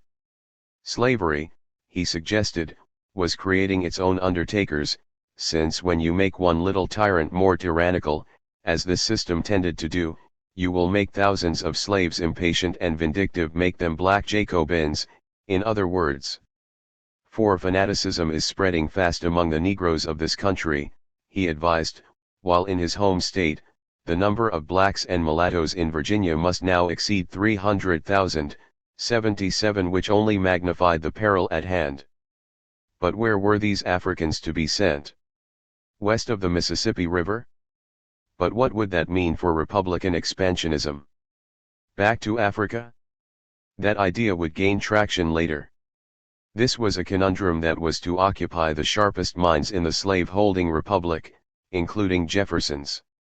Governor James Monroe of Virginia, who was presiding in the Commonwealth at the time of Gabriel's conspiracy, drew a misleading lesson from Hispaniola, one that too would gain traction when he pushed to secure a site of exile for gens titular. 2.78.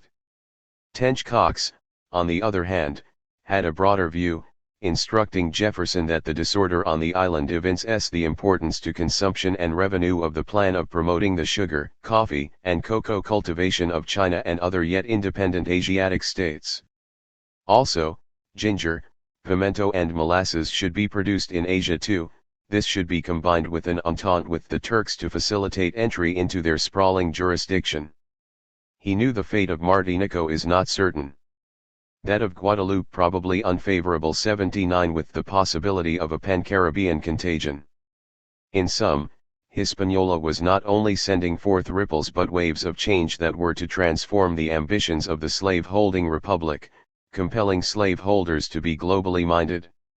More to the point, months after Gabriel's plot was uncovered, the Virginia House of Delegates passed with little dissent, a resolution urging the federal government to buy lands on which to deposit Negroes, especially, persons obnoxious to the laws or dangerous to the peace, a spectacularly broad category. 80 Monroe made explicit what was evident when he told Jefferson that resolution was produced by the conspiracy of the slaves. 81 The latter founder thought Hispaniola might be a good fit. 82 Hispaniola. Why bolster black Jacobins? Jefferson backtracked on second thought, recalling the possibility that these exiles might stimulate and conduct vindictive or predatory descents on our coasts and facilitate concert with their brethren remaining here. 83 Which was quite perceptive. This was one reason among many why far distant West Africa became the preferred site of expulsion.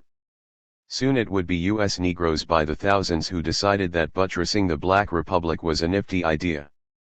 Meanwhile, back on the island the maximum leader was now being called Governor-General of the island of St. Domingo, as commercial relations between the slave-holding republic and the black Jacobins continued. 84 According to Tobias Lear, a colleague of the now sainted George Washington.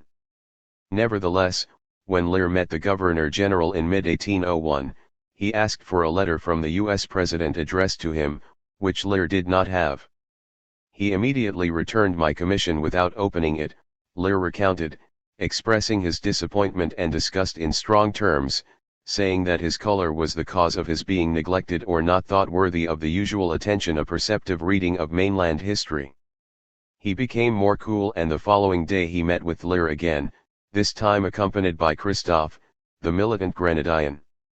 The Governor-General repeated the observations which he had made the evening before, but notwithstanding the mortification he felt, he reasserted his sincere desire to preserve harmony and cultivate a good understanding with the United States. There were then 32 American vessels now in this port bringing flour, fish and dry goods, a trade relationship hard to build in neighboring islands where imperial preference favoring Britain, France, and Spain hindered such ties. 85.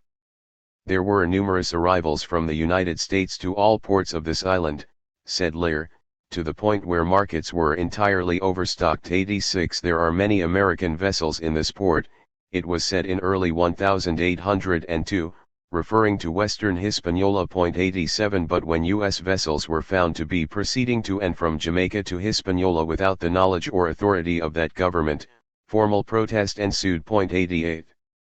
There was sufficient back and forth between the island and the mainland that detailed navigational instructions were distributed in Baltimore in 1802 to guide U.S. vessels. The traffic was such that, it was reported, there were many losses occasioned to American and other vessels, from the want of a thorough knowledge of its navigation. 89. Lear also sought to cultivate a good understanding with the Governor-General since, he commands everything in this island.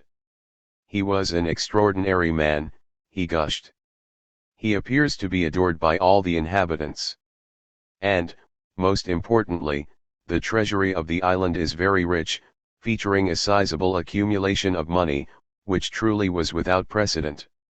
What the object may be in collecting and keeping this sum is not for me to say. Conjectures are various. 90. Though a fair inference would be that an island surrounded by antagonists should have a fund stashed away for a rainy day.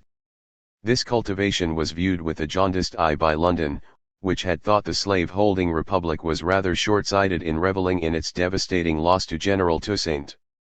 Even the man designated by London as the British agent on the island was publicly known, said another British agent, only as an American, as he seemed to sense who was bound to receive favor from the general. The Americans have such influence here, said this agent, that they ought to be regarded with a jealous eye both with respect to their politics and commerce, neither of which I am fully convinced tend to promote the British interests in this quarter. 91. Which was all too true. What is remarkable about this squally era is how many of the major powers could be accused of being short-sighted. As Hispaniola was being bombarded, Napoleon Bonaparte came to power. This spelled retrenchment of Jacobinism in Paris, and a like result was intended for the island. It was the Corsican who was cited for a curious proposition: I am for the whites because I am white. I have no other reason, for that one is the good one. 92. This should have made him a soulmate of the slave-holding republic, instead they were at each other's throats. This suggested both the artificiality of the historically recent racial category that was whiteness, and its instrumentality, a tool to secure the real prize, national then international hegemony. Back on the island, Lear continued to maneuver. He told Secretary of State Madison that he was pressing the revolutionaries for paying the debts due from the government of this island to the United States, though island attorneys could well have argued that satisfaction for such obligations should have been sought in Paris or Madrid. Lear knew that his situation was much different from what it would be in any other country, where the presence of black Jacobins in power was not the norm. Moreover, there was so much jealousy among American merchants that the office of the U.S. consul was not sufficiently respected by our own citizens abroad. To give respectability to it in the eyes of the government of the island. 93. The fractiousness among U.S. nationals on the island facilitated the ability of the black Jacobins to manipulate one against the other, keeping the slave-holding republic off balance. What Lear did not bother to say was that a representative of a slave-holding republic, where Africans were at the bottom rung of society, was now engaging with black Jacobins and from a subversive vantage point of relative equality. This experience abroad was preparing the United States for a future, which it resisted strenuously at home, a future in which at least formal equality had to be accorded to those of African descent. As of 1801, Lear was picking up hints of island independence, which it seemed was the wish and intention of the governor. But an issue that would dog bilateral relations for decades to come diverted his attention: damage claims by expropriated U.S. nationals. The expressions of the governor were cordial and his determination to do justice very strong, but Lear's fellow U.S. nationals were providing considerable sums to islanders to lobby the authorities and planting the seeds of corruption that would hamper Haitian development for years to come. In the end, Lear said with scorn, "Nothing is done, bribery and corruption are declared to prevail in every department." 94. Contradicting those who thought the island revolutionaries were all thinly disguised agents of British abolitionism, General Toussaint himself, in what he termed Year 8 of the French Republic, referred indirectly to the English as deceivers. 95. Yet even Charles de Vincent, who was writing from Philadelphia, described excruciatingly the bigotry there against Africans and chided General Toussaint for supposedly allowing some to delude him into breaking with France and not with the slave holding republic. 96. What this Philadelphian did not clasp firmly was that the island revolutionaries did not have an array of choices, given that their enemies were legion. There were other problems for the United States on the island. The late alarms, said Lear in late 1801, a veiled reference to ongoing warfare, massacres, and the like, have operated greatly against the American commerce, giving this diplomat anxiety, and obliging him to request some advices or instructions in order to defeat the bad effects. 97. By early 1802, tensions between the island and France were escalating, leading to the perceived harassment of French citizens heading to the mainland. Those of French origin who arrived were confined. According to Lear, one French gentleman arrived here about 4 or 5 months ago from Charleston, SC, to look after an estate which he has in the island. He was not received with cordiality, which was minimization writ large. In fact, he was arrested by order of General Christophe. Yet another U.S. national, John Lemonnier, who resided in the island for some years past and never declared himself a citizen of the United States, vainly sought his consular skills. Lear remonstrated against their being detained to little avail, for Paris was coming out with a large force in order to reduce the blacks to slavery, unnerving islanders. This befuddled Lear, since the official declarations insisted that this is a French colony. But it was not so much colonialism that was at issue but slavery, and Lear well knew that seeking to bring back this monster would have destructive effects. He also knew that those who formerly held property in this island, many of whom were now his countrymen, had urged violent and ill-judged measures. These angry petitioners not only desired their property but also demanded that it be restored to them again with all its appendages, including enslaved property. Other nations who have colonies in the W Indies, he declared, will also urge by every means in their power, the reduction of the blacks here to slavery. Curiously, Lear did not include his own slave-holding republic in this lineup, perhaps because he thought wrongly a cordon sanitaire could be built to enclose the mainland. There was a reason for this ellipsis. "I do not believe," he proclaimed in words that would echo through the ages and reverberate on the mainland too, "that these Africans ever again will submit to the yoke of slavery, but before they could be extirpated they will kill all the whites in their power and lay waste all the property that could be destroyed." 98. Then there were 50 U.S. nationals residing in one key port of western Hispaniola, and they met at my house, said Lear, and agreed to embody themselves accordingly. But whatever their level of organization, they could readily fall victim if rampaging Africans chose to kill all the whites rather than be re-enslaved. 99. The slave-holding republic drew the lesson from Hispaniola that since Africans would not submit to enslavement readily, they needed to be overawed numerically, hence, increased emphasis on European immigration and brutalized, even more, physically. But when London drew an opposing lesson, the United States found itself cornered, but rather than retreat, This republic instead accentuated this initial failed response. French coming here in force were Lear's terse words in early 1802.100. Soon he was addressing formally Citizen Leclerc, General-in-Chief, Captain General of the island of Saint Domingo, the Frenchman now seeking to assume control. Any impulse that Lear and his superiors might have had to ally with Leclerc as a class and racial comrade dissipated in the heat of inflammatory charges that Paris had resumed the quasi-war, but this time on the island against U.S. nationals.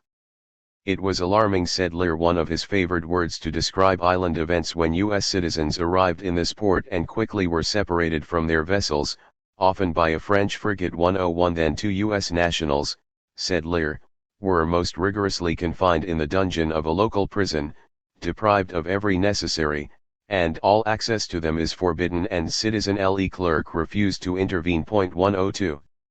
Soon Lear had returned to addressing General Toussaint in euphoric terms. 103. Though continuing the sectional divide on the mainland, Jefferson reportedly backed the French takeover spearheaded by Leclerc. It hardly seemed coincidental that as the quasi-war waned and Jefferson ascended to the highest office in the land, General Toussaint found his economic and political relations with the mainland in steep decline.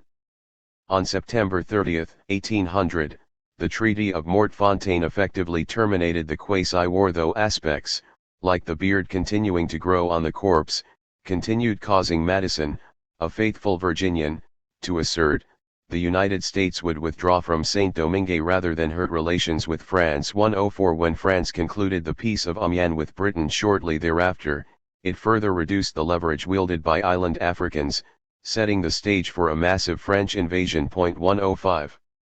The slave-holding republic was walking a slippery tightrope, seeking simultaneously to avoid falling into the jaws of French revanchism and what would soon become the claws of Haitian abolitionism. This became clear when slaveholder George Hunter en route to Savannah arrived on the island in the spring of 1802, accompanied with what was described as a certain colored man named Joseph, his property.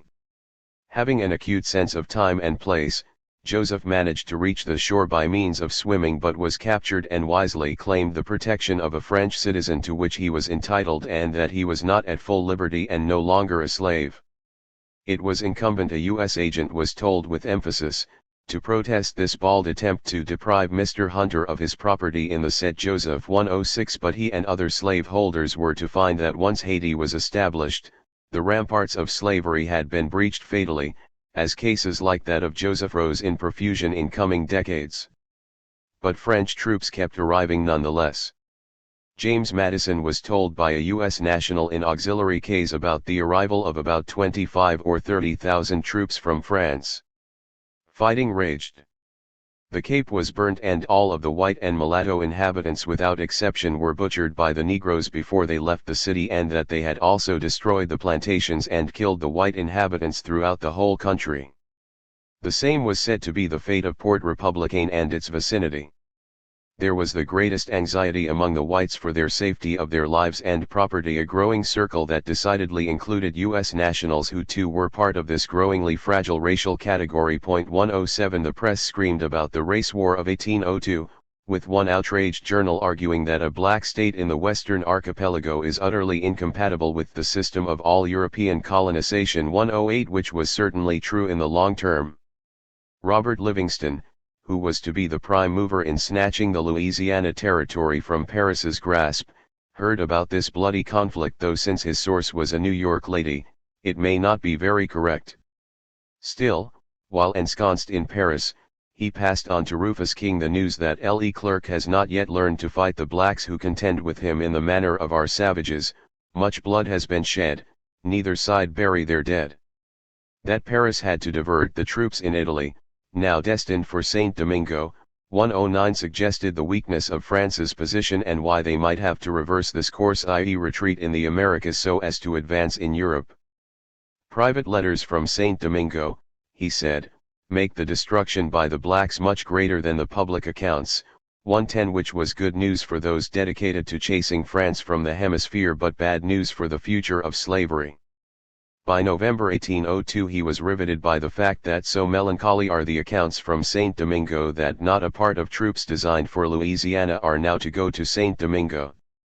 Things were so catastrophically bloody that Livingston mused that at this moment under deliberation was whether the whole world should not go there. 111 What Livingston, quite typically, did not contemplate was the news from Martinique. Slavery had been abolished there in 1794 during the onset of black Jacobinism, then returned with a thud in 1802.112. Something similar occurred in the vast land then known as French Guiana on the northern coast of South America. 113 A straw in the wind materialized in New York in 1802 with the sudden death of an African from the island named Romain who committed suicide. He had been brought to the island in 1793 by his master and rather than return there he killed himself. 114 Island Africans had maximum motivation to fight, as enslavement to some was a fate worse than death. Peter Chazot's account of the early 19th century bloodshed on the island did not emerge in New York until 1840, but it only served to reinforce what many had heard already. He indicted General Toussaint specifically, as the leading black Jacobin flew into a raving passion and instantly ordered his guides, to shoot an accused mulatto thought to have inflicted with a sword a nasty wound on a black man. The general reprimanded Chazot to the point where the latter felt very angry. My hands were clenched and I was near striking him before his good sense returned.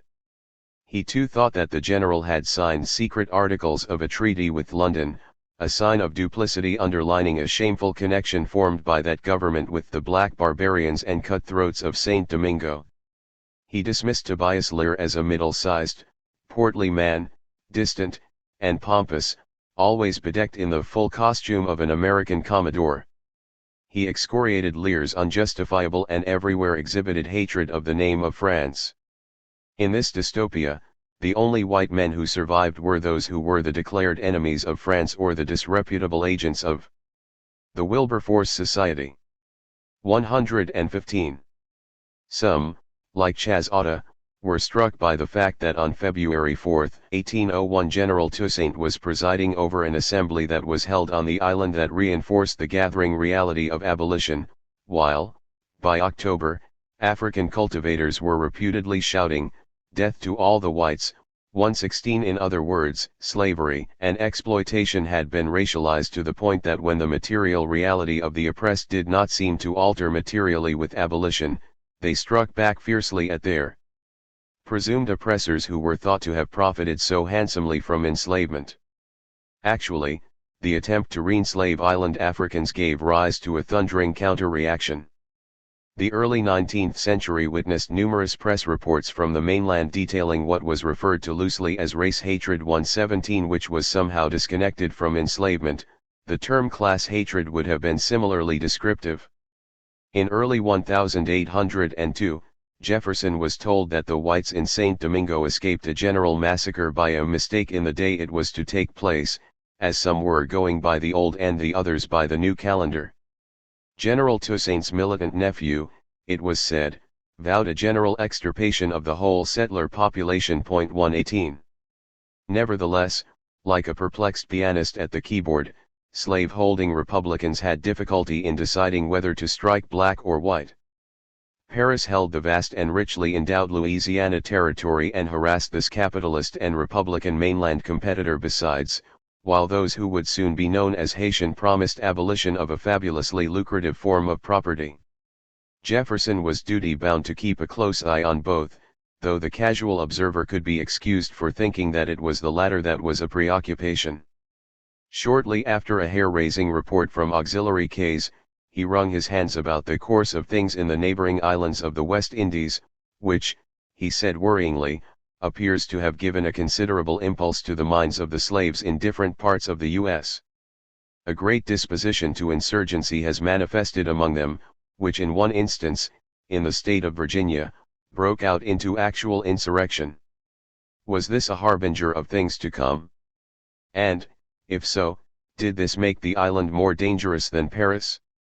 The expulsion of these Negroes out of the limits of the United States was his soberest recommendation. 119. Why such extremism? Thomas Newton of Norfolk, who had been shaken at the sight of untidy French refugees streaming onto his shores, reminded Jefferson of the dreadful situation of the French in Saint Domingo where no quarter is given. He noted as well the accounts are that several white people have been found hanging, with labels fixed on their breasts that all taken would meet the same fate. He concluded, ironically, given the redhead's proximity to similarly inclined black slaves, I am wishing you health 120. So prompted, Jefferson wailed about the convulsions prevailing in the French West India Islands.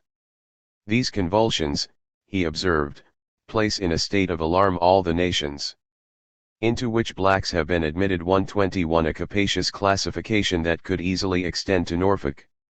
It could also include Charleston, for it was in that state that the governor received the startling news that the dastardly French were sending vessels containing African prisoners from Hispaniola to their port in order, it was said exasperatedly, to turn loose the French Negro incendiary prisoners upon us. 122 In 1802 French forces defeated African rebels in Guadeloupe, then expelled thousands to the coast of Florida. 123 Which at once got rid of a problem while creating another for Spain.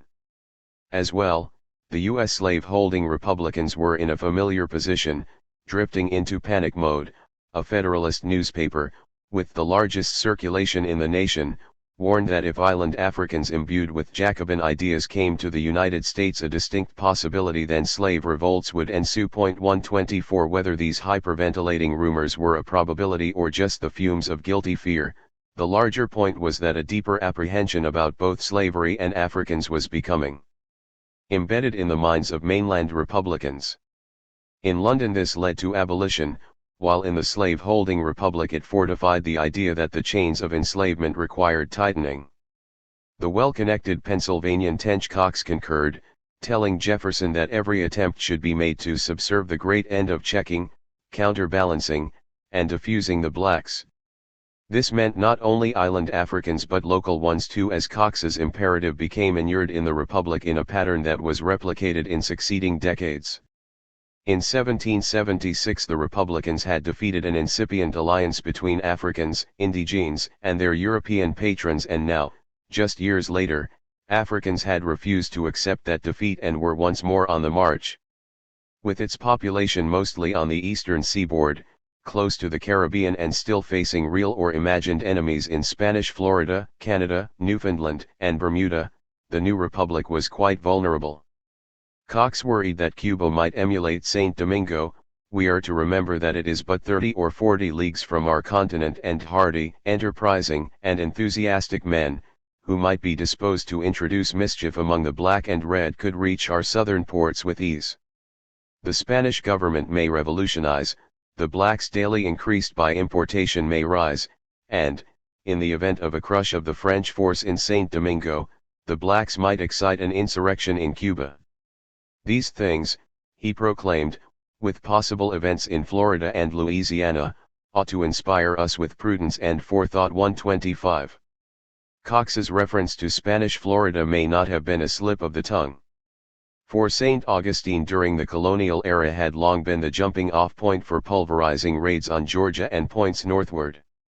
By the turn of the 19th century, the fearsome island fighter Jorge Biassou, who at one point had actually outranked the more famous Toussaint, had decamped there.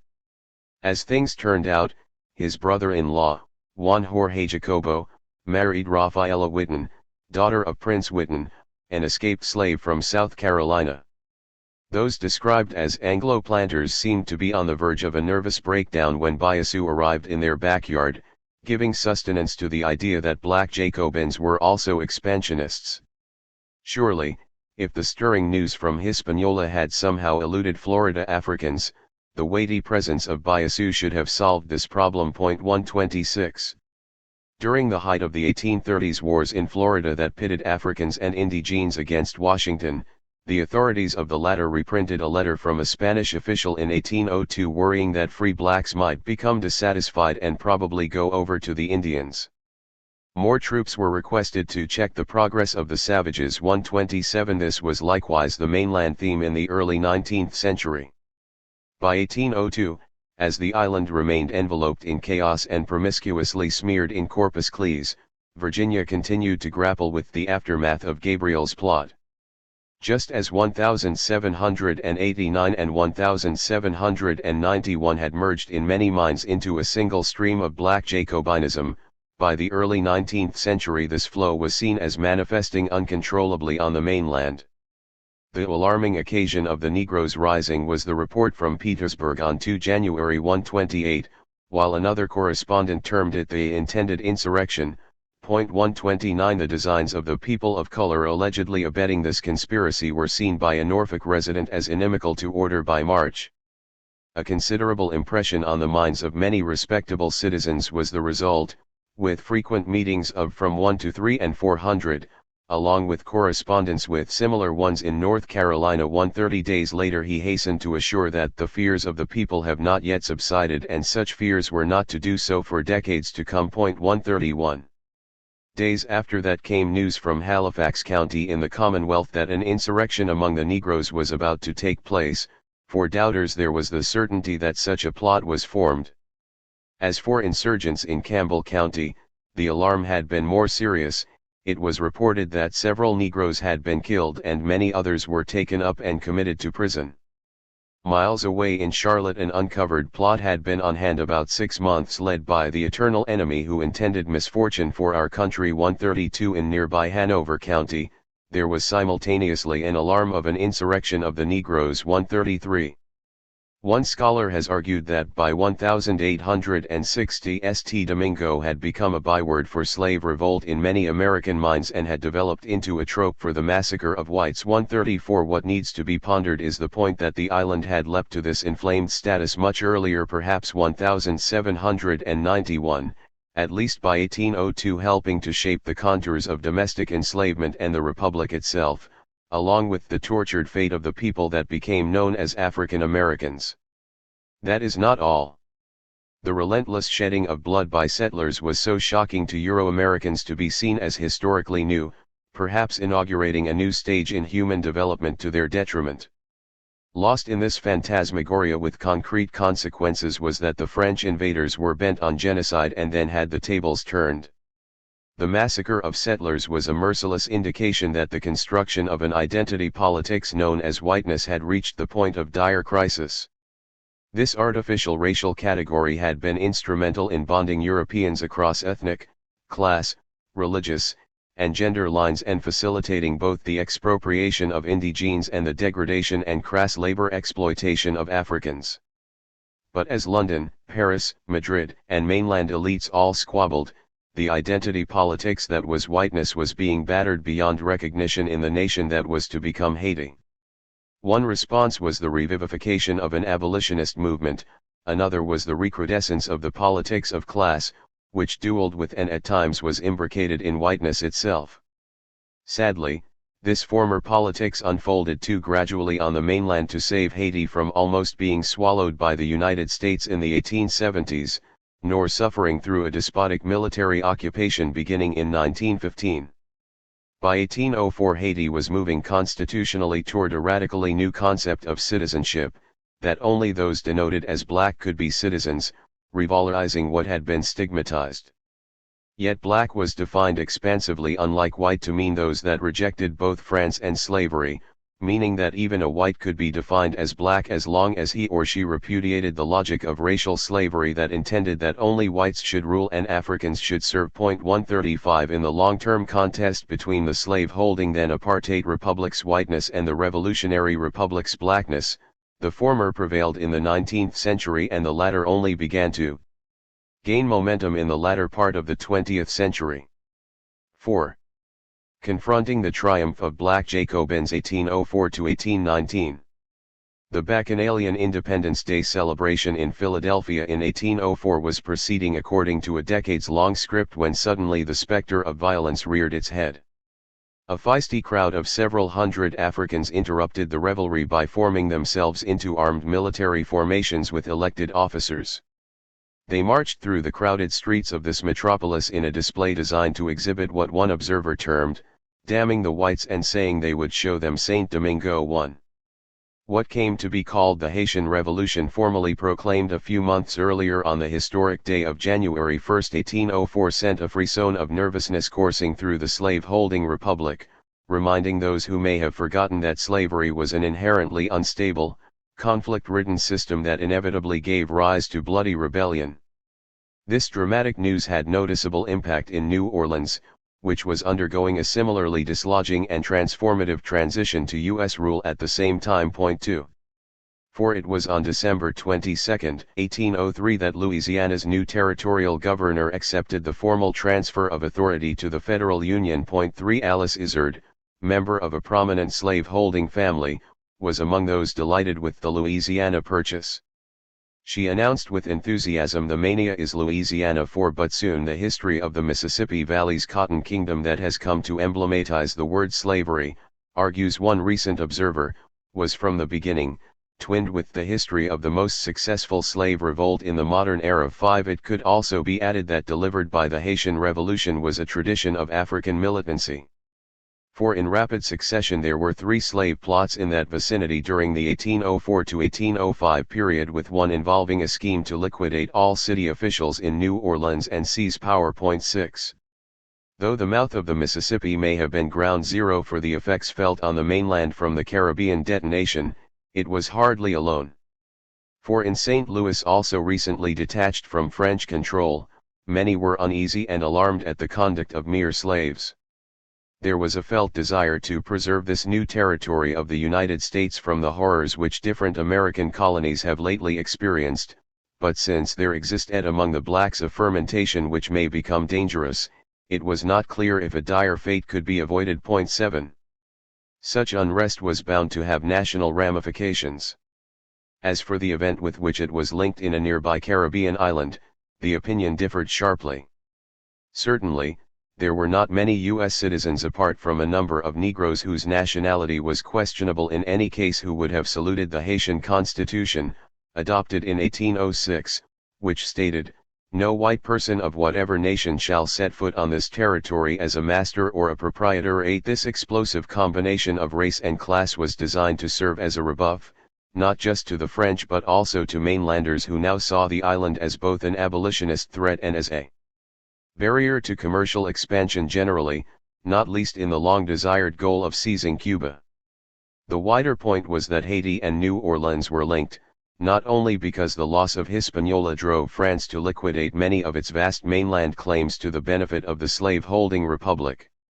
It was also because settlers were fleeing the island for Louisiana, often accompanied by Africans who had seen that their masters were often not masterful in confronting enraged bonded labor, providing delightful inspiration for revolt. Moreover, after January 1, 1804 and the ouster of France from much of North America, it became possible for the slave-holding republic to concentrate more directly on island revolutionaries. For even if the enslaved were not able to overthrow racist rule on the mainland, they could still inflict painful damage, not least by allying with the republic's antagonists, be they indigenes, British, Spanish, or French, or the newly created Black Republic. The French and the English are not satisfied with going to war themselves, asserted the slave-holding James Manigault, but they pay other nations the compliment of inviting them to assist at the entertainment. 9. Or become a victim of same. The takeover of the vast Louisiana territory, which still contained masses of antagonists of the slave-holding republic of various means, also provided plenty of opportunity for the enslaved to direct mischievousness. As early as 1801, Governor Winthrop Sargent in the Mississippi Territory, addressing militia men, warned them that it was more than probable that soon there will be more blacks than whites where he ruled, since they can never forgive that we deprive them of the sacred boon of liberty. He knew that European or even Indian powers, irresistibly stimulated to vengeance, would assist the enslaved. His approach then was to impress upon the Negroes that we are never off our guard. 10. The dilemma for the governor was that among the most prominent new arrivals in Vicksburg, Mississippi, were the Morency family from Hispaniola, who barely escaped being massacred on the island and whose allegiances despite their pro-slavery attitude were uncertain. 11. The Island Revolution, as Philadelphia demonstrated and Louisiana showed thereafter, was a beacon of inspiration for mainland Africans, reinforcing the idea that they were far from alone and, similarly important, they could prevail. Just before this combative manifestation in Philadelphia, Tobias Lear recounted to his superiors what was occurring on the island. He had arrived there in May 1801 as a commercial agent but was greeted rudely on October 22 when, as he recalled, an insurrection of the blacks took place, the object of which was to destroy all the white inhabitants of the island, which spread universal terror and dismay among the whites. A scene of destruction unfolded, which is too well known to be described, which was accurate in that mainland journals had shaken their many readers with these tales of tribulation. Despite his attempt to establish warm relations with the revolutionary leadership, the house of your memorialist was burnt in common with others, and every article of furniture and other things to a considerable amount belonging to your memorialist was plundered or destroyed. Now he requested indemnification for his losses, but such claims, which often went unfulfilled, were to complicate bilateral relations between mainland and island for decades to come. 12 Lear, closely associated with George Washington himself and a graduate of Harvard besides, also served the Republic in Algiers and negotiated peace with Tripoli, but would have been excused if he had asserted that Hispaniola was his most troublesome assignment. 13. Actually, Lear may have considered himself lucky to escape with his scalp intact. His memorial was prepared in 1803, and by the next year, the island leadership was being accused of rounding up settlers of various stripes, then executing them en masse. 14 When a popular mainland newspaper blared the headline "Massacre of all whites at Cape Francois 15," the question was if mainlanders had become inured and accustomed to such news from the island, or whether they would finally be compelled to understand that the slave system was decomposing, perhaps even on the mainland itself. An early historian of the era argued in 1803 that crews of mulattoes and Negroes were let loose in St. Domingo by the frenzy of Jacobinism and committed great spoliations. A debate ensued in Jamaica concerning abolition as a direct result. 16.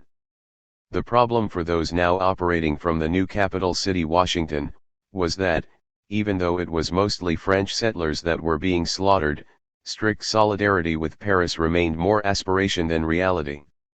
In fact, both London and Washington had reason to become anxious when it was also reported disconsolately in 1804 that on the similarly vexed island of Dominica that many of the original inhabitants remain, and French seems still the prevailing language among the Negroes and people of color. 17 Would dominoes begin to collapse from there leading northward to Antigua, then Cuba, then the mainland, perhaps inspired by a crafty Paris more interested in national grandeur than class and race solidarity? Not reassuring were the words of a self-described French counselor who in Philadelphia derided the United States in English. "They call themselves free," he spat out, "yet a fifth of their number are slaves. That proportion of the whole people are ground by a yoke more dreadful and debasing than the predial servitude of Poland and Russia." 18. Fortunately for Washington, in the beginning of the 19th century, France was tied down in a round-robin of wars against Austria, Prussia, Great Britain, the Dutch Republic, Spain, and Russia, giving the United States a desired breathing space. Napoleon Bonaparte, as he reeled from pulverizing Haitian blows, hardly had time for confrontations in the Americas. 19 This did not spare the Corsican from verbal harpoons from the mainland, such as those launched by the influential Carolinian, George Izard in 1807.20. Yet Peter Chazzotta, writing from New York years later, recalled that as Haiti was emerging as an independent republic, it was the Machiavellian and perfidious policy of London that was responsible for the horrors of the island. This was part of a plan of kindling the fire for a universal war against the slave-holding republic.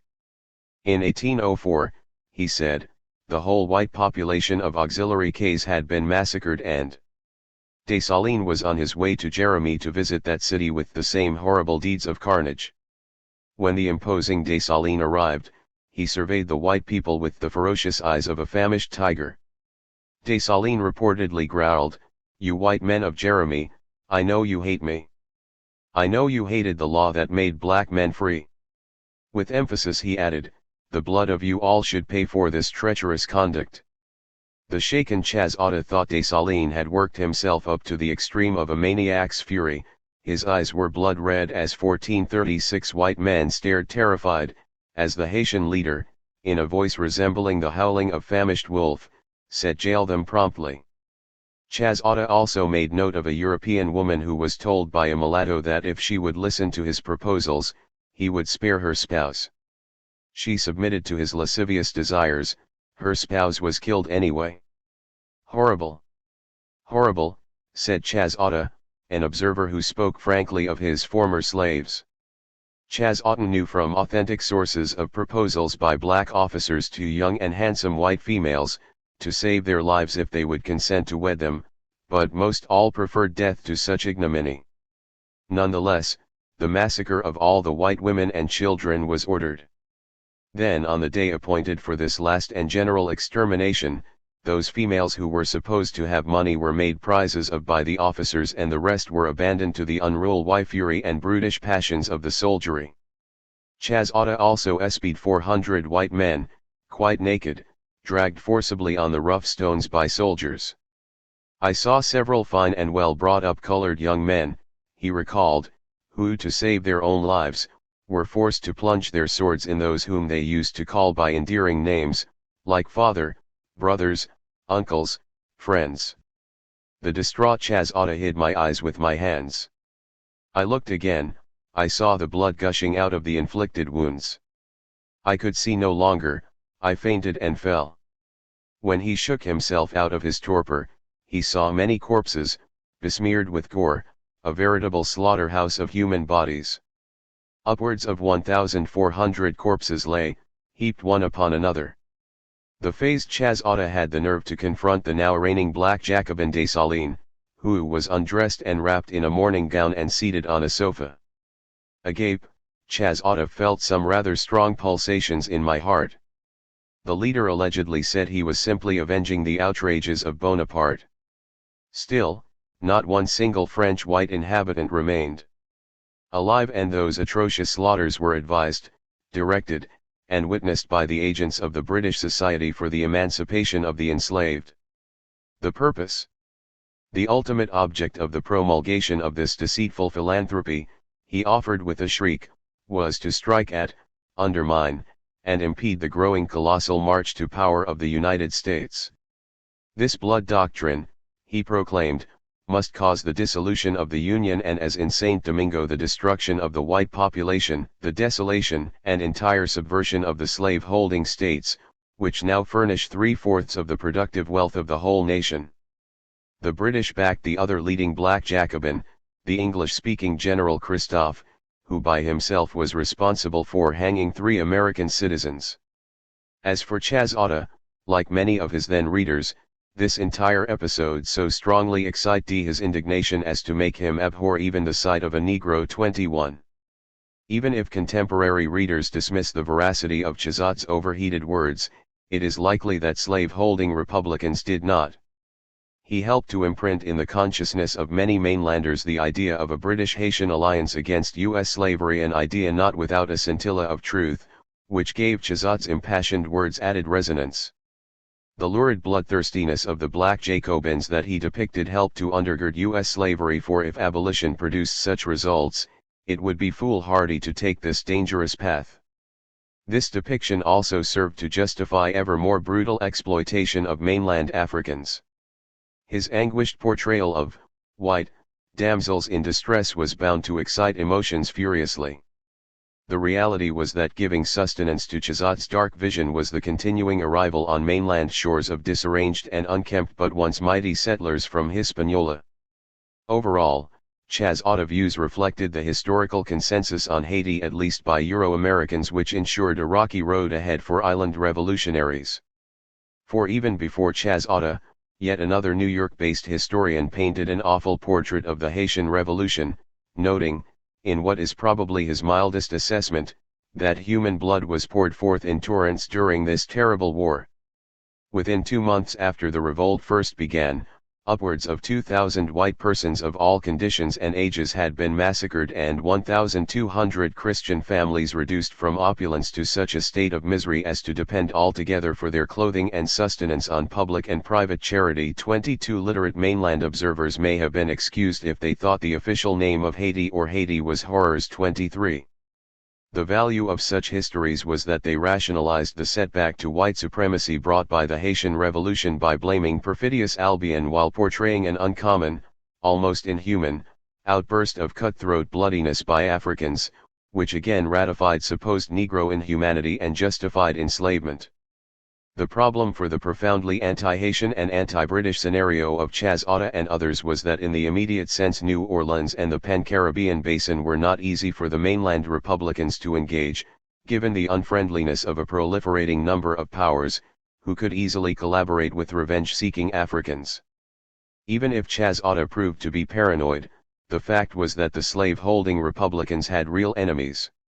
For during this chaotic era, even Britain contemplated taking New Orleans, which would have been a punishing blow for the slave-holding republic even if unsuccessful. 24 But London would have had to stand in line for the local governor there. Carp not long after taking the reins of power from France that hostilities with Spain were imminent, with Madrid's agents calculating on a speedy rupture. 25 The governor was not hallucinating, for thereafter yet another source argued that the principal Spanish officers are intriguing with the Indians, with views hostile to the United States and collaborating with some of the Indian chiefs, particularly the Choctaws, who were receiving from these Madrid agents a considerable quantity of military stores. 26.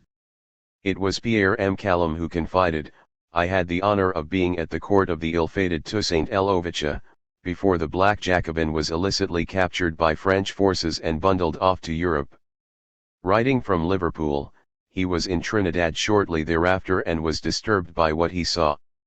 "There are 2 Negro regiments stationed there," he recalled in 1805, comprised of Negroes taken from the French colonies and commanded by French officers. "The arming and training of so many of these hirelings," he wrote with grave concern, "after the mournful scenes and horrid barbarities of their committing we have witnessed in Saint Domingo, is surely not the prudent dictates of wisdom." He wondered what tie is there to bind a black hireling to be faithful to his duty. The late ferocity of one of the Negro Corps in Dominica, where they murdered their officers, mostly British, I believe, is a striking presage of their conduct. The distressed observer was clear, "I tremble for the fate of the colonies, if the evil is not removed, especially as the island of Saint Domingo was a role model and the hired guns do not know the meaning of loyalty."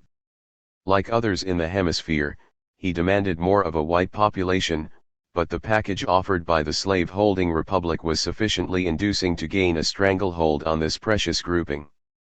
He predicted that if this did not occur, Jamaica would be attacked from an independent Haiti. "In several conversations I had with General Christophe, a successor of General Toussaint, he told me of a plan to send some small vessels to Jamaica to take away slaves who were willing to embrace freedom.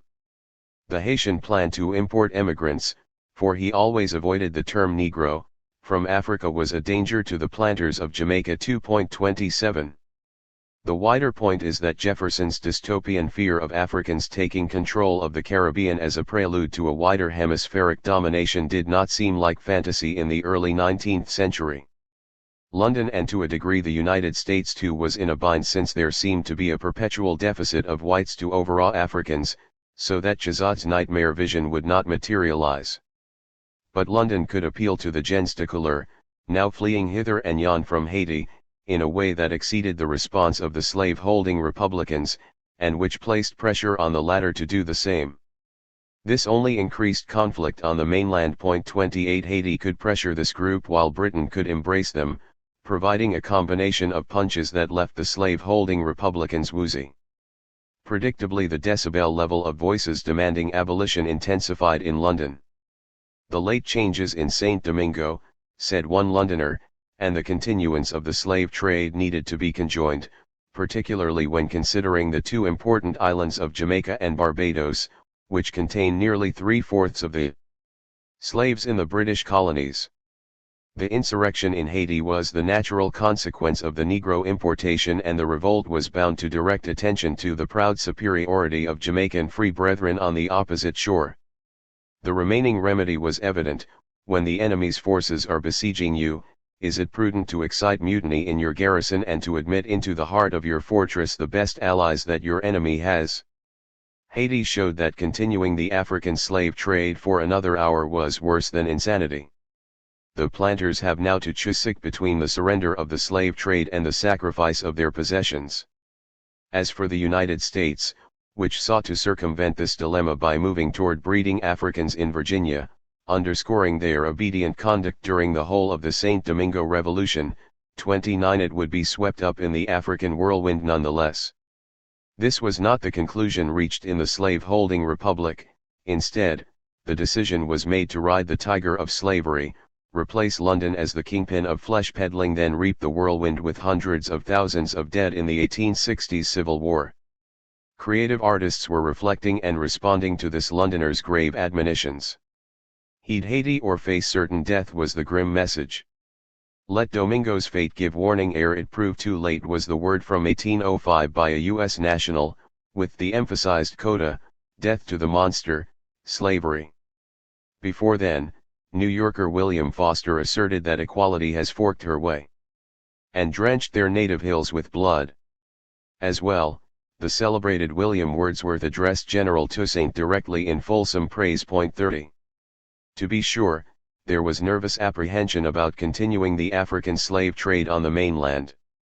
However, like hopelessly hooked addicts, the presumed euphoric profits were too extravagant to reject. As early as December 1802, there was a bill debated in South Carolina to reopen the odious commerce from any part of the world, except the French West India Islands, but it was defeated. In North Carolina, opposition to the foreign slave trade centered around a like fear of Haitian-inspired revolt. Interestingly, one of the key agents in Charleston importing Africans was the French surnamed Francis de Padat. 31. The attempted choking of supply gave rise to predictable complaints, virtually guaranteeing that smugglers of Africans would surge to the forefront. Africans being so excessively high at present, groused David Fleming in Carolina in 1806, in my opinion it would be the height of extravagance to think of purchasing just now 32. The inquietude brought by Africans, particularly those who had revolted successfully, was reflected that same year when another Carolinian announced both wistfully and anxiously, "I hope your fears with respect to the Yankees setting our slaves against us will never be realized." 33. Across the border in Wilmington, North Carolina, the official apprehension was directed at the arrival of Africans from Guadeloupe and the perception that there was much danger to the peace and safety of the southern states of the Union as a result. 34 There was a general fear of French Negroes arising, and two spooked congressmen near the same time sought to ban the importation of Africans to Louisiana because they feared that our slaves in the South will produce another St. Domingo. 35. Similarly, in the interregnum between the end of French rule in Louisiana and the U.S. takeover, vessels were delivering hundreds of enslaved Africans, and the designated U.S. governor did not seek to halt this commerce, though by March 1804 a measure was passed designed to curtail this traffic. But since most U.S. nationals complained bitterly about this measure, restrictions were unlikely to be effective, though Governor William C. Claiborne warned that the result could be another Haitian revolt. 36 Governor Claiborne felt himself trapped in a contradiction in that, as he put it, the citizens of Louisiana are greatly apprehensive of the West India Negroes, but nothing could be done to halt their influx. 37 Another U.S. official of that time, James Watkins, felt that no subject was as important to citizens there than importing more Africans. 38 Even from Hispaniola.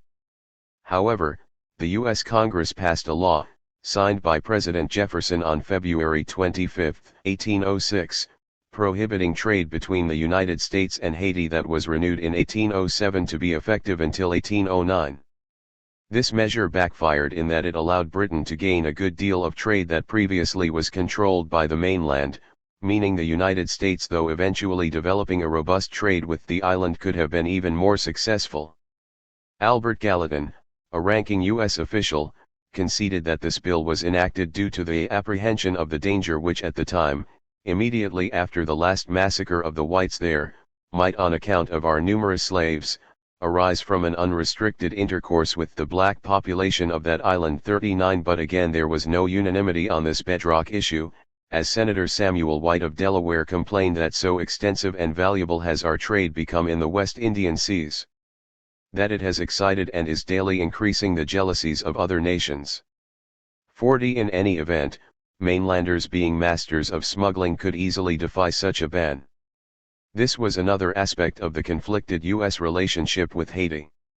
For it was well recognized in Washington that France could hardly regain control of Louisiana without reclaiming Haiti. This permitted U.S. merchants to send arms and ammunition southward, but this also raised the possibility that these rifles could then be pointed northward. 41. Paris was staggered by this hypocrisy and short-sightedness of the slave-holding republic. It was not enough, sputtered General Louis Marie Turreau, for some citizens of the United States to convey munitions of every kind to the rebels of Saint Domingo, to that race of African slaves, the reproach and the refuse of nature, but provisions too. 42. Charles Talleyrand, likewise incensed, denounced the shipping of objects of supply and dismissed the idea that the federal government could separate itself from the inhabitants of the United States by arguing this was a matter that concerned only Carolina or Virginia and not Washington. How could this be when there is a question of unparalleled revolt, whose circumstances and whose horrible consequences must alarm all nations? 43. The leading French diplomat was irate, asserting that the existence of an armed Negro people, occupying places that they have despoiled by the most criminal acts, is a horrible spectacle for all the white nations. All of them should feel that by allowing them to continue in that state, they are sparing incendiaries and assassins. 44. There were those in the southern quadrant of the mainland who shared Talleyrand's unease, heightening sectional tensions at a fraught moment. Paris and Dixie had a point. Though the slave-holding republic condemned a Norfolk ship together with its cargo for allegedly trading with the revolutionaries in 1803, the larger point was that irrespective of stated policy, there was a praxis that was hard to squelch. 45. By 1805 Madison was incensed that the French, with a continuing foothold in Haitian waters, pledged to inflict death on all persons on board vessels allied as well as neutral, bound to or from ports occupied by the blacks, or found within 2 leagues of any such port, and the trial in those cases is to be by military commission. 46. This deterred but did not squelch mutually profitable trade, though the Louisiana Purchase's consummation made it easier to accommodate Paris's wishes to the detriment of Haiti. There were also those in Dixie who were disquieted by the influx of gens de couleur, though these were often class comrades quite comfortable with the project of enslaving Africans. Among them was a European gentleman, deported from New Orleans to France in 1803, who then returned to Manhattan by 1804. He despised gens de couleur, particularly those with an African mother and a European father, since in general all these creatures have a sovereign contempt for their mothers, especially when the latter are black. Referring to San Domingo, he recounted an episode which horrifies the soul. The negress often cuckolds the spouse, and in this case the latter opted to sell her. All mulatto women, he opined, whether in Louisiana or elsewhere, have alike a sovereign contempt for their Negro mothers.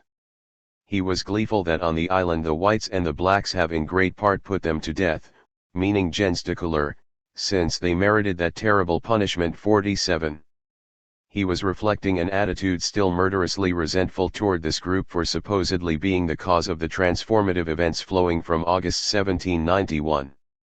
Moreover, enslaving or at least oppressing them terribly on the mainland could be seen as a fitting punishment and widening the base of lucrative exploitation besides.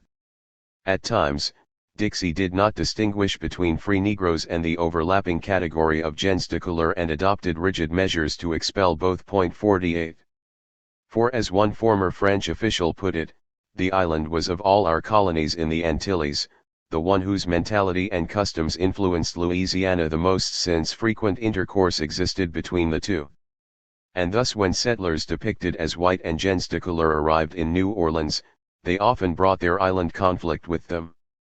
Moreover, as this official put it in November 1803, one meets many former settlers from there who had been given shelter in Louisiana and, who, as a general rule, show neither affection nor kindness toward the blacks. 49. Which was somewhat understandable given the fire through which they had walked only recently. Yet delivering such noisomeness to a mainland that already had exceeded its quota, was bound to incite passions further. By January 1804, the U.S. Secretary of War was told frantically that the jealousies of the people of color and the whites seemed to be increasing, but, said James Wilkinson, The former are most to be relied on by us, for they universally mounted the eagle in their hats and avow their attachment to the United States, while the latter, mostly French and Spanish, still demonstrate their love for the mother country and do not conceal the fond hope that some incident would cause an erosion of U.S. influence. The people of color are all armed, he noted, and it is my opinion, a single envious, artful, bold incendiary, by rousing their fears and exciting their hopes, might produce those horrible scenes of bloodshed and rapine, which have been so frequently noticed in Saint Domingo. 50. The problem was that, though gens de couleur may have supported the United States, they were not seen as possessing the correct coloration. Governor Claiborne also found a strong pro-Paris trend in his jurisdiction, which compromised security, but relying upon militia comprised of gens de couleur presumably more loyal was a non-starter. Though he was more aware than most of the unviable security situation faced in New Orleans, he too was skeptical of gens de couleur, associating them with privateering. 51. The problem was that discriminating against the gens de couleur, which inevitably followed compromised security accordingly, and with the growing importation of Africans, was creating the basis for another Haitian-style revolt, which arrived accordingly in 1811.52. The question of what to do with the gens de couleur and the overlapping categories of mulattoes and free people of color was a vexing issue for the slave-holding republic. There was a real fear that the pre-existing policy of relentless oppression would create another Haitian-style revolt, but the history of the republic had provided few other options. Writing from Paris, Charles Cesar Robin argued that the republic should be more forthcoming toward this group, rather than run the risk of driving them into the arms of the darker-skinned. 53. The problem for such rancid attitudes was that in 1804 federal rule of Louisiana was tenuous, with French settlers of uncertain allegiances continuing to arrive.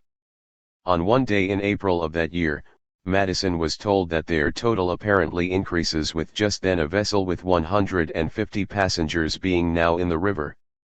Governor Claiborne added, "I fear a majority of them will be useless." 54. Though not apparently so for Paris's purposes. Then the governor found that a meeting of the free people of color occasioned an inquietude among the white inhabitants, as the municipality of New Orleans expressed a wish that I should punish the mulatto man in charge of such organizing. However, Claiborne was reluctant, since in a country where the Negro population was so great, the less noise that was made about this occurrence the better. What did he mean? I remembered, he said strikingly, that the events which have spread blood and desolation in Saint Domingo, originated in a dispute between the white and mulatto inhabitants, and that the too rigid treatment by the former, induced the latter to seek the support and assistance of the Negroes. For the time being, he cautioned Madison, I am well assured there is nothing to fear either from the mulatto or Negro population, but at some future period, he added knowingly, this quarter of the Union must, I fear, experience in some degree, the misfortunes of Saint Domingo, and that period will be hastened if the people should be indulged by Congress with a continuance of the African trade. In short, one lesson of Haiti intermittently realized ab initio was the necessity of not replenishing the ranks of potential African combatants by flooding the zone of conflict with their presence.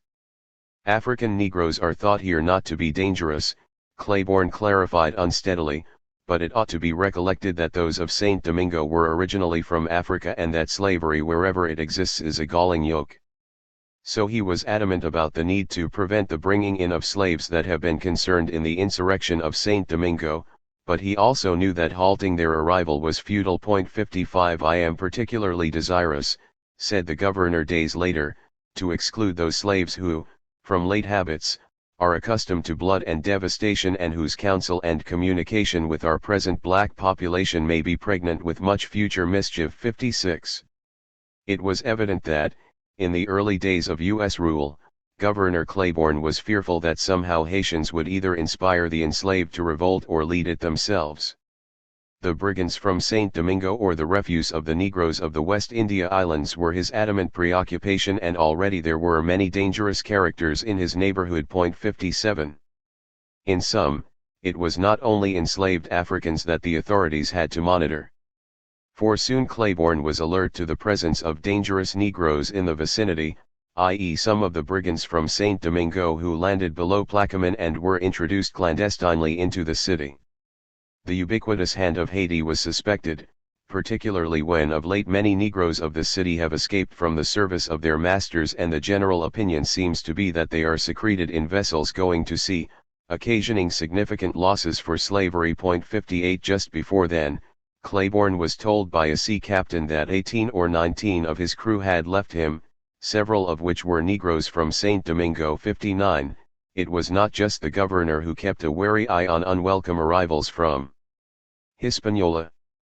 The Frenchman Pierre Clement Losset did so too, warning about the arrival of seafarers from there and demanding that they be denied any contact with local Africans. 60 By November 1804, the governor was losing whatever composure he held. The late admission of foreign Negroes, he informed Jefferson, has also been a subject of complaint against me. However, the searcher of all hearts knows how little I desire to see another of that wretched race set his foot on the shores of America. What was involved was old news, hypocrisy. For the people here have united as one man. They insisted, he stressed, that they must import more slaves. 61 His reminders about the horrors of Saint Domingo fell on deaf ears. 62 Predictably, a few months after the governor's remonstration, he received a petition from inhabitants and colonists worriedly noting the existence of a plot by the slaves of the city, leading to a fear that this region was prey to the same events which have laid waste the French colonies and particularly the proud and rich colony of San Domingo. 63 By the summer of 1805, a Frenchman known as Legrand or Grand Jean was supposedly instigating an insurrection, reefing Claiborne's worst fears as he planned to enlist aid. It was reported from Gens de Couleur and the Africans. Reputedly he planned to slay all those defined as white. 64 Claiborne, who was unable to speak French, was disadvantaged at a time of sharp contestation between, mostly, English-speaking U.S. nationals and those with roots in France. 65 The response in Louisiana was draconian. Shortly after the U.S. takeover, a code was adopted to govern slaves. Its chief drafter Louis Casimir Elizabeth Moreau Lilet was a refugee from a Hispaniola slave-holding family. This new law was a broad retrenchment from earlier laws, particularly in terms of toughening requirements for manumission. Under the guise of separating church and state, these black codes eroded rights to baptism and marriage within the church for the enslaved. There was an intense focus on public safety, reflecting a society on high alert, guarding against the danger of uprisings. For the first time a special court was devised to handle slave crimes, and there was also wider reliance upon the citizen as informer and vigilante, a U.S. trademark which helped to enlist even non-slave holders in defense of the peculiar institution. Gens de Couleur were targeted in new discriminatory ways. As one recent historian observes, in the wake of the Haitian rebellion, free people of color were increasingly seen as natural allies of slaves and as potential leaders of slave revolts. 66 According to another recent historian, it was the first modern code anywhere that contained such draconian provisions. 67 With the fear of France reduced, mainlanders were less queasy about cracking down on gens de couleur and, as one observer put it, this antipathy conditioned the attitudes of Louisianans toward any Negro regardless of color from that island for the next half-century. 68. The drafter had an excuse, for worrisome to Washington was the report discussed by Monroe and Madison that the island revolutionaries were offering a reward of $40 to the commanders of our vessels for every one of its blacks now in the U states whom they may bring back to the island. Quite wisely, Monroe concluded that this is probably a policy intended to increase their strength to enable them to make a better resistance hereafter.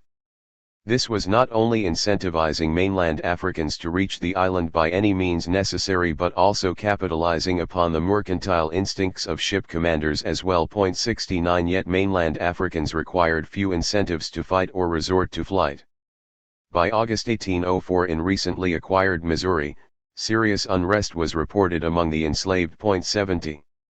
Mainland leaders were so concerned about the real and imagined threat from Haiti that some of them too sought to expel a number of U.S. Negroes, which served to implant the idea that they should, perhaps, accept the island's invitation to migrate there. By late 1804, Jefferson again had returned to a preoccupation, ridding his republic of this troublesome population perhaps beyond the Mississippi, perhaps to the British colony of Sierra Leone, unwise in that it would bolster a continuing antagonist. "I will keep it under my constant attention," he said, an indication of his priorities. 71. "This was delicate business," replied Governor John Page of Virginia, "this matter of desired asylum for free Negroes and mulattoes, who numbered at least 19,000. A distant country was the preferred option, but where? He also wanted the purchase, removal, and education of young slaves, which only complicated an already complex problem. Perhaps Saint Domingo was the optimal site, but that depended on Paris's recognition of Haiti as free and independent, which was not then in the cards. This perplexing subject, he instructed Jefferson in a confidential missive, had to be discussed fully in a free conversation. 72. By repelling Africans of whatever status and refusing to allow gens de couleur to return to the exalted status they once enjoyed in Haiti, the slave-holding republic was bestowing a gift to London, which then reaped dividends during the 1812 war. 73. It was in 1805 when Alice Izard, member of a prominent slave-holding family in Carolina, was in a tizzy about a French gentleman formerly an abbé, who is married to a negress, as black as ink and as fat as possible. Yes, he was very polite and dressed very fine, but it was inescapable that she is not visited by anybody and that their children would endure a worse fate. 74. Not least because the Frenchman in question was said to be favorable toward General Toussaint. 75. His not being able to return to the island where he had many assets and possessions was also not held in his favor. 76. Ms. Izard, in her defense, could argue that she was sweeping in her bigotry, not targeting those with African ancestry alone, as she spoke of Irish migrants disparagingly as poor wretches. 77. Of course, many of these despised Irish would have been more than willing to oppose London, whose cruisers would soon be bombarding mainland shores. Still, there was an abolitionist celebration on the mainland in 1808 when the hated African slave trade was outlawed officially. 78. The historian, David Bryan Davis, argues that the Haitian Revolution strengthened the political argument for this epochal decision, though it is also true that expert mainland smugglers and entrepreneurs hardly ceased in dragging and chained Africans to Cuba and Brazil in coming years, where they quickly claimed leadership in this commerce of opprobrium. 79. Nonetheless, it remains noteworthy that the island revolt spared a countless number of Africans from the violent drudgery of enslavement while hastening the day when those entrapped in this hellish system would find liberation. To that end, it was also in 1808 that the Anti-Slavery Angola Beneficial Society was started in Philadelphia. 80. As was the case generally during this era of insurgency, London set an example for its former colony to follow. It was in 1807 that the abolitionist James Stephen fretted about the possible calamity of our falling under the yoke of France, and thus posited that a British-Haitian entente would be a fitting response, along with immediate abolition of the slave trade. This iniquity caused mischief and evils and was a ruinous waste of our national wealth. He moaned about the bankruptcies among our merchants and the losses among our manufacturers produced by the slave trade and by West India speculations in new lands targeted for slavery. War, alas, is now becoming a perennial evil, as this phenomenon stoked in Africa lubricated the path for slave sales, while competition among the powers for control of this commerce stoked even more conflict. This was happening though sugar planting has long been, on an average, a losing business, and all this madness brings danger in these colonies besides. What was there to like? 81. Hence, seeing this welcome 1808 ban as wholly an outgrowth of domestic progressivism would be an error unless this progressive thinking is viewed globally, i.e. as an outgrowth of the Haitian Revolution, the growing strength of British abolitionism, where this trade was banned in 1807, and the linkage between the two. For to the contrary, the mainland continued to attract a vast array of disreputable refugees fleeing abolition in Haiti. This growing roster included Francesco Richard, a native of Florence, Italy, who wed Genevieve Bayonne of French origin. She had barely escaped revolutionary justice in Haiti. By 1807 the two were controlling a plantation in Florida soon to be under U.S. rule. There was also François Didier Petit de Villers, a native of Lorraine province in France, who too barely eluded island revolutionaries before leaping to Philadelphia, then Savannah, and then Baltimore, where he too attained prominence. 82.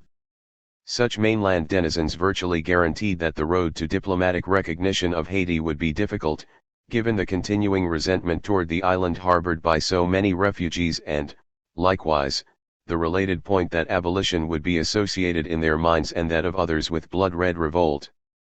Indeed, 2 years after the official ban of this awful trade, an abolitionist confab in London concluded that the persons who are by far the most deeply engaged in this nefarious traffic appear to be citizens of the slave-holding republic. 4 years after the ban, abolitionists conferring in Trenton expressed sorrow and shame since no meetings were held. There was an abatement of zeal among the members in the state since, generally speaking, the slaves in this state are clothed and fed decently and comfortably, while too many of the free people of color do not exhibit that industry, economy, and temperance that was expected by many and wished by all. 83 And these were the abolitionists speaking. As was to be the case until the attack on Fort Sumter in 1861, abolitionism on the mainland was driven by external events, principally those engineered by Britain and Haiti. These French refugees honored those on the mainland who rescued them from the clutches of revolutionaries, which helped to engrave the idea of their mutual dependence in a fight to the death with Africans. Eliza Boudinot was one of 2,400, who Duncan McIntosh served as a benefactor. At an elaborate ceremony in Baltimore in 1810, a grateful covey of refugees crowned McIntosh with a wreath of laurels and white satin on which was written in letters of gold, "The savior of those rescued from Hispaniola." The grand swell of music and a cacophonous clapping of hands greeted him. There was scarcely a dry eye in the room, according to Ms. Boudinot, as he was serenaded by a young girl whom he had saved. A painting was also presented to him in gratitude. In this work, the now lost colony is symbolically represented by the figure of a woman described as white, who, pressing two affrighted infants to her bosom, is rescued by a tutelary angel from the jaws of a monster described as half Negro and half tiger. This was followed by the most magnificent dinner you ever saw, which too was symbolic in its own way. 84. Somehow, as hundreds awaited certain doom, McIntosh, wielding large sums of money, according to one escapee, bribed the keepers and effected an escape. 85. The ampler point was that those feasting had reason to pillory Haiti and resist vigorously any tentative steps toward normalizing relations with the island. McIntosh became a kind of folk hero in France, a living symbol that slavery and colonialism could survive because of the heroism of those like him. The French legation in the United States requested that Paris assist this now suffering U.S. businessman then still residing on the island. He had lost all of his once substantial fortune, but in compensation his story had also been spread throughout Europe, buoying those who might have had doubts about slavery and colonialism. 86. In the darkest period in which crimes were committed in the colonies, it was said, McIntosh acted. There was this man in Saint-Domingue, stranger to our country, who had the courage to revenge the humanity for so many troubles and ignominy. He was rich. Now he is poor. He gave his gold in exchange for the lifeblood of France. 87. This was also a story that could easily strike a chord among Euro-Americans, bonding them further to slavery and settler colonialism. Other mainland denizens emulated McIntosh. It was in July 1808 that Jacob Hart of New Orleans advertised 3 island Africans for sale, including a woman cook and 2 fishermen. 88. By 1809 there were so many refugees and enslaved persons arriving in New Orleans from Cuba by way of Hispaniola that at that time the population of that town was scarcely larger than the 10,000 arriving from the island itself. 89. About 10% of the enslaved Africans in the 1810 census in the territory of Orleans were imported by Hispaniola planters who had fled to Cuba and were expelled from there in 1809.90. Their numbers were also filling another void, for after becoming a major sugar producer by the time of this latter arrival, Haiti's production had dropped precipitously so that by 1823 it was recorded as not providing a single ton, with Cuba, Brazil, and especially Louisiana assuming the pole position. 91. Yet the increase in the population with island routes exacerbated the concern that the gens Decouleur would duplicate in Louisiana what they had purportedly done in Hispaniola, ally with Africans to bring down the slave system. By the summer of 1809, New Orleans mayor was eyeballing suspiciously a few characters among the free people of color who have been presented to me as dangerous for the peace of this territory. 92. The concern about the threat from Haiti skyrocketed when a few days later a mariner commanding a vessel from Haiti, Jean-Marie Arbeau, was arrested on a charge of piracy off the coast of New Orleans. 93. Reminding those who had forgotten about Jefferson's caustic prediction that the island could easily become an American Algiers.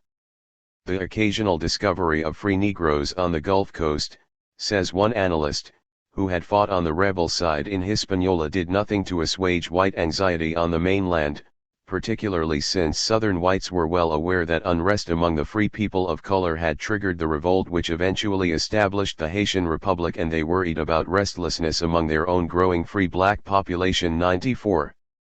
In short, Washington's rule in New Orleans was far from firm in 1809, but this was the time when the authorities chose to embark on a witch hunt, focused on those who supposedly had collaborated with island revolutionaries before arriving in Louisiana. 95. The parish priest in Point Capi, still on edge because of the 1795 slave revolt, accused one prominent refugee of traitorous activity during the Island War. His accusers launched a double-barreled assault, alleging that not only was he of African descent but also that his spouse was a quadroon. 96. As the heedless baiting of gens Decouleur continued unabated, Peter Dorminon was slated for punishment, accused of having headed, aided, and assisted the Negroes of Saint Domingo in their horrible massacres and other outrages against the whites, in and about the year of 1793. Was he not a municipal officer in that pivotal year when the general freedom of the slaves was proclaimed? This Mr. Dorminon admits, said a Louisiana jurist. It is proved also, that in that character, wearing a scarf, his badge of office, he marched at the heads of the brigands, whose sole purpose and employment was the indiscriminate murder and massacre of the whites who refused to conform to the orders of his superiors. This was unexampled cruelty and barbarity in the quarter of Jacmel, Jeremy, and its dependencies. The safety of this country, it was proclaimed triumphantly, requires that no person who has acted in concert with the Negroes and mulattoes of Saint Domingo in destroying the whites, ought to hold any kind of office here, even as a member of the bar. It was their duty to exclude him and, by implication, to exclude peremptorily gens Decouleur who were painted with the same brush. 97. Unfortunately, New Orleans was not the only territory with perceived antagonists. As Haiti's sugar production declined, bringing a reduction of revenues, it was forced at the same time to spend more on the military, since an abolitionist republic in the midst of slave-holding states was perceived correctly as a dangerously dire threat. There were splits in Hispaniola among the jurisdictions ruled by Haitians represented by Christophe and Alexander Pétion, and the eastern and largest portion of the island, which would become the Dominican Republic, ruled variously by Spanish and French colonialists. A visitor in 1810 found that Christophe's population is the largest, compared to Pétion's and the East too, and, most importantly, his troops amount to about 10,000 men. His fleet is also the most numerous and consists of 2 corvettes, 9 brigs, and a few schooners. 98. Though draining the coffers of funds that could have been devoted profitably to the education of children, it would have been folly for the Haitian leadership to give military defense short shrift. In 1807, when a major plot emerged in Martinique to poison dozens of the wealthiest planters and, for good measure, assassinate a number of plantation managers, Haiti was suspected. A few years later there was angst about the possibility of a pan-Caribbean revolt, and it would have been understandable if the abolitionist republic had been fingered as a suspect, since the very existence of Haiti was wholly incompatible with the slave-holding status quo. Then a female slave was boiled alive there for attempting to poison the mother of the former Empress Josephine. News of such terrifying events often reached the mainland, particularly since the local elite often educated their sons in the United States. 99. And just as U.S. nationals had held substantial investments in Hispaniola, the same held true in other islands. In 1809 Carolinian George Izard arrived in Havana in the midst of a slave revolt. You will probably in Charleston have an inundation of those worthy Creoles, fleeing in panic, as had happened in Hispaniola, it was said. 100 But those worthy Creoles, or at least their relatives in Paris, continued to press for re-establishment of the French slave trade, as if the Haitian Revolution carried no dispositive lessons. 101 Near the same time, slave traders in Manhattan who had plied their ugly trade previously and murderously in Hispaniola were organizing as if they were mechanics forming a guild, while their salaciously bitter sarcasm betrayed an understandable unease about the future of this profession in light of the Haitian Revolution. 102. Sardonic musings could not hide the point that the revolution had wounded a lucrative albeit barbarous slavery, with the visionary now able to foresee the terminal phase of the entire system. Helping to illuminate this new reality were the frequent hemispheric flames now leaping more regularly at the behest of newly energized Africans. The 1811 revolt in Louisiana, generally viewed as one of the most significant and largest on the mainland, was seen as being stimulated by Haiti, not least since the presumed leaders were viewed as having participated in analogous rebellions in Hispaniola before arriving on the mainland. Only by the narrowest of margins, said one astute observer, had the state escaped a repetition of the brutal and sanguinary scenes which had marked the servile revolt in Haiti. 103 Like a number of revolts of the enslaved, this one too was inspired by the island revolutionaries. 104 Also like many slave revolts, this one too was felt far away, St. Louis in this case. 105 And not surprisingly, since the Mississippi River, replete with frequent boat traffic, was linked directly to New Orleans. Punctuating the impact of the island on the mainland was the curious occurrence that the man who ordered the execution by firing squad of the perpetrators of the 1811 rebellion was a refugee from the slave-holding class of Hispaniola. 106. Feeding the anxiety about cross-border plots of Africans was the fact that in the massive 1812 rebellion in Cuba, a key leader, Juan Barbie, had resided previously in Charleston and for a considerable period in Hispaniola. Literate in French, he was also a former leader of the Haitian military, which added weight to the notion that a simultaneous attack from Haiti would be launched in the midst of a slave revolt. 107 Since many enslaved Africans were beginning a decades-long trend of escaping from Cuba and Puerto Rico to the island of freedom, this did little to dampen a deepening dread among hemispheric slaveholders. 108 Since enslaved Africans were commodities and could be shipped easily from Carolina to Cuba and Barbados. 109 It surely facilitated their ability to raise a ruckus across national borders. In 1812 Louis Beau betrayed a slave conspiracy in Louisiana, and then, presumably because of the blistering outrage of his fellow enslaved, petitioned to move to Virginia. He informed the authorities that on the Gulf Coast the Africans desired a spectacle of ruin and desolation exceeding anything which formerly transpired in St. Domingo, an island with which he was apparently familiar. 110. This betrayal, as the date suggests, came at a perilous moment for the slave-holding republic. For it was then that the blunder was made of declaring war on Britain, at a time when Napoleon seemed to have perfidious Albion on the run. The prize would be Canada, a sanctuary for capital flight, i.e. Africans running away from the United States, perhaps Bermuda too. Weakening the gathering entente between the island of abolition and the Crown also had not evaded Washington's calculations. 111 In response, it was during this war that Haiti flexed its own muscles, imposing harsh duties on U.S. trade and bestowing special privileges on British shipping. The property of U.S. merchants in Haiti was seized as restitution for debts. 112. In turn, as the de facto collaboration with Napoleon suggested, Washington was moving closer to Haiti's eternal foe, Paris. The 1812 war also involved London's collaboration with the indigenes of the North American heartland against the interests of Washington, with Indiana being a battlefield. There in Vincennes were numerous French settlers still, remnants from an earlier era, and London's ally, the great indigenous warrior, Tecumseh, was also reported to speak French, suggesting the reach of Paris within the Republic. 113 During this same era, it was reported that the Africans of St. Louis all spoke French or, as was tellingly said, all the inhabitants used French to the Negroes, their horses, and their dogs. 114.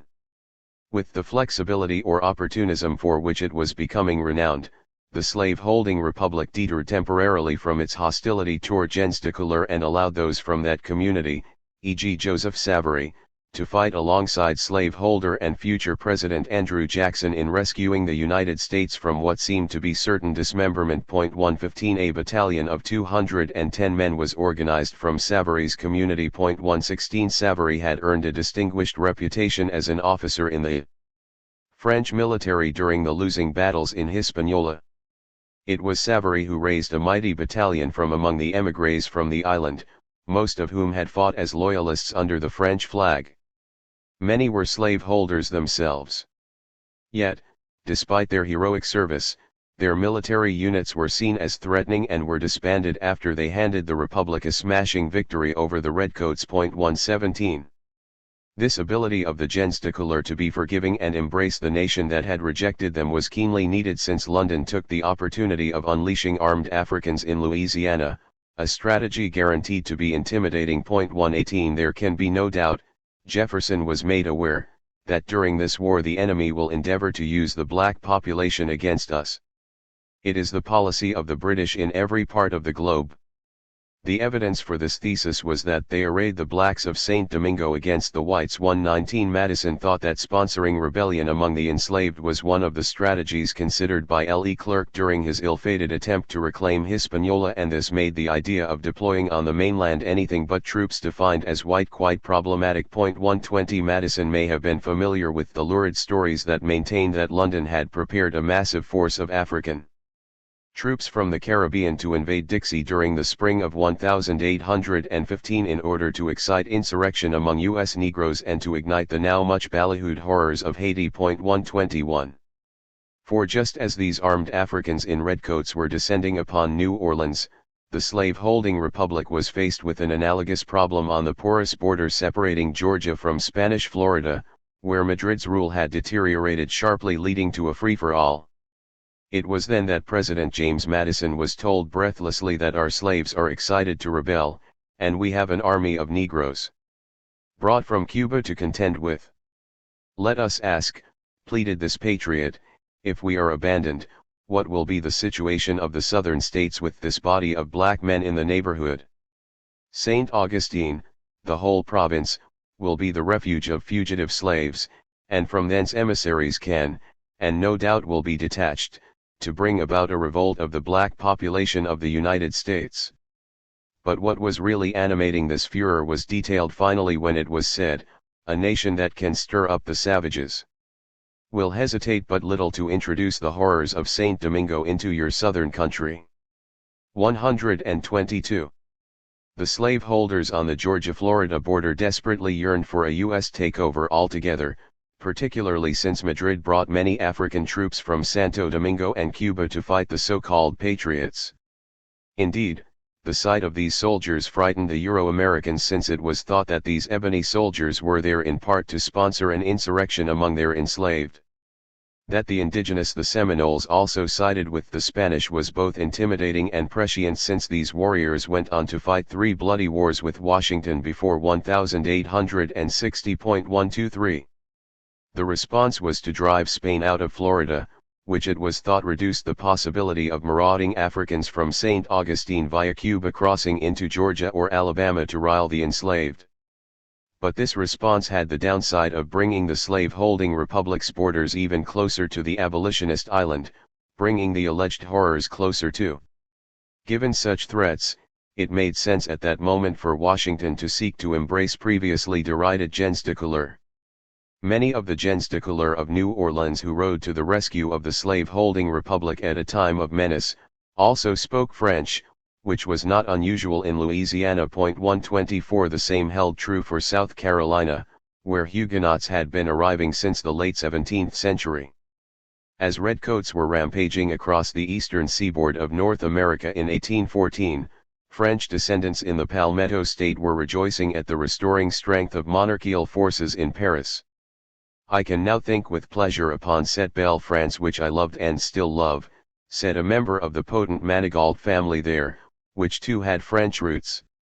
"All our French friends are in high spirits, as were Frenchmen in the slave-holding republic who with royalists rising could dream again of restoring their lost properties, perhaps even slaves in Haiti. 125 Who would have thought that the restoration of the Bourbons would have had such an effect upon Philadelphia, said M.I. Manigault, a revival that was fortifying my old and smothered affection for France. 126 Lost sight of was the point that the Keystone State's leading city still retained a sizable complement of refugees from Hispaniola and affection for France that in whatever guise was not good news for Haiti. There had been an up and down relationship between Paris and Washington, but, with London in bad odor with both, the two former powers were driven closer together, not least given their hostility to the perception and reality of a British-Haitian entente. Napoleon is no more the enemy of the human race than the present administration of Washington and their majority in Congress. 127 said Henry Izard of yet another slave-holding dynasty in Carolina. This view was common wisdom among his class, at a time when the Corsican was lacerated continuously in Britain and Haiti. "Our country is doomed to be the asylum for so many French characters," was the view of Alice Izard thereafter, but this too was nothing new. 128 She was then informed that a comrade had become a thorough royalist and a great admirer of the Bourbons. 129 This bond between feudalists and slaveholders was tailor-made for those who sought counter-revolution in Haiti. A debilitated Spain continued to exert influence in Hispaniola, though it was being hammered by the slave-holding republic, as it was nudged out of Mexico and was in the process of being pushed out of Florida and California and via the loss of Mexico, Texas too. Veritably supine in confronting Washington, Madrid was, thus, encouraged to be confrontational in engaging Haiti. Thus, when the 1812 war ended in a standoff, Madrid began to sell off some of its posh real estate holdings in the former capital that was Philadelphia, a parallel to their losses in the southern quadrant of the mainland. "Mama made a great purchase yesterday," said Harriet Manigault, "the house which she set her heart upon as soon as she saw it and which the Anis family have lived in for 3 years past." She concluded with emphasis that the King of Spain, it seems, is very desirous of having an establishment near Philadelphia. 130 Though this prediction proved to be misleading. By then the revolutionary island had survived for more than a decade despite being surrounded by slave-holding regimes of various strengths, including a continuing Spanish foothold just across an ill-defined border in what was to become the Dominican Republic. Continuing with the deft diplomacy of General Toussaint, Haiti had been able to survive by choosing not to take on all these powers at once. Instead, it pursued the equivalent of a divide-and-rule stratagem that involved currying favor with London while cultivating U.S. Negroes, which provided a toehold in the backyard of the ever-expanding slave-holding republic. This latter approach was soon to involve the migration of thousands of U.S. Negroes to the northeastern side of the island, where by 1822 Haiti had managed to expel Spanish rule, uniting Hispaniola under revolutionary rule, a true landmark that was to come a cropper by 1844 in a true victory for the slave-holding republic. In the meantime, Haiti continued to be accused of spreading the abolitionist gospel throughout the hemisphere. This, to be sure, enraged the slave-holding republic, which had its own ambitions in the Americas that decidedly did not include anti-slavery or an enhanced role for Haiti for that matter. 5. Hemispheric Africans and Black Jacobins 1820–1829.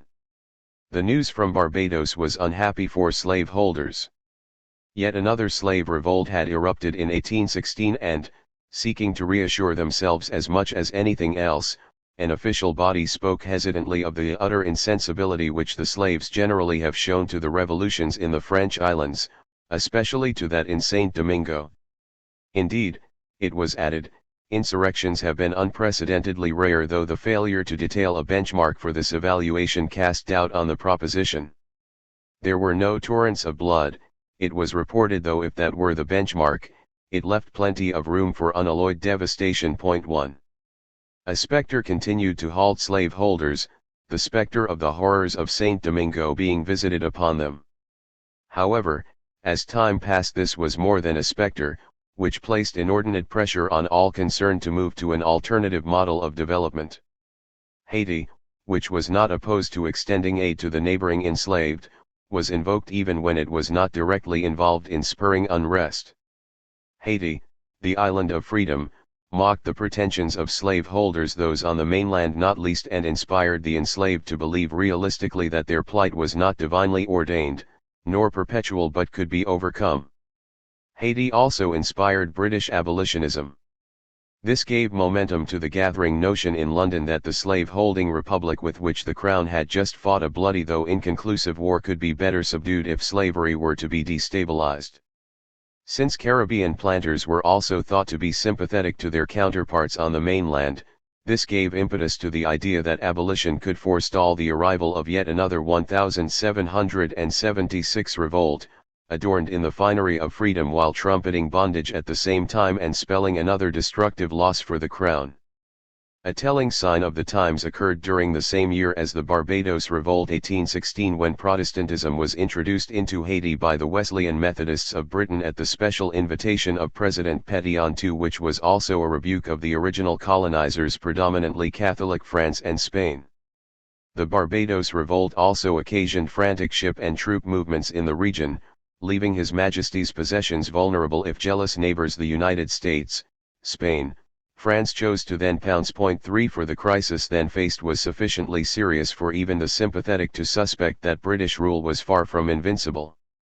An insurrection having burst forth among the Negroes, it was said in May 1816, meant 16 plantations have been destroyed and that 500 of the insurgents have been killed and about as many more taken prisoners by the black troops stationed at Barbados, who, it was added with haltingly misplaced relief, behaved well.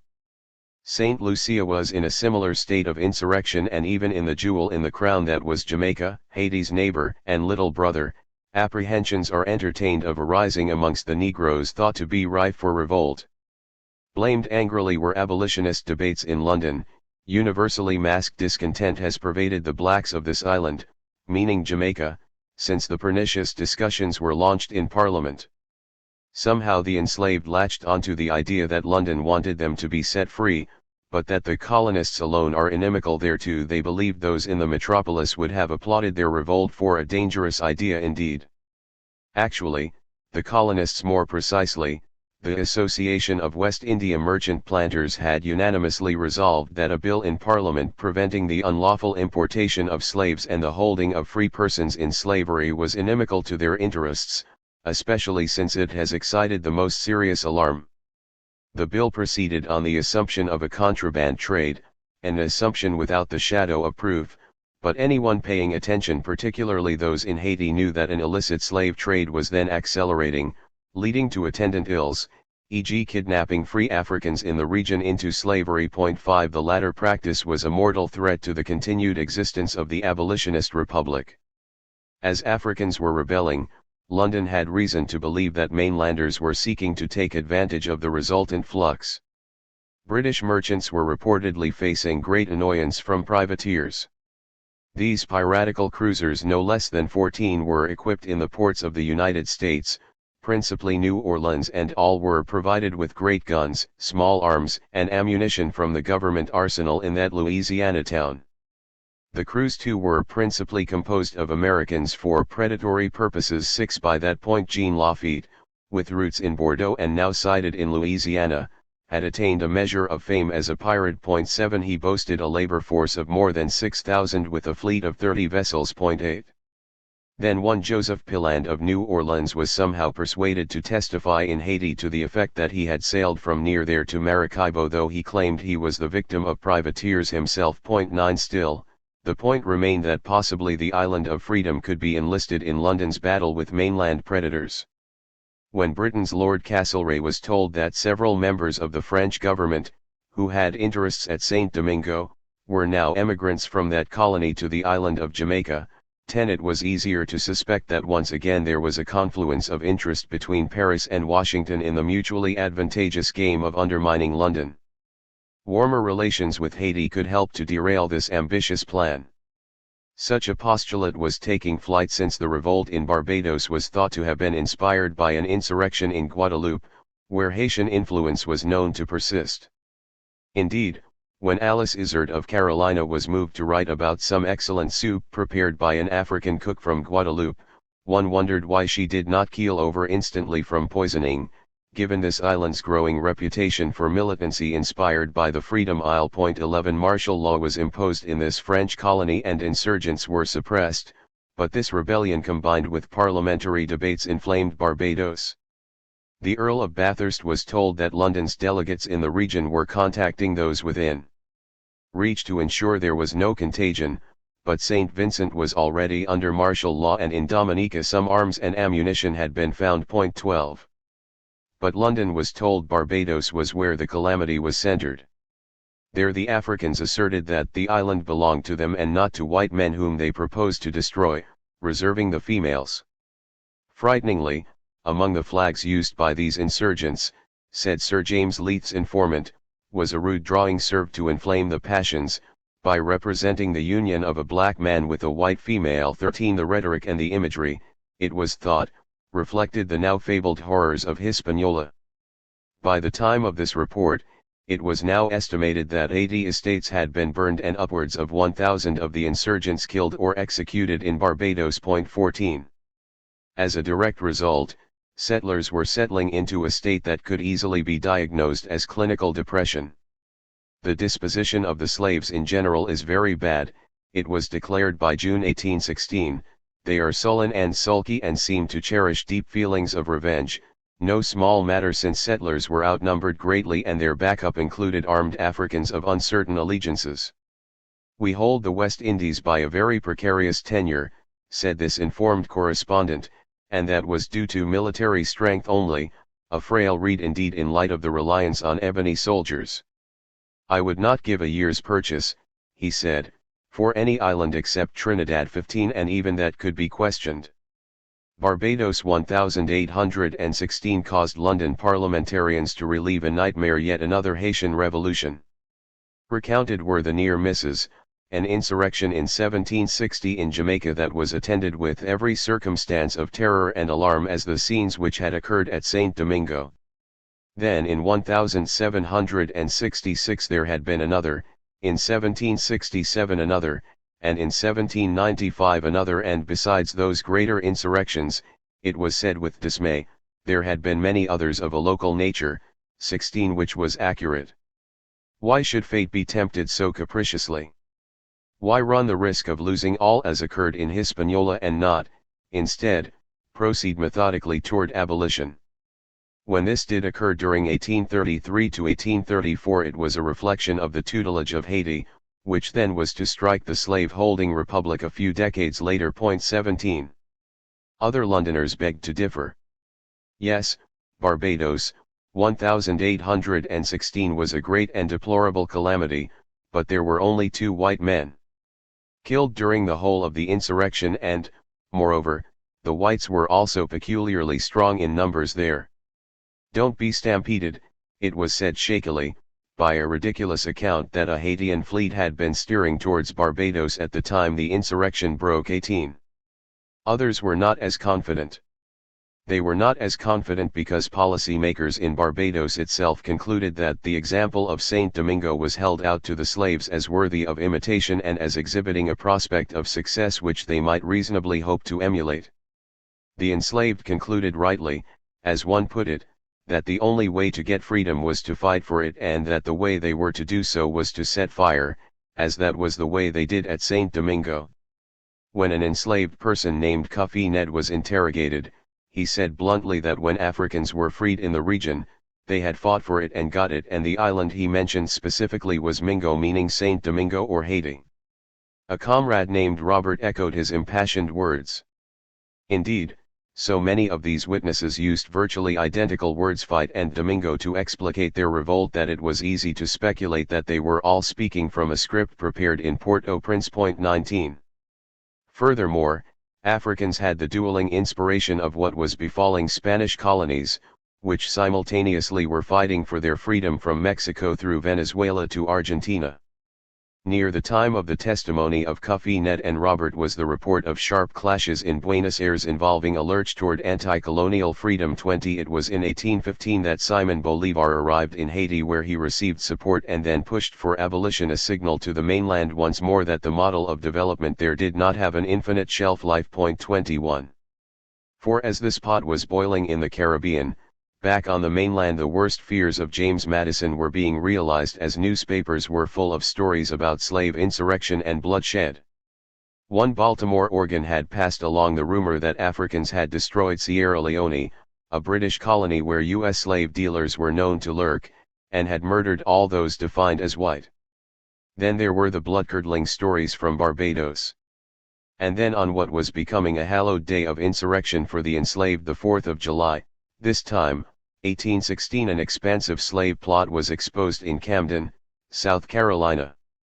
"I think it is time for us to leave the country," said one of those intended for slaying, "since we cannot go to bed in safety." 22 But the Camden scare was a simple prelude to the unnerving fright brought by the plot led by Denmark VC in Carolina in 1822.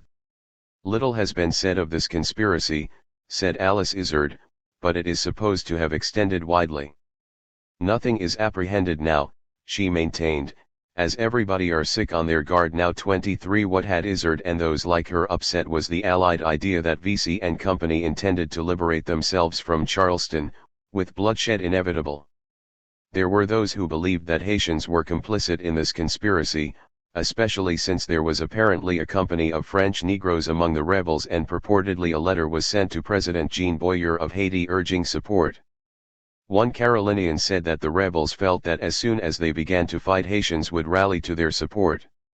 As John Adger put it at the time, it was felt that Haitians would march an army to Carolina, and that as soon as the rebels robbed the banks and the King Street shops of their goods and got everything aboard a vessel, they would sail away to freedom in Haiti and enjoy their treasure. 24 Intensifying the hysteria in Carolina was the concomitant allegation that, as one source put it, the English were to come and help them, that the Americans could do nothing against the English, and that the English would carry them off to St. Domingo. 25 Since pro-London sentiments were known to abound in Haiti, this supposition could not be easily dismissed. 26 Indeed, even London's top diplomat in Haiti acknowledged that black and colored subjects of the crown had a similarity of language and pretensions to the same character akin to U.S. Negroes, allowing the latter to pass without much risk of detection as the former. 27 This was in the context of applications of relief made in Haiti by black and colored people describing themselves as British subjects but now distressed, 28, who like U.S. Negroes had sought a better way of life in the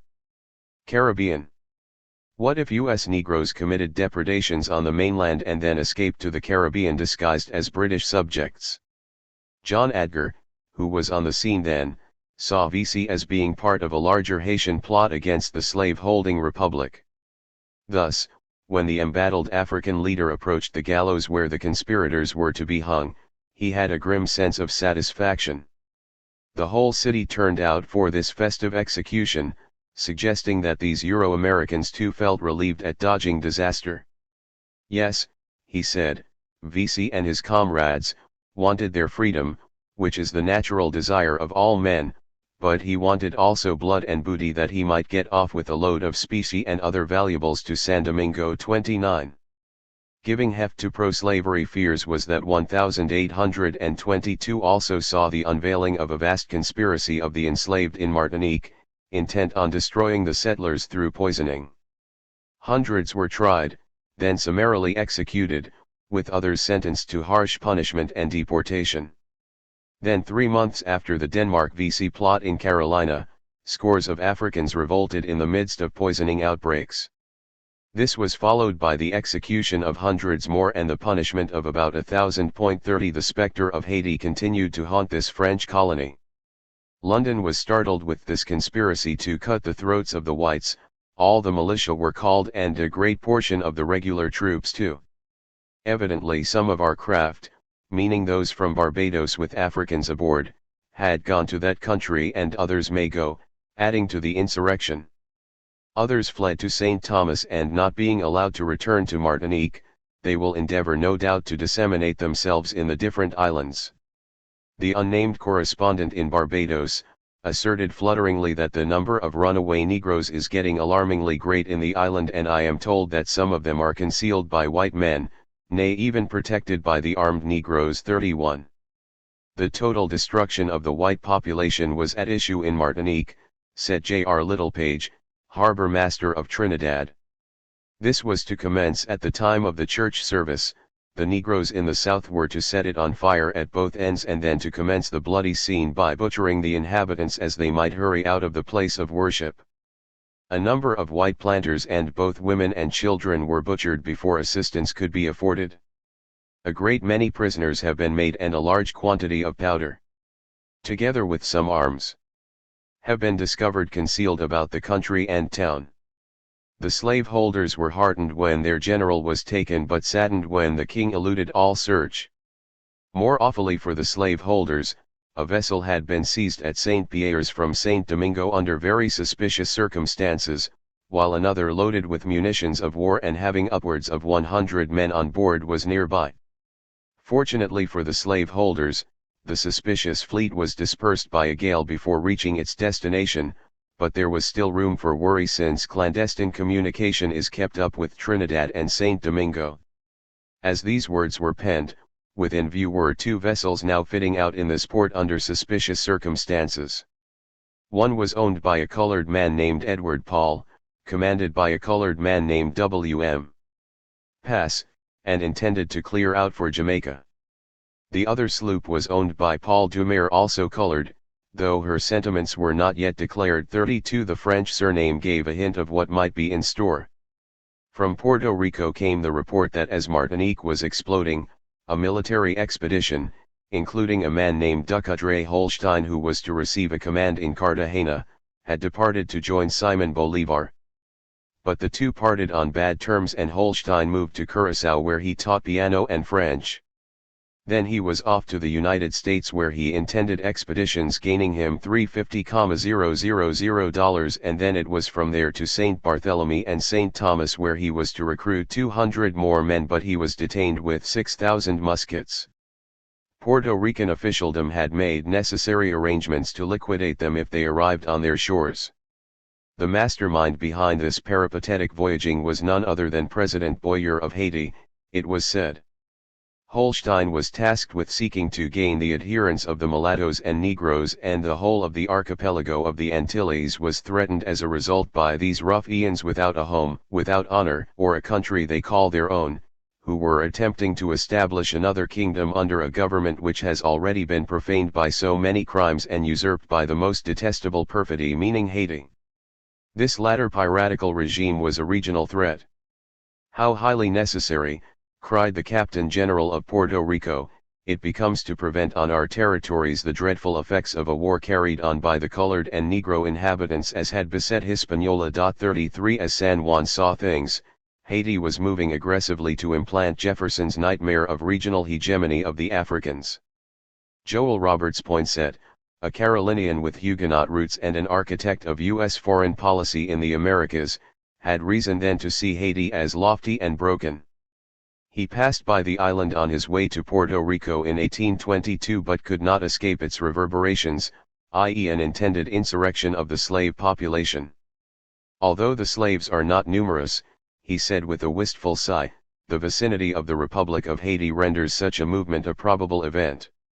He was so overwhelmed by the looming specter of Haiti that, unlike his fellow Carolinians, he was not dismissive of the Spaniards being in the habit of mixing with the people of color without those prejudices so common in the other West Indian colonies, since this prevents any jealousy or bad feeling towards him on their part and forms a great security against the slave population and their neighbors of San Domingo.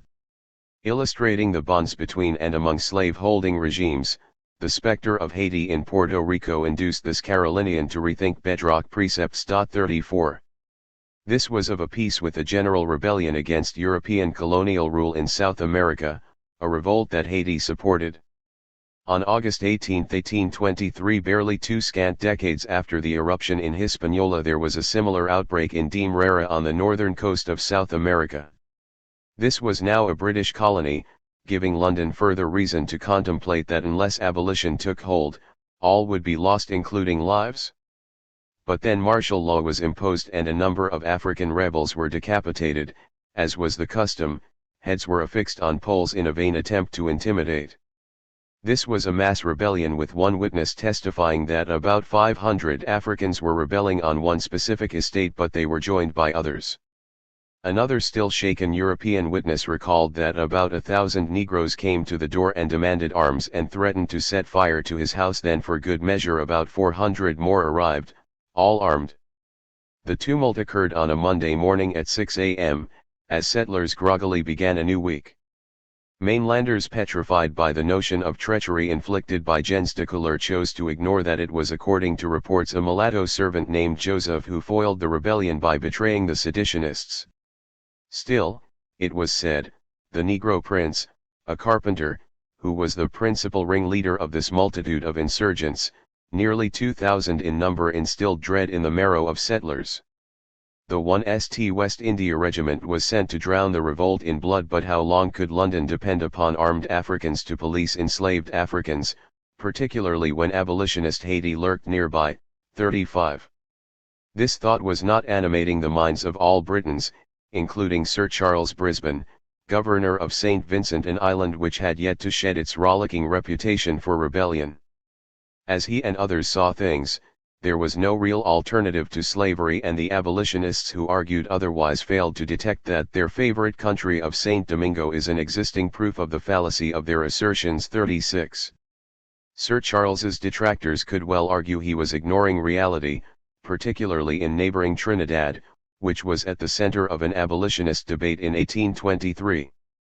There resided, it was reported, slaves enfranchised by desertion from the mainland, who had fled the slave-holding republic at the behest of London and were now universally regarded as a valuable acquisition to the colony. But those who thought Sir Charles had the better of the argument dissented, contending that the dreadful affairs in that abyss of anarchy known as St. Domingo were a standing advertisement against abolition. Haitians were relapsing into barbarism, and now abolitionists were demanding the same in the Caribbean. Recalled was the Maroon War of 1795, a harbinger of Haiti and the losses incurred by the Crown. And now that bloodthirsty brigand Christophe of St. Domingo was hailed in London by the humane Wilberforce. Where was the justice? 37.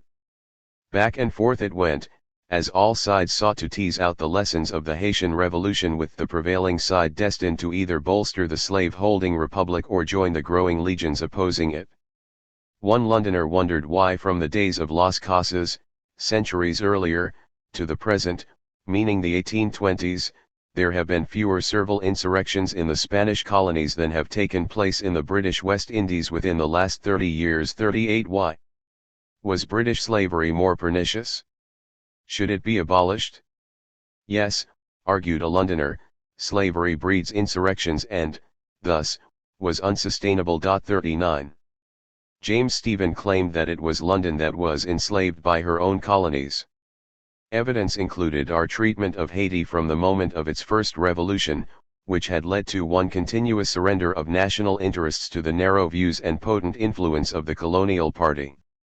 Despite this capitulation to slaveholders, our ships of war were received in their Haitian ports with every honor the government could possibly pay, and our officers were astonished at the elegance and splendor with which they were entertained on shore. Tariffs on British goods were half of those of other exporters. London's bad policy forced a Haitian indemnity to France, which weakened instead of strengthened a key anti-Paris ally because of undue influence of slaveholders. It was conjectural but not inaccurate to estimate that the sugar colonies had cost us during the last 30 years at least 150 millions in national debt incurred. And 50,000 lives. 40.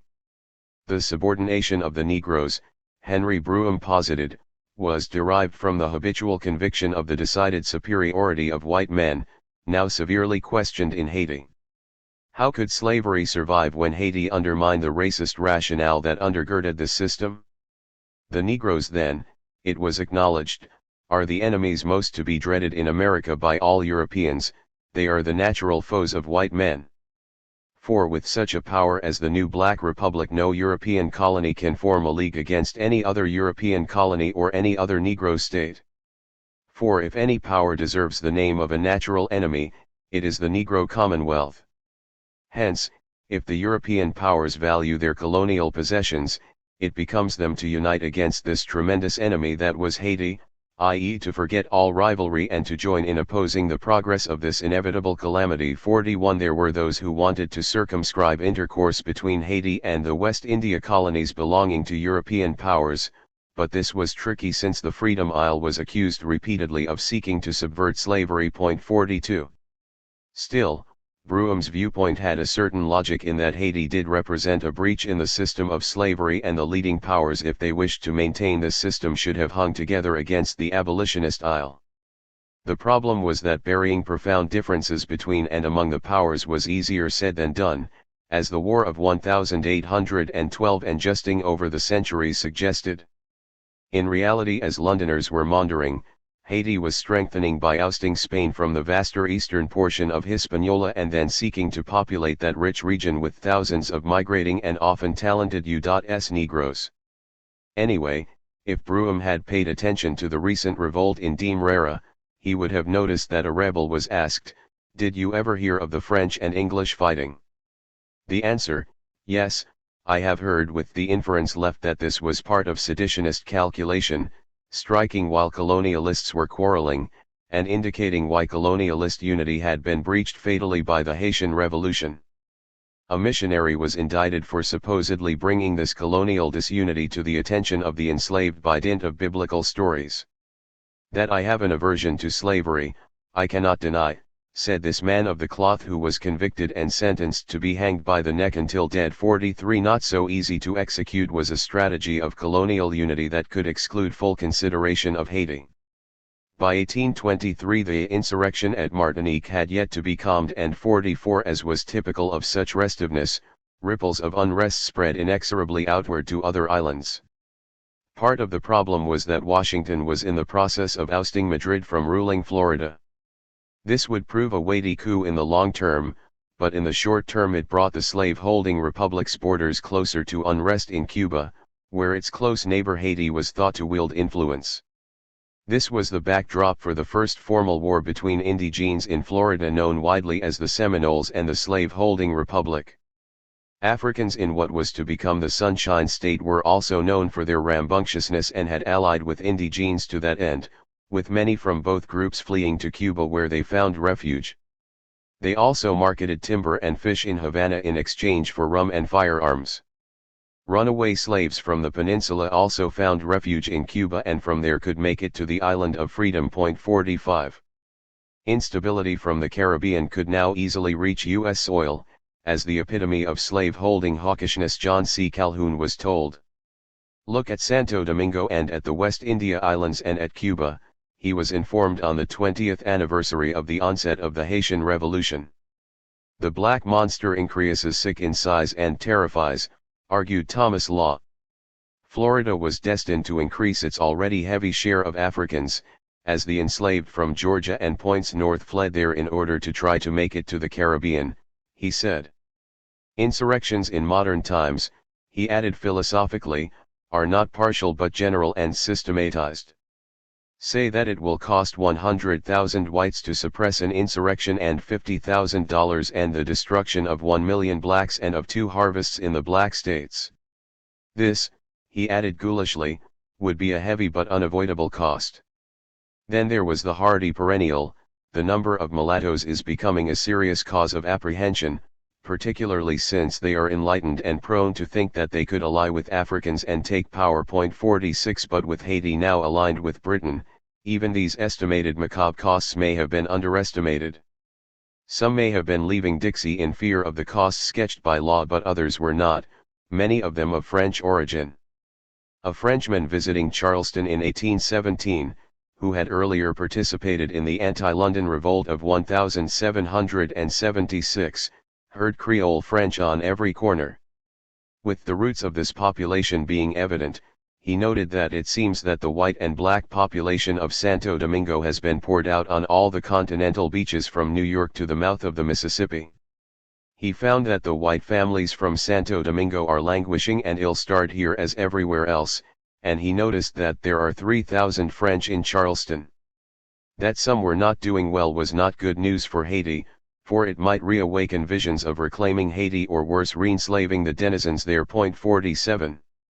By 1818, James Madison was acknowledging that the market of Baltimore has been much benefited in dry seasons by the irrigation introduced by exiles from St. Domingo. 48. A token of their presence was the proliferating idea among U.S. Negroes that their interests would be better served if they were to abandon the mainland that French refugees had embraced.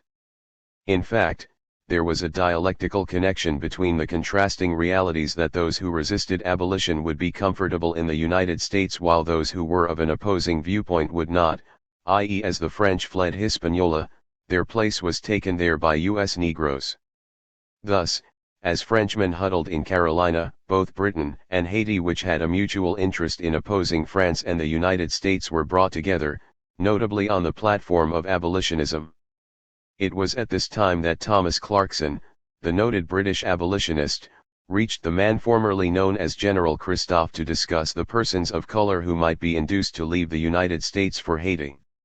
He prodded the man then known as King Henry with the notion that such persons would be useful to your majesty. They would form that middle class in society which is the connecting medium between the rich and poor. Washington might be persuaded to buy the Spanish part of your island and cede it to you as indemnification or recompense for receiving the free people of color into your dominions. This was a dicey proposition still. The slave-holding republic was fed up, suspecting that this group slated for ouster were too prone to aid the enslaved, as Hispaniola reputedly showed, and removing them would be worthwhile, even if sent to a nearby and putative British ally. King Henry was willing to provide pecuniary assistance to effectuate this objective. 49. Clarkson knew and stressed that a change of opinion has taken place, and now the conversation was focused on settling gens de couleur and free Negroes generally not somewhere in North America but in Africa, e.g. Sierra Leone or even Haiti. The War of 1812, with its repetitive scenes of enslaved Africans fleeing to redcoat banners, then moving on to Trinidad, indicated that the slave-holding republic's position was more perilous than thought. Surely, London was a more formidable foe than Port-au-Prince, and the latter was the least bad alternative as a site for the despised. In 1819, as Spain was reeling from anti-colonial upsurges, the idea arose to move these disgruntled categories of U.S. denizens to the territory Madrid claimed in Hispaniola. The British abolitionists stressed that Congress must buy the Spanish part of the island and the dual sovereigns in Haiti could administer this land conjointly under both. The wider point was that despite their atrocious maltreatment, the free Negroes could be positioned as a stalking horse in Hispaniola for Washington and ultimately destabilize Haitian rule. The Haitian leadership showed courage by brushing aside this consideration. This emigration project was commenced when the island remained split, which increased even more the possibility that free Negroes could be deployed as a wedge by Washington. Calamities of war could be the result, said Clarkson, if free Negroes from the mainland were plopped in the middle of contesting island sovereigns. Washington was having difficulty as to which to favor. King Henry seemed to be disfavored, though, it was said, you may travel through his territory with safety, and if you lose your purse, it will be returned, if found, to its right owner, while in the petty on Boyer land thievery was thought to reign. There were schools in the former, not the latter, it was also stated. Of course, Clarkson was well acquainted with King Henry and in frequent communication with him, which probably colored his opinion. This Haitian leader had sent to London 4 professors of the language, meaning English, as yet another means to escape the French. The fear of invasion, a law clerk, was still hanging over his head. Thus, said the influential Clarkson, dispatch the free Negroes forthwith to Hispaniola with 3 sovereigns, King Henry, Boyer, and the United States sharing jurisdiction over them. 50. Clarkson, like others, had decided that Africa was unfit for the free people of color and had hoped that Haiti would become their asylum. However, in consequence of the unpleasant feelings which the cession of the Floridas must have created with Spain, I regard any cession by the latter as highly improbable. This thought had occurred to Haiti too, which is why Boyer simply marched eastward in 1822 and took over. Yet something had to be done, and quickly, about the mainland crisis, said this abolitionist, for the prevailing spirit in Georgia and the Carolinas at this moment is rather to rivet more strongly the chains of the oppressed, than to loosen them. Plus, Washington was seized with the idea of getting rid of the whole of the free population of color, not a portion, which was complicating things further. So Clarkson recommended to begin by sending a few families consisting, let us say, of 10,000 individuals to Haiti from the United States. In any case, urgency was the watchword, since the poor people in question are liable to be kidnapped and sent into slavery in the southern states. The acceleration of the execrable slave trade meant they cannot but feel their degraded condition and be made unhappy on that account. King Henry would give a very handsome sum toward the payment of their passage, though he would take no Haitians who might be found among them, because they had traitorously left their country and he could place no confidence in them for the future. Also, he would take no idle farmers or none of bad or abandoned character.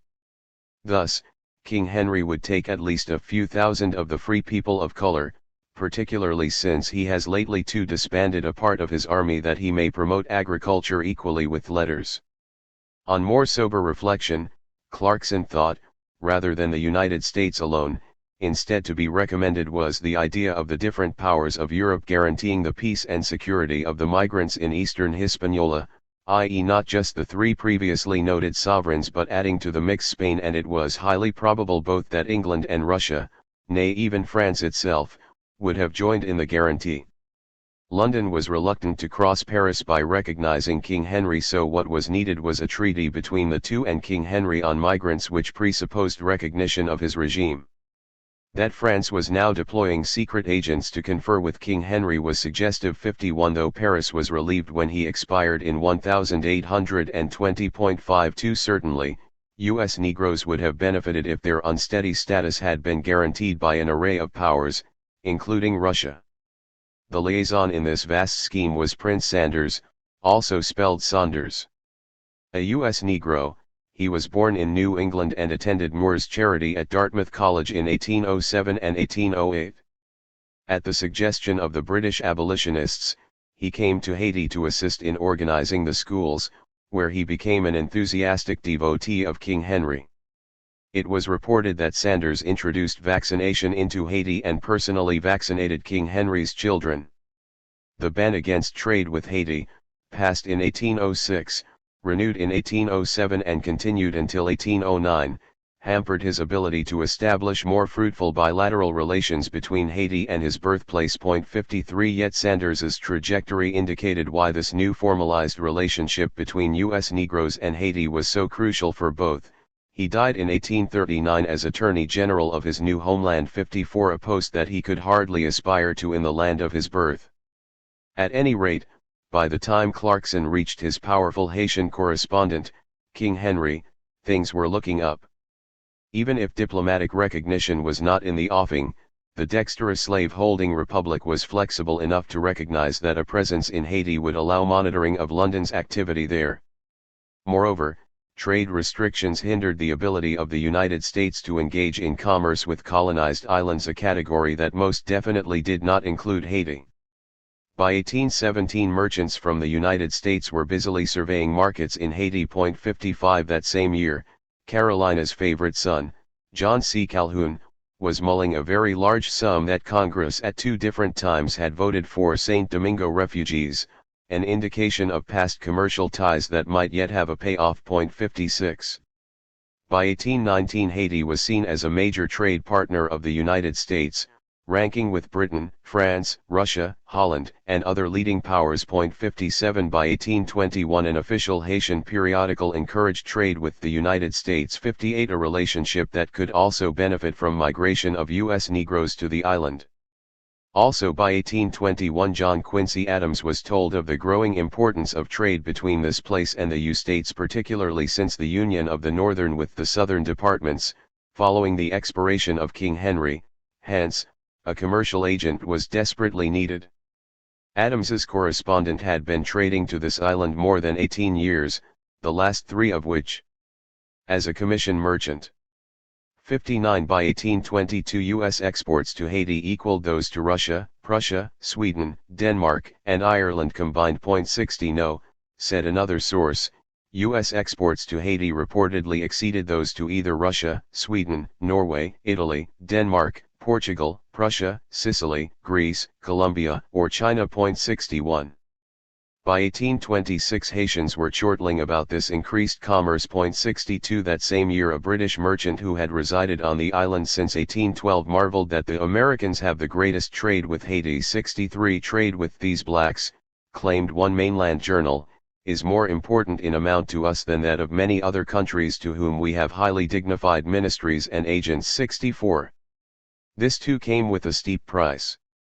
For New England Federalists heavily invested in trade with the Island of Freedom thereby offended Dixie and quickened sectional conflict that eventuated in Civil War. 65. There was another price to pay that may been steeper than the sectional crisis. The slave-holding republic found it hard to accept when a U.S. sailor of British origin was reputedly bilked by Haitians after his ship was sold to them. Charles Mackenzie, London's envoy, somehow blamed frauds practiced by the Americans on ignorant British subjects whom they abandon without ceremony when convenient.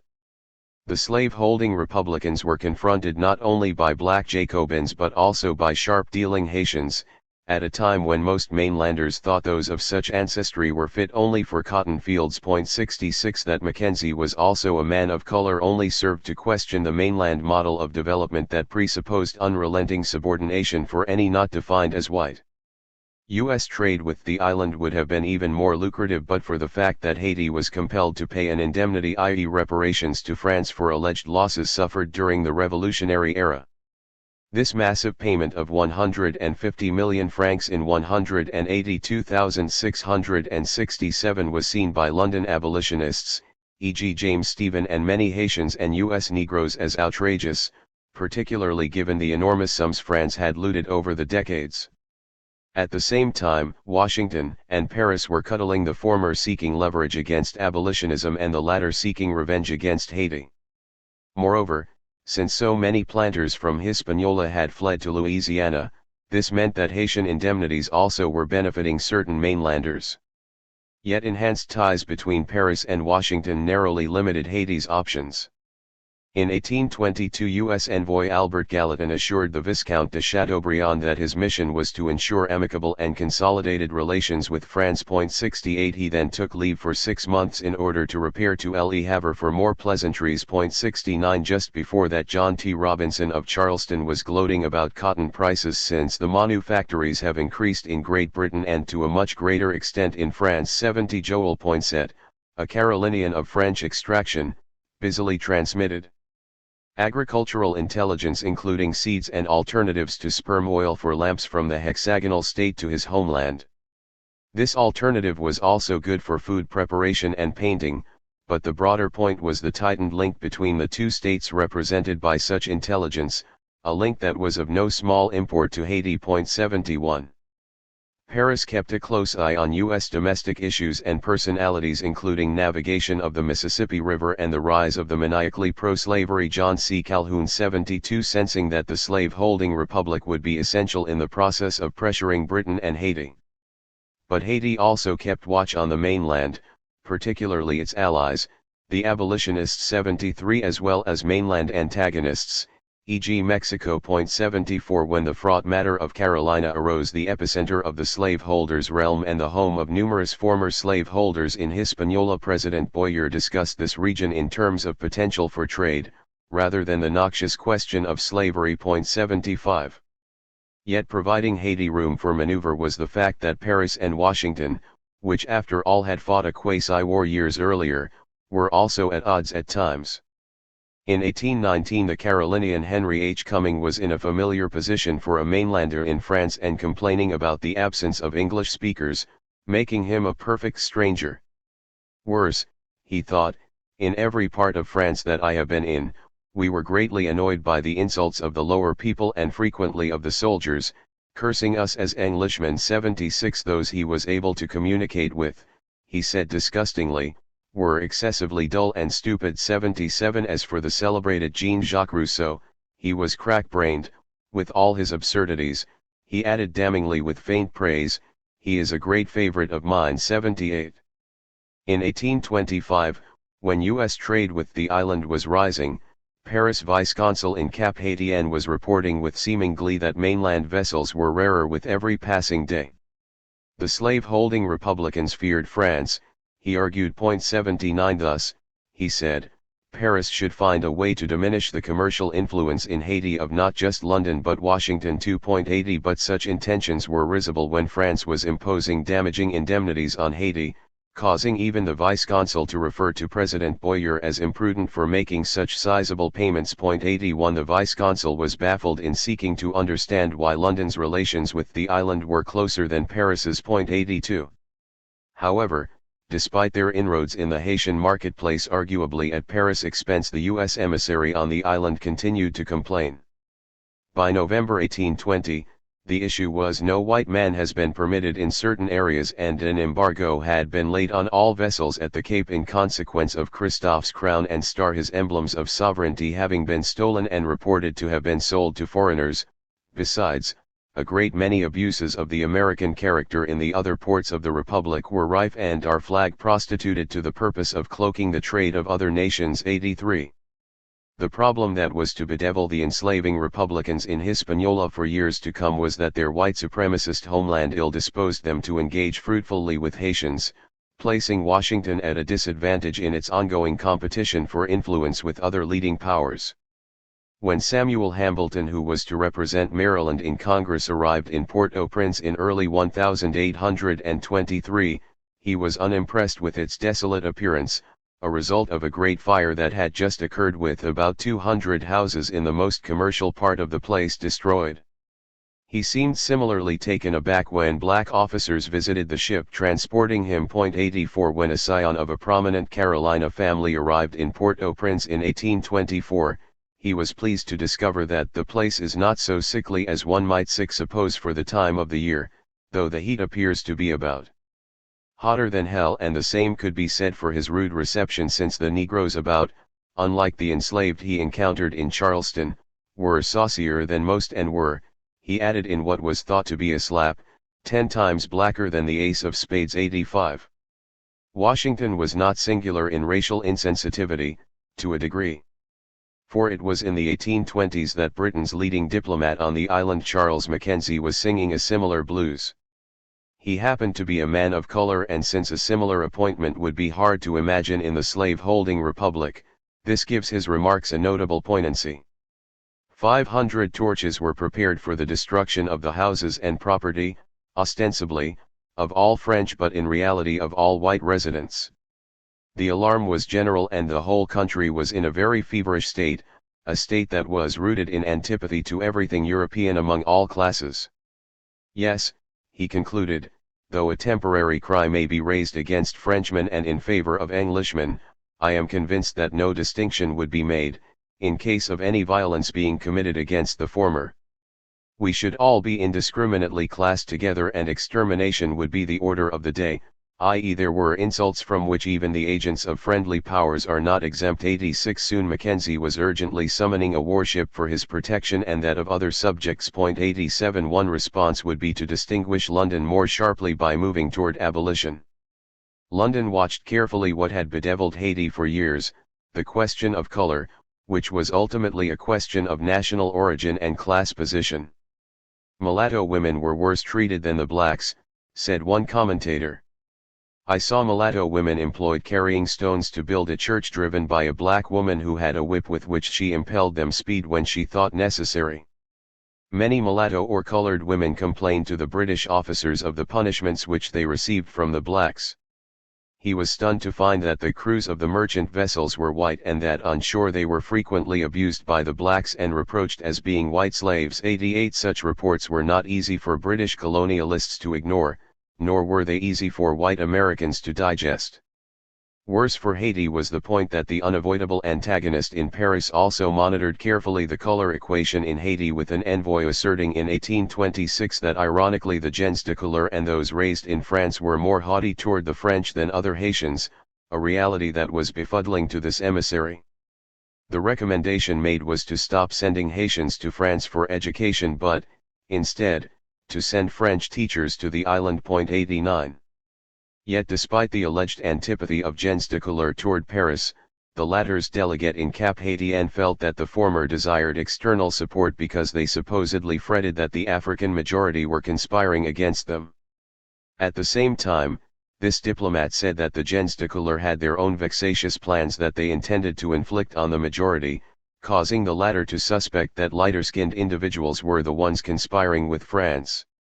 That this mutual suspicion of plotting was beneficial to France was exposed when the envoy suggested France send more troops to the vicinity to forestall bloodshed. 90 When the vice-consul concluded in 1827 that the two groups gens de couleur and Africans could not coexist peacefully in the same nation, this seemed like wishful thinking ripe for exploitation, as much as anything else. 91 When Alice Izard spoke glowingly of high expectations by her French colleagues in Charleston of agreeable news from Saint Domingo, it was easy to suspect that Paris had driven a deeper wedge between the citizens of the island. 92 However, Mackenzie's and other animadversions could not obscure the point that London's relations with Haiti were much warmer than either Paris's or Washington's, which was hardly a minor matter in light of the vast mineral wealth on the island, a point that was hardly secret. 93 Later, the U.S. agent, William Miles, enthusiastically asserted, "The Haitians have the most beautiful spot on this earth."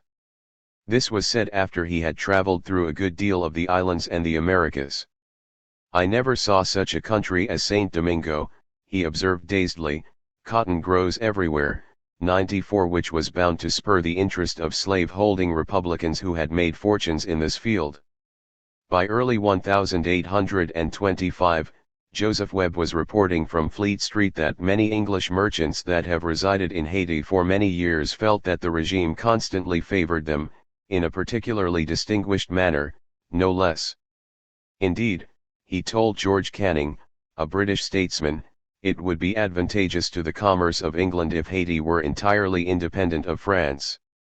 Webb was elated with the independence of Haiti and the rapid progress which has been made, which in the course of a few years will tend to remove more effectively the evil consequences attending the foreign slave trade and slavery than any other means that can be adopted, not only in Africa but also in the West India Islands, as well as in the United States of America, leading to total abolition. 95 The idea that a successful Haiti would undermine slavery and the slave trade led to the contrasting idea on the mainland that it was crucial to make Haiti fail for precisely this reason. This latter thought had occurred to Washington, or at least Dixie, which galvanized a movement to quarantine the island of freedom.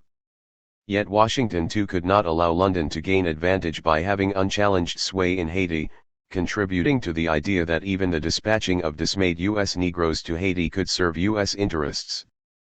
Paris too worried about London's growing influence in Haiti, even speculating that when Africans from the Caribbean basin began departing for this island, it was not due to the desire for freedom but part of a plot by Britain to gain influence in the Freedom Isle. 96 Still, this was a fiendishly difficult course Haiti was seeking to walk, trying to counter a hostile Paris, a weakened though still dangerous Spain, and an enraged Dixie, replete with former slaveholders from Hispaniola, by improving relations with London, which contained a potent slave-holding lobby.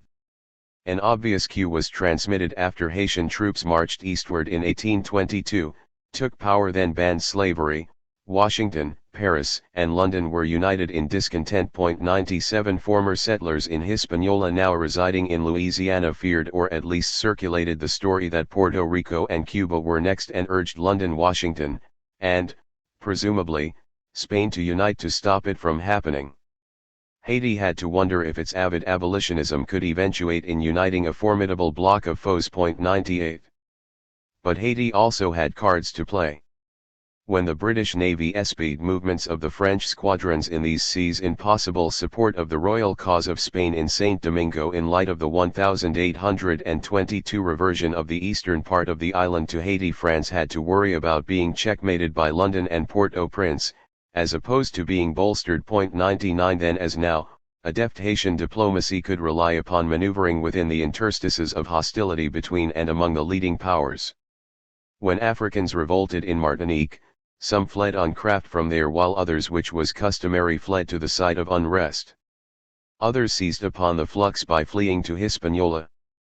President Boyer receives all handicraft, said an unnamed Barbadian, and those who have no trade are immediately enrolled in regiments and sent to that part of Saint Domingo lately taken from the Spaniards 100, which in turn caused even more to flee various islands for a now larger Haiti. Colonial powers seeking to unseat black Jacobins had to consider if, instead, their island regimes would collapse as their Africans fled to buttress Haiti. Surely this thought crossed the minds of Puerto Rican officialdom concerned that a recent plot against this Spanish colony had telltale signs of Haitian intrigue.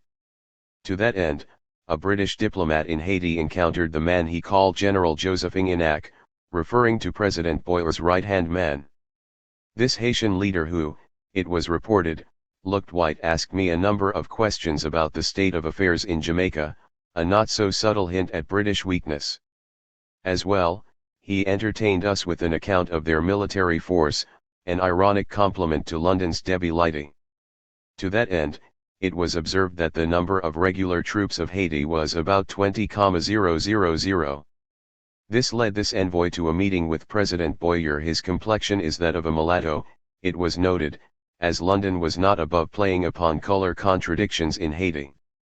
He asked me a number of questions, particularly about Sierra Leone and the Burmese War, 101, indicating how Haiti was seeking to measure the global correlation of forces in order to develop a winning strategy. Haiti's problem among others was that Washington too was not above picking at the loose thread of color on the island, thus magnifying similar efforts by London and Paris. When William Miles was posted as a commercial agent in auxiliary Cays, he was careful to inform John C. Calhoun that the Negroes of Haiti have a common proverb, i.e. the white man has a country, the black man has a country, Africa, the colored man has no country, 102, making the latter noticeably vulnerable, it was thought, to foreign blandishments. Yet, as is so often the case in diplomacy, London too had a dual agenda. How could it not? It was seeking to gain leverage against Paris and Washington by warming relations with Haiti, but not so much as to lead to a challenge to its colonial rule in Jamaica and the vicinity. Thus, earlier a British envoy had noted menacingly that all the military officers under Christophe were black but all the civil officers were colored men, while under Boyer he did not observe the same distinction. 103 Repeatedly, London crafted detailed analyses of the Haitian military with a focus on color composition. 104 This provided opportunity for sowing discord. Still, by 1826 Mackenzie was busily conferring with Boyer and Inac, the latter leaders, he said, sensing his own leverage, professed great anxiety to proceed without delay to the formation of a treaty of amity and commerce. 105 For this was during the tense time when, said Mackenzie, Paris was assembling a force calculated to intimidate the Haitian government into compliance with France's adamant demand for reparations. 106 Raising the fearsome possibility of another Leclerc re-enslavement or genocidal mission. Boyer balked. 107 but could not withstand the pressure. He writhed in agony as he sought to rationalize why reparations were not streaming into the coffers of Port-au-Prince rather than Paris. 108 With Haiti yielding to Paris, London pressed its advantage against the island, which in a sense, was narrow-minded, insofar as this strengthened the slave-holders of the Caribbean who were friendly to their counterparts on the mainland and, thus, not necessarily patriotic. Still, Mackenzie demanded that Haiti entirely prohibit all intercourse between Haiti and the British Caribbean.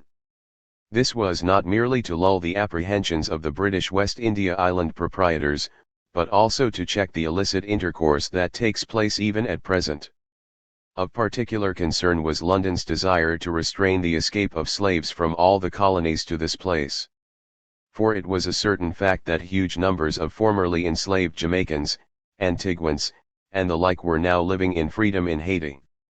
Haiti in turn was seeking advantage by granting particular privileges in favor of our North American colonies, meaning Canada, in order to mark their dissatisfaction with the United States. 109 Flourishing trade notwithstanding, Paris too feared that Haiti could ignite anti-colonial independence, though they banked on if not encouraged what they saw as antipathy between the Freedom State and Martinique. 110 Similarly, Paris's policy leaned heavily upon the dubious counsel of those settlers who had escaped the island frantically during revolutionary times, but instead of decamping to Charleston, wound up in Bordeaux. 111. Nonetheless, soon Mackenzie was reporting that on the island discontent is universal with the present order of things. In spite of the attempts of the government to divert the attention of the multitude from their real or imaginary evils, by raising a cry against France which in truth is against any white man in the country. 112. Mackenzie did not seem to realize that if London stopped backing those who enslaved Africans, relations could possibly improve. However, Mackenzie must have been doing something right, since Paris was no fan of his 113 nor was Washington 114, probably a reflection of the fact that he was a man of color and that London was gaining advantage by employing him, forcing these two powers to act similarly to the consternation of domestic public opinion. Sufficiently intimidated, in 1826 President Boyer issued a proclamation in French barring intercourse with all Caribbean colonies except St. Thomas and Curaçao. 115. Intense negotiations with General Inganac continued concerning a key clause that sought to secure the admission into the provinces belonging to His Majesty in North America of all the produce of Haiti, on the same terms with similar protections of other foreign countries. There was no difficulty in allowing to Haitians in Great Britain all that is claimed for British subjects in Haiti, and Haitian consuls would be allowed in Canada, not a welcome development in Washington's view. The same could be said for the strong provisions barring the slave trade, which surely were drafted with the slave-holding republic in mind. 116. London was also looking to Haiti for guidance on the practical implementation of abolition, a maneuver that too would compromise the slave-holding republic. Mackenzie was asked to ascertain in minute detail the different regulations issued by Toussaint L'Ouverture by which he was enabled to enforce agricultural industry among the Negroes of St. Domingo after slavery had been abolished. Mackenzie was not altogether successful in this venture. I was unable to find in Haiti, he conceded, any documents referenced, though in repeated conversations with Toussaint's surviving officers, he found that coercion was employed by the Haitian authorities. A flogging of a woman by the order of Dessalines was detailed, though she was big with child, and the punishment so severe that abortion took place on the spot. But, unlike in Dixie, there was remuneration. 1/4 of the net proceeds. 117. Overall, London had more leeway in this bilateral relationship, not only because of its relative wealth and military strength. Mackenzie adjudged in 1827 that the island had a small population, 423,000, so trade even optimally strained to be significant.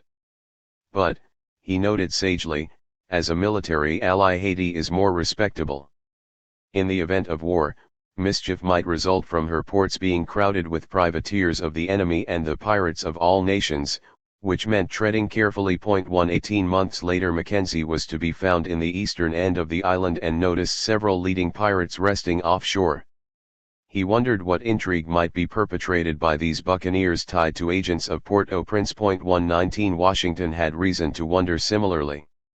The trickle of U.S. Negroes to Hispaniola began to gush after Clarkson's initiative, and within a few weeks the mainland press was reporting that official Haiti was willing to pay passage for the damned of the mainland to migrate to the island. 120. The fact of the matter was that the damned overwhelmingly free Negroes were being courted by others more impressed with their manifest skills.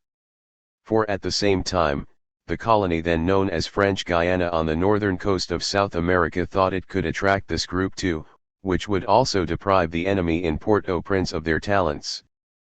Passage too would be paid there, along with land grants and material support and the promise to return them to the mainland if they were dissatisfied. 121.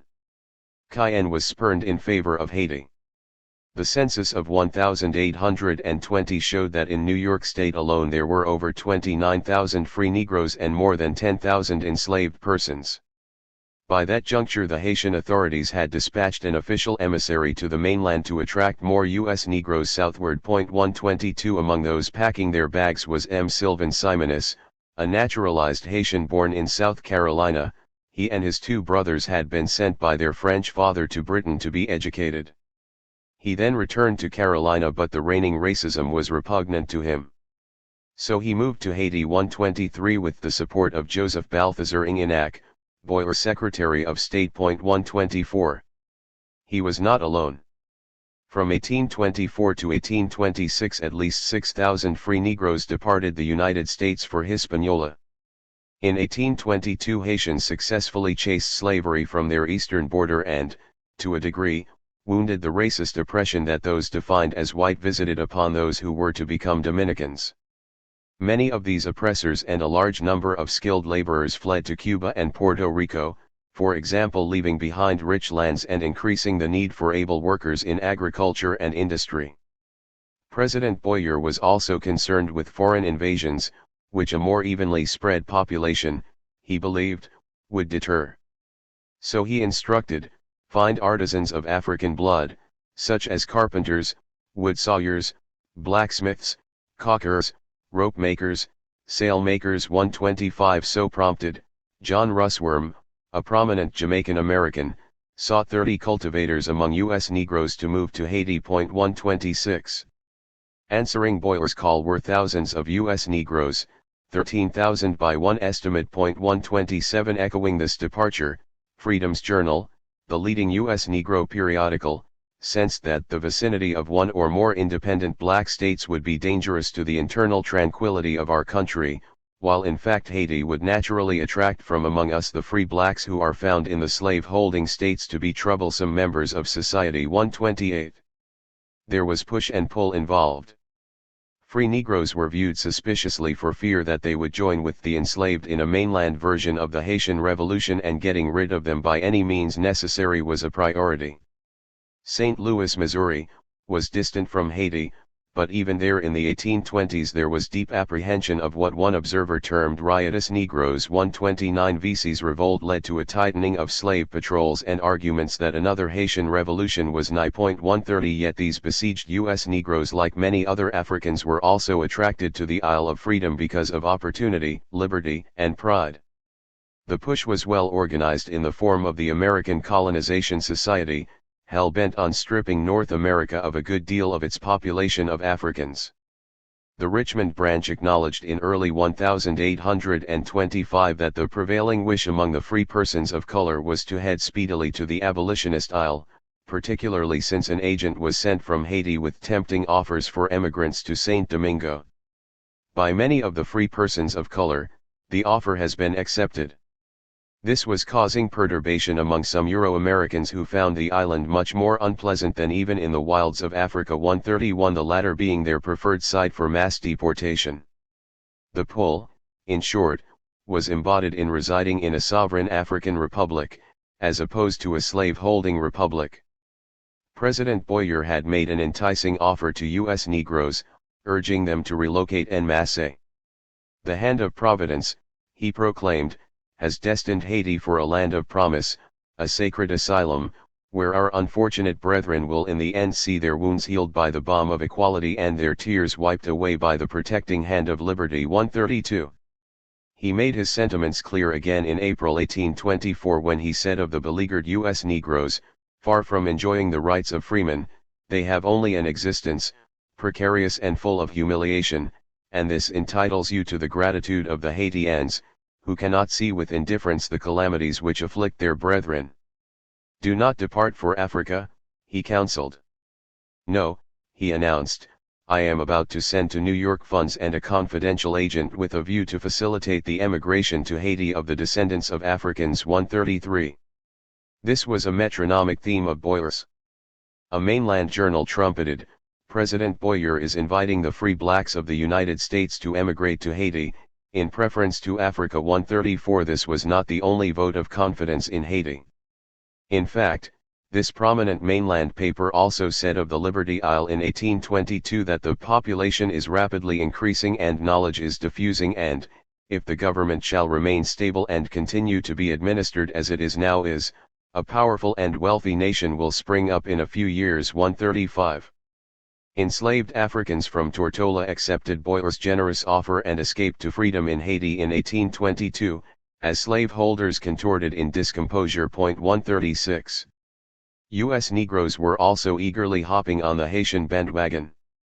The Reverend Thomas Paul was ordained in 1805 as minister of Boston's First African Baptist Church, but by 1823 he had spent 6 months in Haiti where he met President Boyer and months later published a letter urging his fellow Negroes to emigrate. Secretary of State Inginac told Reverend Paul directly that he was offering the descendants of Africans who grown in the United States in misery and humiliation, an asylum. 137 Black New Yorkers saluted the philanthropic offers of President Boyer and his attempt to aid them to remove the prejudices which oppose the civil, intellectual, and moral advancement of men of color in the United States. But now there was an alternative, where a dark complexion will be no disadvantage, where one can join the pioneers of a vast multitude, and where one will not be subject to persecution for failing to follow the established religion. 138. By 1824 a number of Haitian agents had arrived in New York, determined to attract an even larger portion of the Negro population southward. The potential emigrants were told to arrive in groups of 12 since by going in large numbers in the same neighborhood, they will form communities of themselves and their conversations will be one with another. Have no fear though since all religious professions are tolerated unlike certain European nations. 139 The principal agent Jonathan Granville was bound to impress U.S. Negroes. He had studied in Paris at the Collège de la Marche, at the same time as the sons of the now sainted General Toussaint, before returning to Haiti in 1816. 140. Citizen Granville arrived some weeks since from Haiti, it was announced on the mainland in the summer of 1824. His purpose was encouraging emigration of the free people of color to that country. Yet, this correspondent worried that the lands slated for these emigrants were still claimed by the Spanish authorities and may still be a source of contention, thus landing these U.S. Negroes in a hornet's nest of conflict. 141 Nevertheless, when one of the more affluent U.S. Negroes, James Forten, weighed in on the virtues of emigration, it was apparent why Citizen Granville would be greeted so warmly on the mainland. 142. By the fall of 1824, 14-year-old Serena Baldwin of the mainland was among the thousands of U.S. Negroes who were to flock to freedom in Haiti. If ever there was a country where liberty dwells, she enthused, it is here. It is a blessing enjoyed alike by all men, without respect to fortune or color, and, as respects our situation, it is a pleasant one. 143 Charles Fisher also had arrived in Haiti, telling his father happily, I have received a plantation from the government and find the soil good for tillage. Though we have plenty of vegetable food, meat was not procured in such abundance here as in America, meaning some of the emigrants were impatient and dissatisfied on that account. But Francis plodded on, reporting happily that production of my land is in good order, yielding coffee, corn, sweet potatoes, yams, bananas, oranges, pineapples, cotton trees in abundance, and oil trees. I have 2,000 bearing coffee trees, besides young ones, too numerous to mention. My plantation is 8 miles from the city of Cape Haiti. 144. Freedom's Journal, the Manhattan-based Negro journal, agreed with Fisher, pointing out that on the Freedom Isle, the necessaries of life are abundant and cheap, and so fertile and productive is the soil that a Haitian farmer is not under the necessity of laboring more than one-half the time, usually devoted to agriculture in New England. The island was compared to a Garden of Eden. So if the laws permitted the settlement of Americans in Haiti, in 20 years we should see the soil completely occupied by them. 145 Hence, the migration was gaining even more traction, as the editor of the Genius of Universal Emancipation was on the verge of going to the island with a number of emancipated slaves, a move that had sparked interest since they will be emphatically free, the moment they touch the soil of Haiti. 146. The editor Benjamin Lundy was enmeshed in this project by 1825. Subsequently, he recalled that after he had detailed an account of sending of 11 slaves to Haiti, he was then approached to send 88 more. He complied with the request and they were all settled there, perfectly free. He then persuaded a group of North Carolinians to send to Haiti 119 slaves who were under their care. Then in 1829 he went to the Freedom Isle for the second time, bringing along 12 more emancipated slaves. 147. In sum, the mass migration southward was matched by an effusion of praise for Haiti in the U.S. Negro press. The energetic sway of Boyer was hailed. The cause of education has always received firm support from the executive of Haiti, said Freedom's Journal. In no quarter of the globe are crimes less frequent. In fact, so secure do the citizens consider themselves and their property that many never close their doors during the night. Even the great capitalists of Europe consider the government as permanently fixed, giving migrants a sense of security. 2.148 Believing this was so, this journal had authorized agents in Port-au-Prince. 149. The island of Haiti, said this journal, was the only country on earth where the man of color walks in the plenitude of his rights. It was the cradle of hope for future generations. 150. And that was the problem as far as Dixie was concerned. Haiti's existence incentivized enslaved Africans to escape southward by any means necessary. Fresh on the minds of many was a startling incident in mid-1826 when enslaved Africans en route from Baltimore to New Orleans revolted and sought to steer the vessel to Haiti before being captured. 151 Haiti's existence compelled London to consider abolition more insistently and encouraged Spain's rebelling colonies to add abolition to the agenda. Thus it was in 1826 when future U.S. Secretary of State Edward Everett proclaimed passionately, "I would cede the whole continent to anyone who would take it to England, to France, to Spain. I would see it sunk to the bottom of the ocean, before I would see any part of this America converted into continental Haiti, by that awful process of blood and desolation by which alone such a catastrophe could be brought on." 152 During congressional debates that same year as to whether the United States would participate in a hemispheric conference in Panama in which Haiti would presumably participate, Senator Thomas Hart Benton was apoplectic, asserting forcefully that no mulatto consuls or black ambassadors from Haiti could ever engage with their counterparts from the slave-holding republic in Panama or elsewhere. "Dixie will not permit black consuls and ambassadors to establish themselves in our cities," he exhorted, and never would he countenance an effort to parade them through the country and give their fellow blacks in the United States proof in hand of the honors which await them for a successful revolt on their part. 153 The Panama Assembly was greeted with favor in Haiti, particularly since their sacred cause abolition would be discussed. 154. The senator had a point. But trade with the island and the necessity of preventing Haiti from becoming a citadel of British and anti-Washington influence suggested otherwise, as did the Allied notion that failure to move toward abolition was hastening another revolution, in which case all would be lost, lives not least. Yet this inclination was deepening a sectional rift. Indeed, John C. Calhoun concurred with his fellow representative of a slave-holding state, Missouri's Benton. "Yes," said the Carolinian, "recognition of the independence of Haiti was a delicate subject now spoken of in northern papers and causing great mischief. But what would occur to our social relations with the arrival of a black minister in Washington? Calhoun was beyond outrage. Must he be received or excluded from our dinners, our dances, and our parties, and must his daughters and sons participate in the society of our daughters and sons? To even bruit the matter perforce must involve the peace and perhaps the union of this nation." 155 He declaimed thunderously.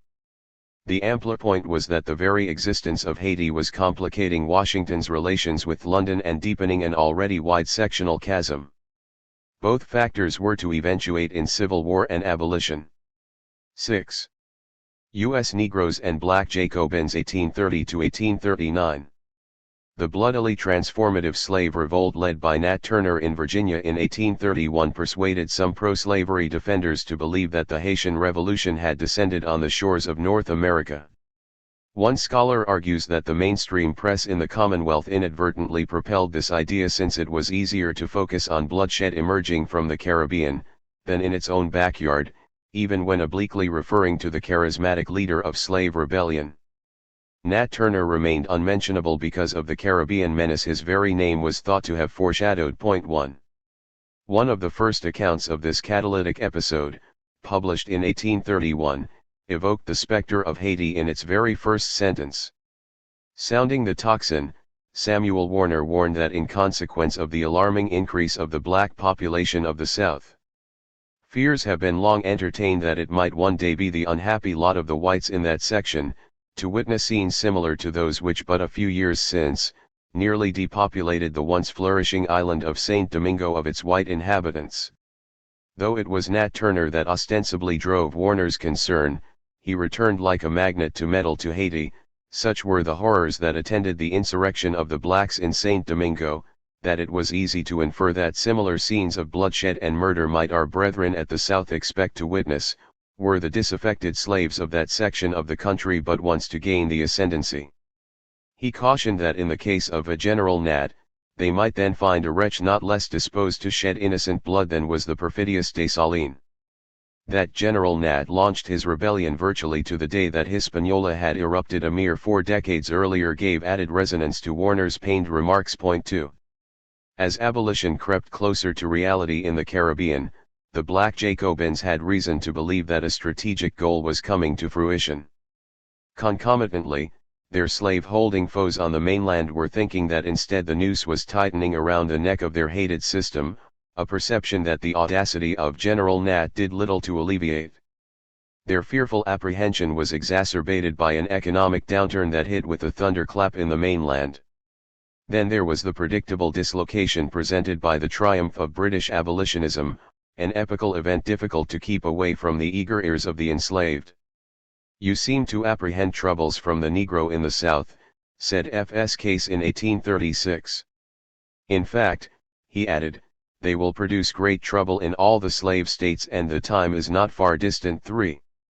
Thus, a debate erupted in the Virginia legislature following the Turner massacre with the purpose of seeking to show the futility of abolition, with Haiti being an alleged case in point.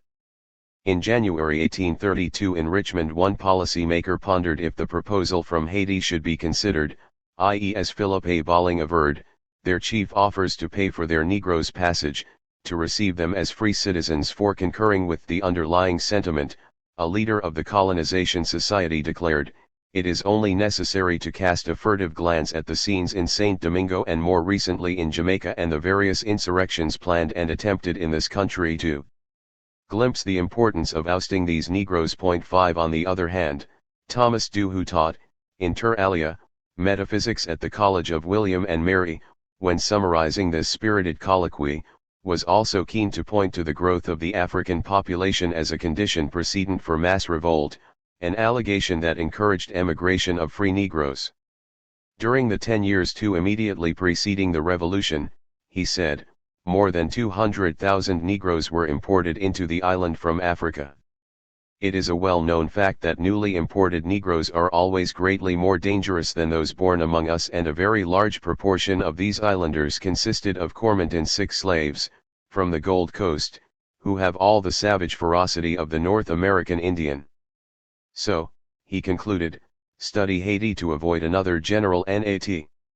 The dazed metaphysician also projected the Commonwealth's history a century into the future and assured in 1929, "We shall be much more secure from plots and insurrections than we are at this moment."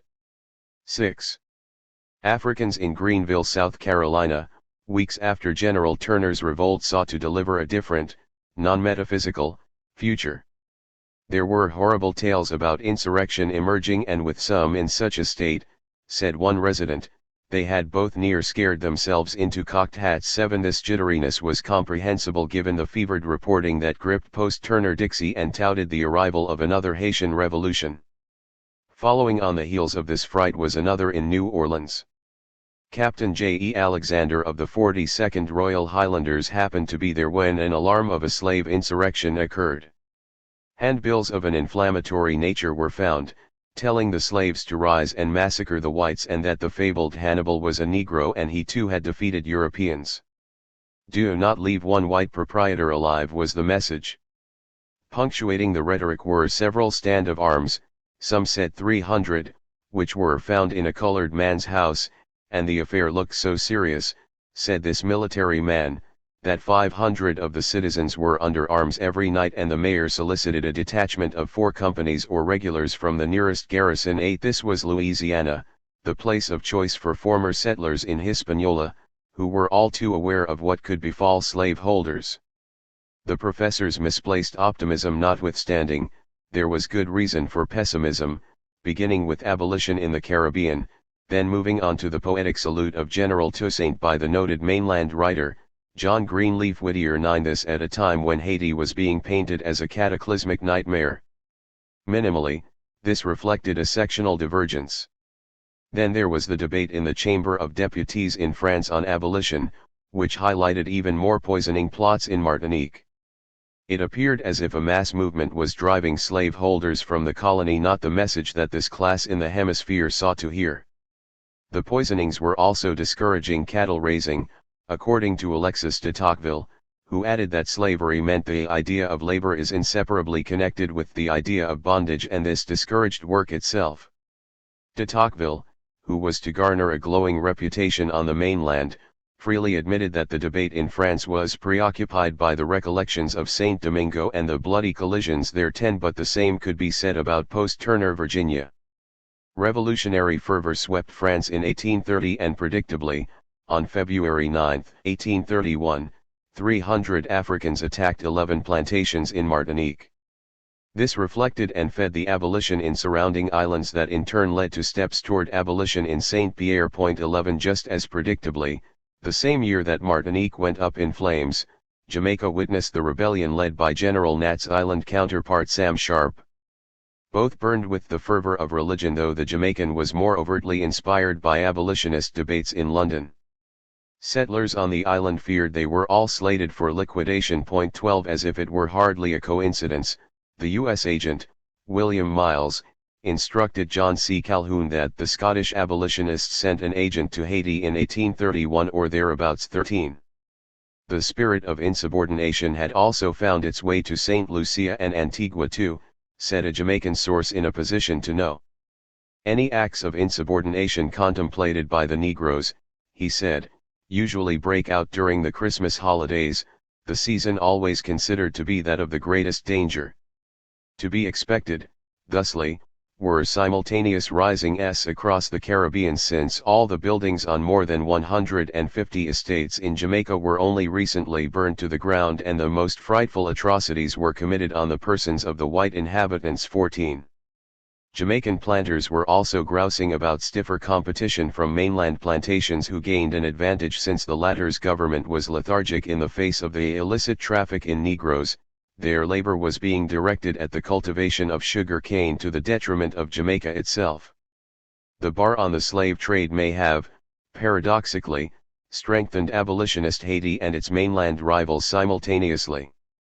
One subject reached the opinion that Britain's policy exhibited reckless disregard for the consequences of abolition, a state of affairs that was pushing some Caribbean planters toward their mainland counterparts. 15 For the Foreign Office in London was then told that overtures have been made to the government of the United States by disaffected individuals in Jamaica. 16 Surely, enslavement, wildly profitable, would continue under the Stars and Stripes. Britain's envoy in Washington recognized that these planters tended to act in union with the citizens in the slave-holding states of this union, though their economic interests often clashed with those of competing sugar planters, e.g. in Louisiana. 17. Just as these slaveholders' alignments traversed boundaries, these planters continued to have justification in fearing cross-border collaboration by enslaved Africans, a policy that often implicated Haiti.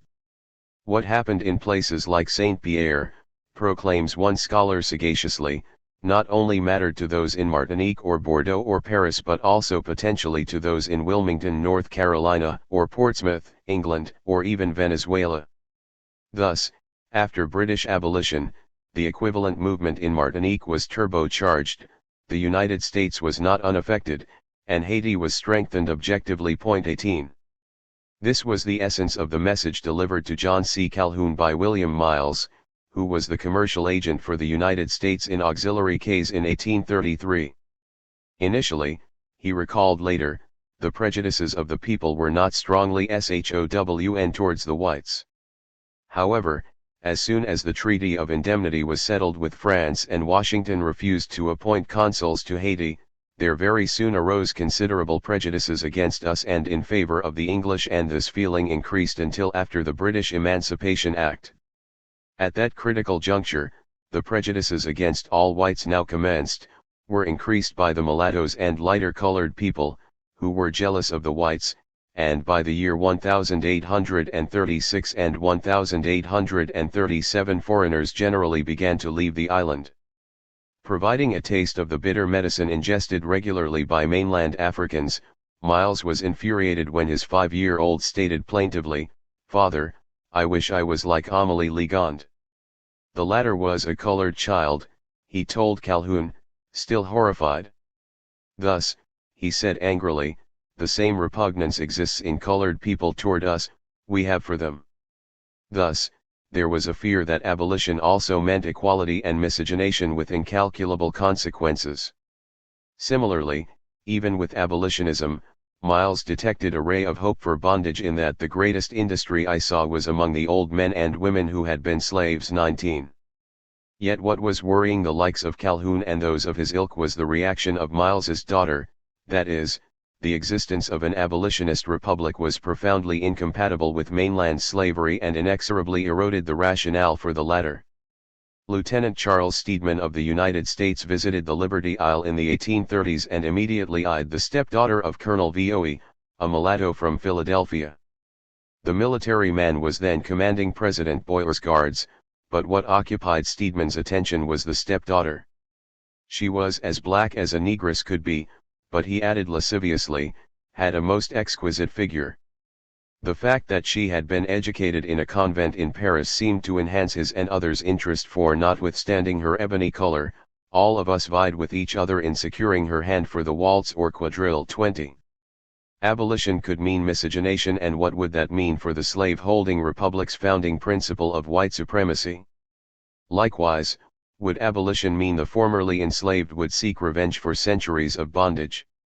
The settler known as Mrs. Carmichael spent 5 years in St. Vincent and Trinidad and Tobago and was puzzled to notice jackets belonging to an estate of the former with the stamp of property upon them, worn in Trinidad by Trinidad Negroes. She also knew that there are many free Negroes and colored people who can, and who do read the English newspapers, and the very memorable debates in Parliament upon the subject of slavery soon found their way to the Negroes, and the effect was instantly visible. There was a total change of conduct. Somehow, they began to look at her as their enemy. Yet, despite this overt enmity, generally speaking, Negroes do not regard England and Scotland in the same light, 21, since the latter was seen as more commercially minded and, therefore, reprehensible, which by inference underscores how they likely viewed rapacious Yankees. This was notably the case because in Trinidad, where there was a complement of former U.S. Negroes who had fled the mainland during the War of 1812. Indeed, she was stunned to encounter B.W., a free American Negro and a rich man, with fine grounds on Laurel Hill, a person of some consequence. 22. The broader point is that stirrings of abolitionism were causing ripples of concern in the Caribbean colonies, including islands where former U.S. Negroes with grievances against the mainland resided. This was occurring as the uproar embodied in General Nat was causing concern about a Haitian-style revolution descending on wary slaveholders. And as London moved toward abolition, it was able to seize the moral high ground and more readily align with abolitionists' black Jacobins, most directly to the disadvantage of the slave-holding republic. William Lloyd, a Briton visiting the Caribbean just after abolition, upbraided the pretensions of Washington, describing its heralded Declaration of Independence as the greatest outrage upon good sense ever palmed upon the world, when we estimate the sentiments expressed by the acts of the American people towards the blacks. He did not spare his own land for the folly it had created, though it was unclear if he meant the slave trade or being the progenitor of the United States itself. 23. The feeling was mutual. Washington and London had fought a war roughly 2 decades before Caribbean abolition, an event that marked the latter's attempt to improve relations with Port-au-Prince. With abolition, bilateral relations between the two North Atlantic nations took a predictable downturn.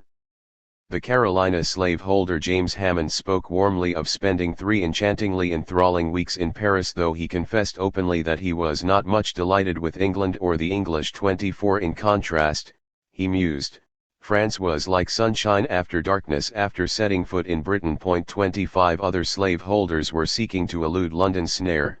For example, James Kirkpatrick was exploring the option of sending more cotton to France rather than Britain. 26 Frenzied delirium accompanied the Virginia Rebellion, much of which focused on Hispaniola and the growth in numbers of Africans that provided the fuel for revolution in the run-up to 1831. However, ironically, there was a laissez-faire attitude toward the slave trade on the mainland before and after the revolt led by General Nat. In discussing this issue with his French counterpart, Albert Gallatin of the United States acknowledged freely that it is known that American-built vessels and it is believed that American capital are still employed under the French flag in that infamous traffic. Yes, it was also too notorious, he continued, that many vessels bearing the flag of France are still engaged in the trade, but he was unwilling to concede that London should have the right to interdict slavers under any flag. 27 The Viscount de Chateaubriand was told accurately that U.S. laws meant to curtail the slave trade were ineffectual. Attached to the correspondence was a resolution from the U.S. President authorized to negotiate a pact deeming this iniquitous commerce to be piracy, but no intelligent diplomat could take this seriously. 28 For at the same time this resolution was making its way to Paris, a more serious report was concluding that the leading powers were fomenting wars in order to generate prisoners of war that could then be sold into slavery. These wars are not the consequence of a disposition naturally quarrelsome, it was said, but are the immediate offspring of cupidity, sharpened up and roused to action by the arrival of a slave ship. 29 As abolition approached in the Caribbean, slaving vessels were arriving with the regularity of nightfall to Haiti's west in Cuba, with most of these vessels bearing the Stars and Stripes. 30 In September 1834, just after abolition, U.S. officials awakened from their usual slumber and charged a seafarer with having been engaged in the slave trade. That he had been in and out of Haiti was worrisome to Port-au-Prince given the well-known tendency to kidnap free Negroes. 31 Just as the Haitian Revolution did not force abolition on the mainland, abolition in the Caribbean had a similar result.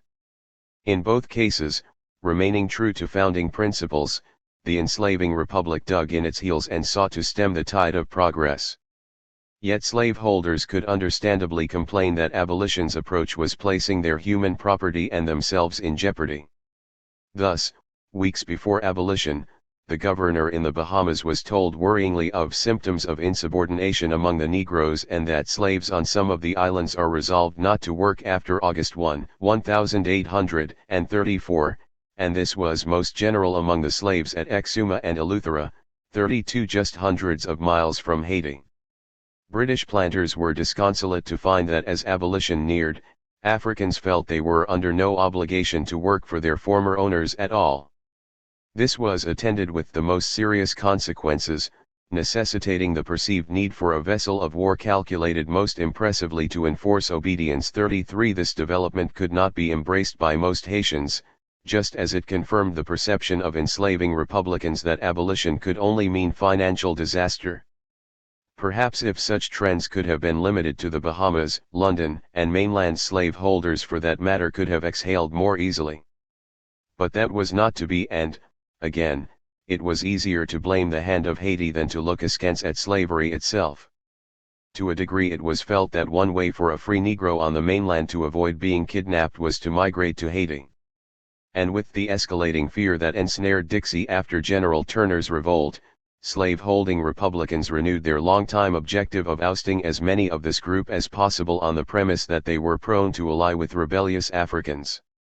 At the same time, the slave-holding Republicans in the wake of General Nat's rise were confounded. They wanted to increase the number of enslaved Africans because of the fabulous wealth their presence promised, but were fearful that this was only creating the climate for another Haitian revolution.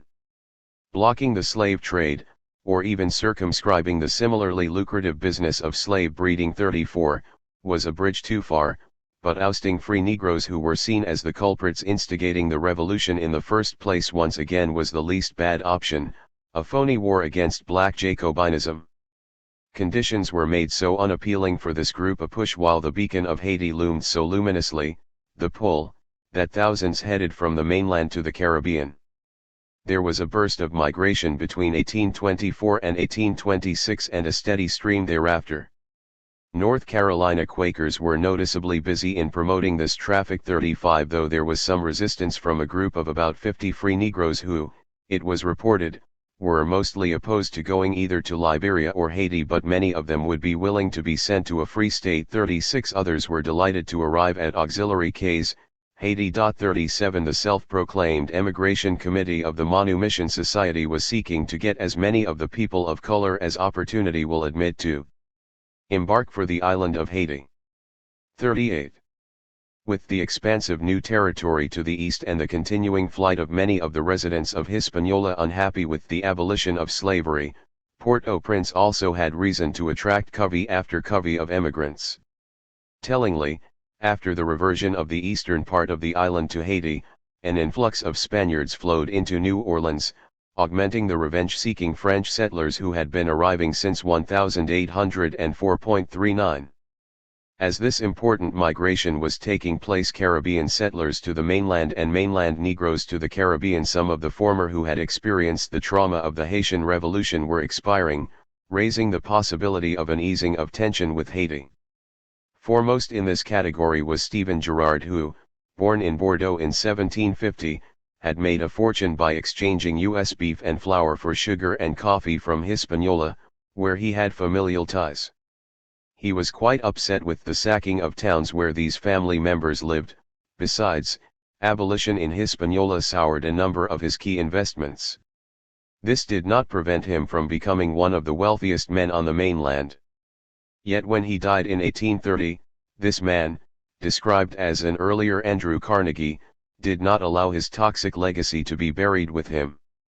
For his will, as his sympathetic biographer noted, specifically discriminated against non-whites in his hometown, Philadelphia, in provisions that were not addressed until well into the 20th century. 40 This meant that the ghost of counter-revolution continued to haunt Africans, even as counter-revolutionaries were passing into history. The obduracy of the likes of Gerard sheds light on why Haiti embraced so many free Negroes from the mainland with alacrity. President Boyer, said the Manumission Society, has offered to take any number of colored people the United States may think proper to send, and to pay a considerable part of the expense of transporting them himself, though the Colonization Society rejected the proposal, as not consistent with their plan of sending missionaries to Africa. 41. Haiti was too close for comfort. As the bridesmaid of leading U.S. politicians Henry Clay asserted, Haiti was not the preferred site for free Negro emigration. This should not be the policy of the United States, he huffed, speaking of sending this group southward. Moreover, he observed, when one considers the predominant power of the island and its vicinity to the southern states, to add strength to it was ill-advised. 42. While men of Dixie like Clay were castigating Haiti, abolitionists were singing a different song, indicative of a ripening sectional rift. Angelina Grimke, an abolitionist, wondered why white Americans yearned for a demonstration of the colored man's capacity for elevation. And, she asked, why has not the intelligence of the Haitian convinced them? Their free republic has grown up under the very eye of the slaveholder, and as a nation we have for many years been carrying on a lucrative trade with her merchants, and yet we have never recognized her independence, never sent a minister there, though we have sent ambassadors to European countries whose commerce is far less important to us than that of Saint Domingo. 43. Here the premature feminist not only exposed the contradictions in U.S. policy toward Haiti but also demonstrated how the very existence of the Freedom Isle weakened the ostensible rationale for slavery. For the slave-holding Republicans, protestations aside, were enslaving Africans for naked profit, irrespective of these Negroes' estimable qualities. The slave-holding Republicans would even seek to make profits by trading with their supposed inferiors and bending a knee to do so, with their reputed racialist philosophy supposedly banning the same set-aside. As the contradictions sharpened, so did the sectional rift and the march toward civil war, but this march had been accelerated by the Haitian Revolution. As the abolitionist Benjamin Lundy had exemplified, arranging for the taking of enslaved mainland Africans to Haiti where they could be freed was also becoming popular. Again, there were naysayers in the American Colonization Society, though Freedom's Journal argued that the island would suit the great mass of our colored people better, by far, than any other place, beyond the limits of this continent. Contrary to prevailing opinion in certain circles, the newly freed were doing exceedingly well. They stand completely redeemed, regenerated, and disenthralled from the prejudices of the white race. 44. Thus, the Quakers Isaac Hatch and Thomas Kennedy arrived on the Freedom Isle from Manhattan after procuring the manumission of 30 colored people in their homeland, then deposited them in Haiti, and furnished them with clothes and agricultural implements. Boyer himself was so pleased, as Freedom's Journal put it, that he received them with his accustomed urbanity. 45. Unsurprisingly, news of Haiti was a constant in this Manhattan periodical and, correspondingly, by the end of the 1820s the number of U.S. Negroes who had emigrated there had ballooned by their calculation to 13,000.46. Of course, all those who were fed up with the mainland did not head to Haiti. Many headed to a newly created state, Liberia. Then there were those like Victor Séjour.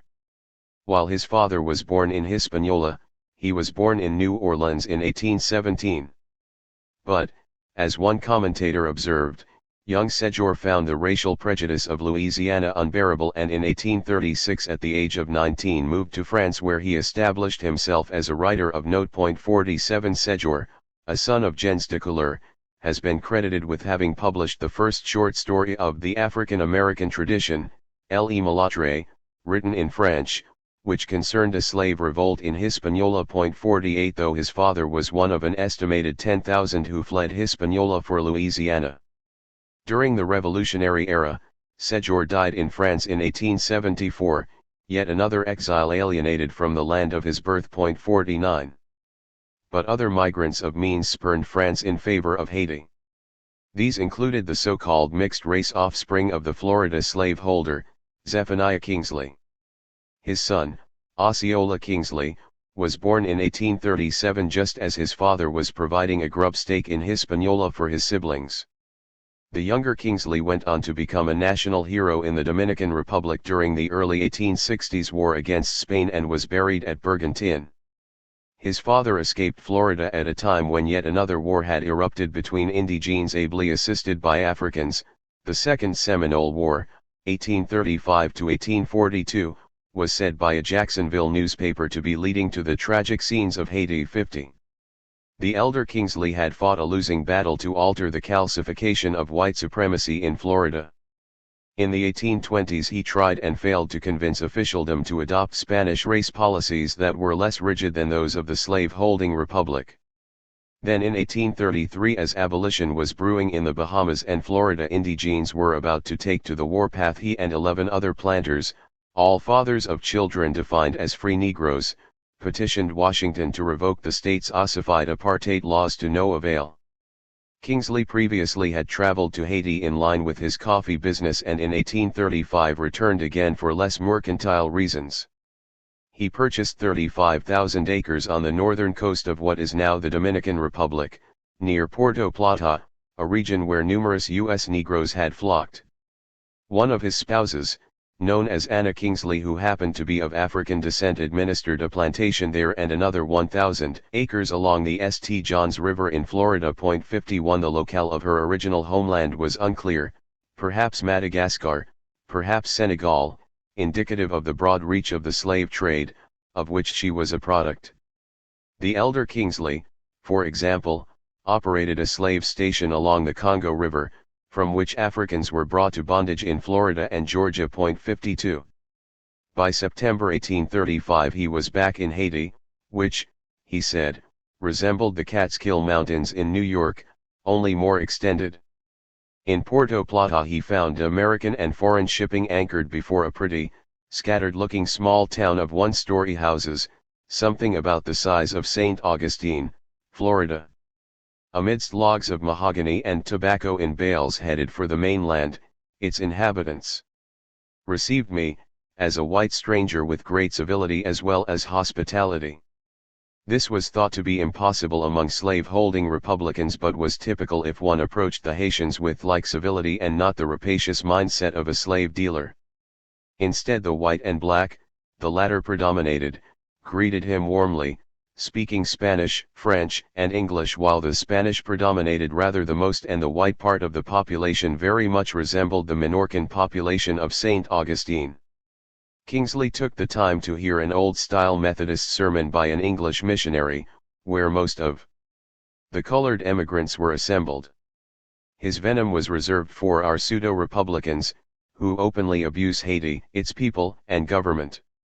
He also discovered that the Haitians read our newspapers and have learned of daily accounts of mobs and persecution of color, which the Haitians found far from enamoring. Unlike the mainland, he ascertained that this government of Haiti approaches nearer to pure republicanism than any other, now in use or on record. It was hardly possible to find a servant to hire, since every colored person of good character is a citizen from the moment of his arrival and thereby able to pull herself up by her bootstraps. 53. It was in 1836 that he took his son, George, a healthy colored man of uncorrupted morals, as he put it, and then about 30 years of age and tolerably well educated along with the 6 prime African men, my own slaves, liberated for that express purpose, to the northern coast of Hispaniola. Then in October 1837 he brought his son's wife and children there, together with the wives and children of his servants, and 2 additional families of my slaves, all liberated for the express purpose of transportation to Haiti. He knew all too well that this was not increasing his own popularity in Florida. Indeed, there were some objections to Haiti, which originated in the fear of having a free colored government and powerful people, so near our own slave-holding states. Ultimately, Kingsley freed at least 53 of his former slaves and brought them to Haiti.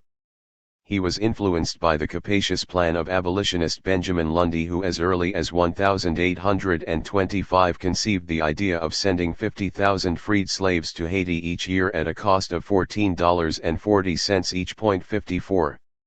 This goal was not met, but U.S. Negroes continued arriving steadily in Haiti.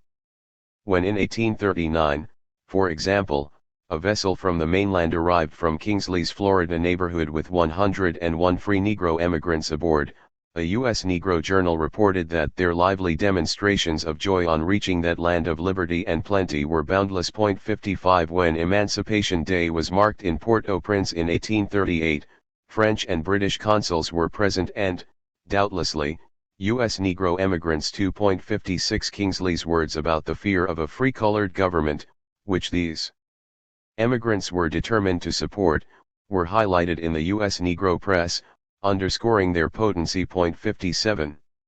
The elder Kingsley was no stranger to the island, having resided there for 3 years during the 1790s. His Africans, not unlike those on the island who were free, had roots in today's Nigeria and the Rio Pongo basin in Guinea and the slave emporium that was Zanzibar. 58. They were among the more than 50 newly freed slaves he brought to the island. 59. Kingsley had perhaps 4 spouses and 3 of them and their children migrated to Haiti. The most prominent Anna was born Muslim but converted to Catholicism, then learned Spanish, and then English. 60. Kingsley was unique for his broad-mindedness or, alternatively, his understanding of the perils presented by a too rigid white supremacy. Yes, there were massacres during the Revolutionary era on the island, he told the Florida legislature, and revolts in Barbados and Martinique too, and, yes, Africans in Hispaniola were accused of perpetrating wanton acts of cruelty. But what about the context and what had driven them to this point? This he knew, since after the revolutionary flame had subsided, he reminded, I lived a long time at Petit Goâve. His experience there seemed to shape his new vision for Florida, remaking it in a racial image closer, for example, to Cuba, i.e. envisioning an ample role for free Negroes. 61. Just as British abolitionism was marked indelibly by the Haitian Revolution, Kingsley was too. Unlike many of his countrymen, he defended gens de couleur avidly and warned forebodingly that a war of color would in our situation of all wars be the most dangerous and therefore the least advisable. 62 Kingsley also worried about the security of Florida in light of its hardened racist policies, for such praxis had driven a number of enterprising young men from the mainland and into the Haitian Navy, where they could then ally with the British Royal Navy. 63. The well-positioned Kingsley was able to wangle a long and familiar interview with President Boyer, a very intelligent man with a rather dark complexion. Nearby he noticed 33 regiments of regular infantry and 1 regiment of cavalry, besides 4 regiments of artillery.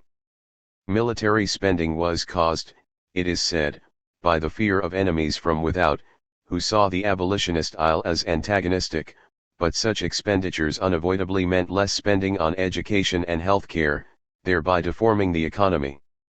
The Navy is small and consists of a few vessels of war and revenue cutters, but they were capable of keeping slave ships at bay. Militia troops are well armed and consist of 100,000 effective men. He was also able to wangle an extensive comment from President Boyer on prospects for emigration intended for the consumption of mainland Negro audiences. 64.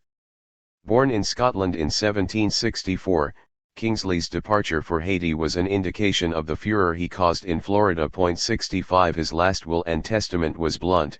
He sought to solemnly enjoin his colored and natural children and, since the illiberal and inequitable laws of this territory, meaning Florida, will not afford to them and to their children that protection and justice which is due in civilized society, he instructed that they abandon the peninsula.